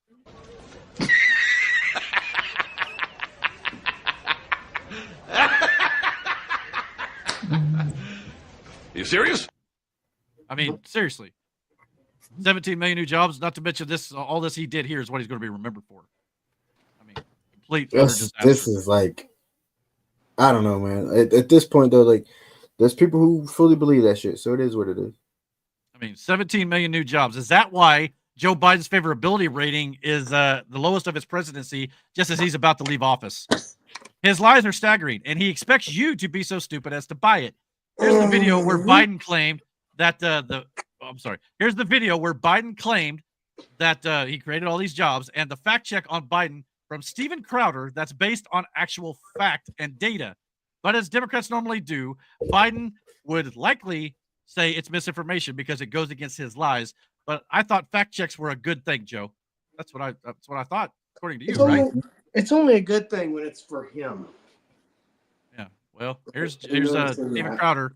Here's Steven Crowder debunking him. At home, we've created nearly 17 million new jobs, more than any other single administration, a single term. Millions of entrepreneurs and companies creating new businesses and industries, hiring American workers, using American products. Okay, so here's the truth. You know well enough that most of the jobs that would be considered part of the economic growth were returning jobs from COVID. Okay, that was 9.4 million jobs. But here's the more important truth. 25% of the jobs under the Biden administration were government jobs. Okay, so that's just taking your tax dollars to give it to someone who may or may not have rightfully earned it. And then we said employing Americans. Here's the really disturbing truth. Native-born Americans had zero job growth. None. No new jobs. Foreign workers, over 6 million new jobs under the Biden administration. Jeez. That makes sense. So, yeah. The lies, the numbers he's telling you are wrong. Simple as that. Darn those pesky fact checks, though, when they're backed up by actual data and they don't go your way, eh, Joe? That's crazy work. I mean, all data references to Steven Crowder, by the way, can be found at louderwithcrowder.com if you are indeed interested in those facts that he just shared. So, yeah, no doubt about it. It's just I like the Crowder episode when he he goes down the list of Republican nominees. Oh, the Nazi one that we did a few weeks back. That was hysterical. To quote Brandon, that was wild, fam. Every Also true, but yeah. Go ahead. Also, in his farewell address with zero self-awareness, Joe Biden warned the nation about the dangers of an ultra-wealthy oligarchy that must pay their fair share of taxes. I warn the country of some things that give me great concern. This is a dangerous concentration, and that's a dangerous concentration of power in the hands of a very few ultra-wealthy people. The dangerous consequences if their abuse of power is left unchecked. I warn the country of some things that give. And this is further proof of how much they think you're stupid. I mean, because, correct me if I'm wrong, he literally gave a Medal of Freedom to one of his ultra-wealthy oligarchs just last week. Why is his eyes so fucking big? I don't know. That's Alex Soros, the son of George Soros, the Democrat billionaire donor, as well as, they've got other oligarchs that are Democrat billionaires too. But never let an opportunity to pathetically attempt to vilify Trump and Elon Musk pass you by, I suppose. That's what he was trying to do here. He looks like a weirdie. I don't understand that part either. Like, eyes. Again, I know perception is everything. I don't know how the fuck you people can't see that, like, these billionaires or these millionaires that they be talking about are the same people that they know, that they shake hands with, that they have these dinner with, these galas and shit like that. Who the fuck do you think's going to these things? It's those people. The same people that they are condemning on TV, the same people they having handshakes with in the back room behind closed doors. Like, I don't get it. Yeah. Not to mention just weeks ago, Joe Biden granted his son Hunter an unprecedented decade-long pardon, shielding him from tax fraud charges. 6 major banks, including JP Morgan Chase, Bank of America, and Wells Fargo, filed over 170 suspicious activity reports with the Treasury Department, alleging the Biden family's involvement in money laundering, human trafficking, and tax fraud. That's good. We tried to tell everybody that a couple years ago. Eric, could you say that again? How many accounts? 170. 170. That's 170 different times that they've tried to warn people. Congressional investigations uncovered that foreign funds from Russia, China, and Ukraine were funneled through 20 Biden-linked shell companies before being distributed to 9 Biden family members, including a grandchild. None of the Bidens registered under the Foreign Agent Registration Act, FARA, as required by law. In other words, the Biden family who live by their own set of rules and avoid paying their fair share of taxes are the very ultra-wealthy oligarchs soon to be former President Biden warns the nation about. And remember the Act Blue that we talked about for the election? Yeah, their donor website or whatever. Yeah. So apparently, CanCon, he's a writer for the Gateway Pundit, and he's on Badlands. His dad called him the other day and said that finally he's heard about Act Blue on mainstream TV. Oh, really? Yeah. But like months ago, we were trying to talk about that. Oh, yeah. Yeah, we mentioned it a few times. Yeah. It's just the hypocrisy is astounding. It's only bad when Trump and Elon, but no, it's bad for them, but it's not bad for us. It's just the hypocrisy of it. But no matter what Joe Biden says, he will largely be remembered as a failed president and definitely the worst president of my lifetime. Biden is someone who, after twice losing a run for the presidency, the Democrats, media, and big tech rigged the 2020 election to hand him an unearned win. He then proceeded to be the worst occupant of the Oval Office in history who was pushed out against his will by his own party. Utter disgrace. Good riddance, if you ask me.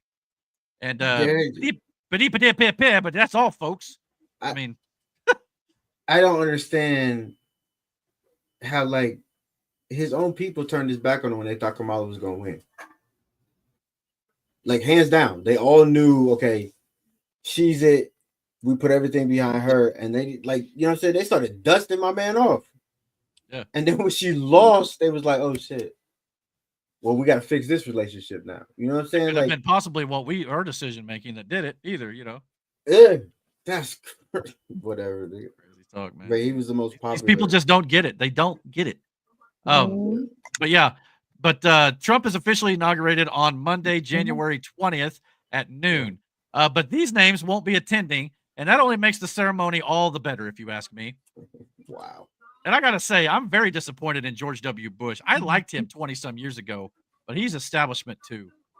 I mean, this is just sad. Wow. But on top of those names who will not be attending Trump's inauguration, Alexandria Ocasio-Cortez says she will not be attending Trump's inauguration either. Much like January 6th, she won't be anywhere near the Capitol. Yeah. Remember when she tried to claim she was almost even killed? I didn't think that I was just going to be killed. I thought other things were going to happen to me as well. So what sounds like what you're telling me right now is that you didn't only think that you were going to die, you thought you were going to be raped. Yeah.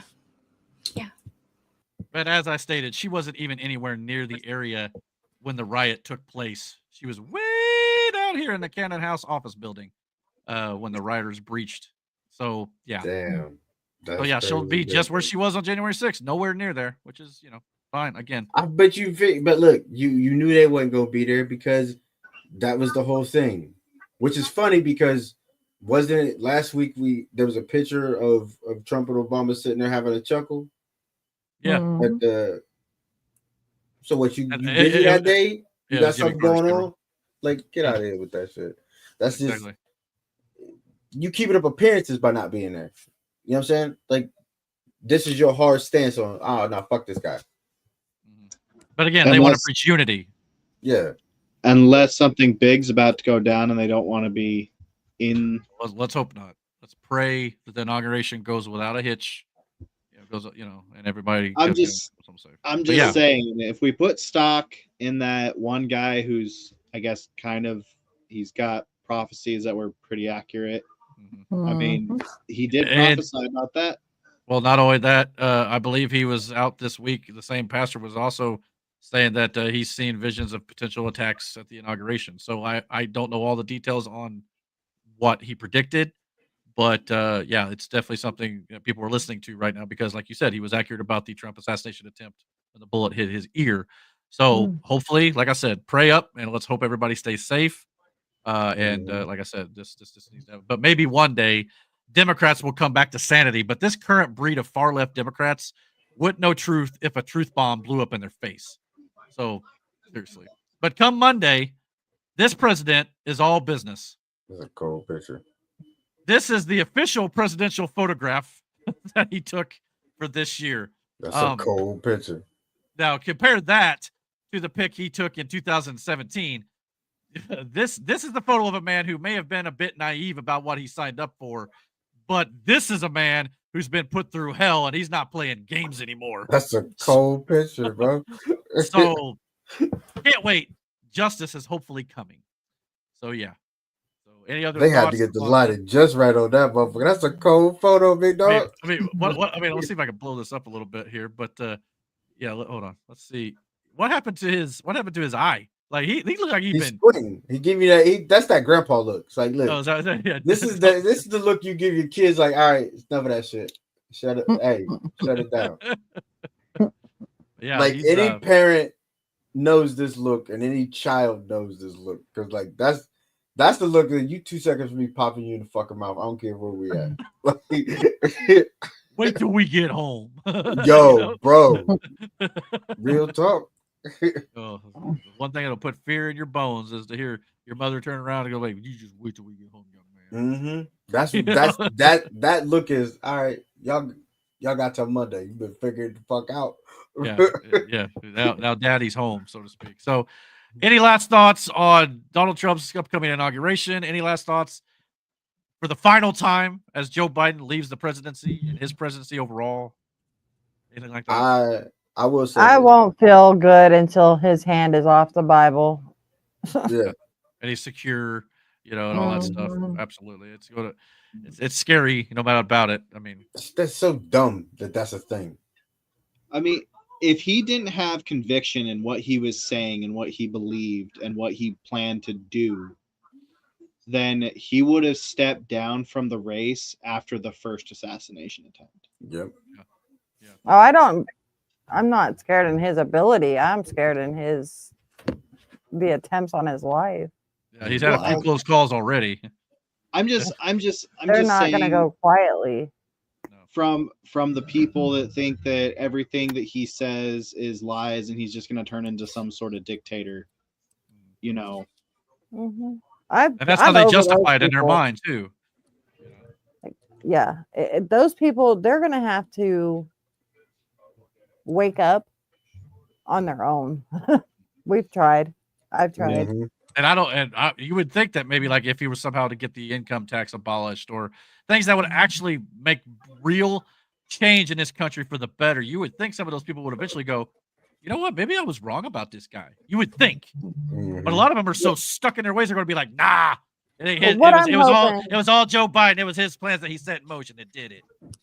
In the first 100 days, hopefully those people will have seen enough to be like, okay, maybe we don't have to be so scared. And who knows? They're so brainwashed. Yeah, I hope so. But yeah, welcome back, Brandon. Just in time to sign off. I'm not even about to tell you what I did, but it was the dumbest shit ever. You removed yourself, didn't you? No, my mouse was like lighting up weird. I'm like, why is it doing that? So I went to hit the button to stop it, and I hit the side button, and it clicked out of everything. I was like, oh shit. Wow. Gotta love those live technical difficulties. I feel like I had quite a few of them tonight too. I gotta figure out a better way to kind of maybe we'll go back to the way I was sharing the screen last week. We got the echo. It used to work all the time. For whatever reason, we got an echo midway through the show. And I did it differently this week, but I like the other way where I don't have to close it and open it back up for each bookmark I've got. So we'll maybe try that next week, and hopefully it'll improve the presentation a little bit. So apologies for that, but we thank you guys for watching so much. To the supposedly 109 that are still currently watching us at this point, we've been over 100 viewers according to StreamYard this entire broadcast. So I like to think that's true. Sometimes we wonder about that number, whether or not it's actually legit or not. But if it is, thank you guys for watching. And by all means, please comment below. Let us know what you guys thought about any of these topics. I'll probably be doing some more clip videos for all this stuff over the next week or so. We had some good response to the clips that we put out for the podcast last week. Something new we're trying to put some videos out all week long, especially for those who don't have the time to sit through what is now about to be a 4-hour podcast. So hopefully it'll be a little easier in some, digestible chunks. But please like and subscribe. Don't forget to follow us on Rumble and do all that good jazz. You know the drill. Yeah, so I guess next week, coming back for another episode number 38 of the Dragon's Den podcast. Hopefully it won't be as long.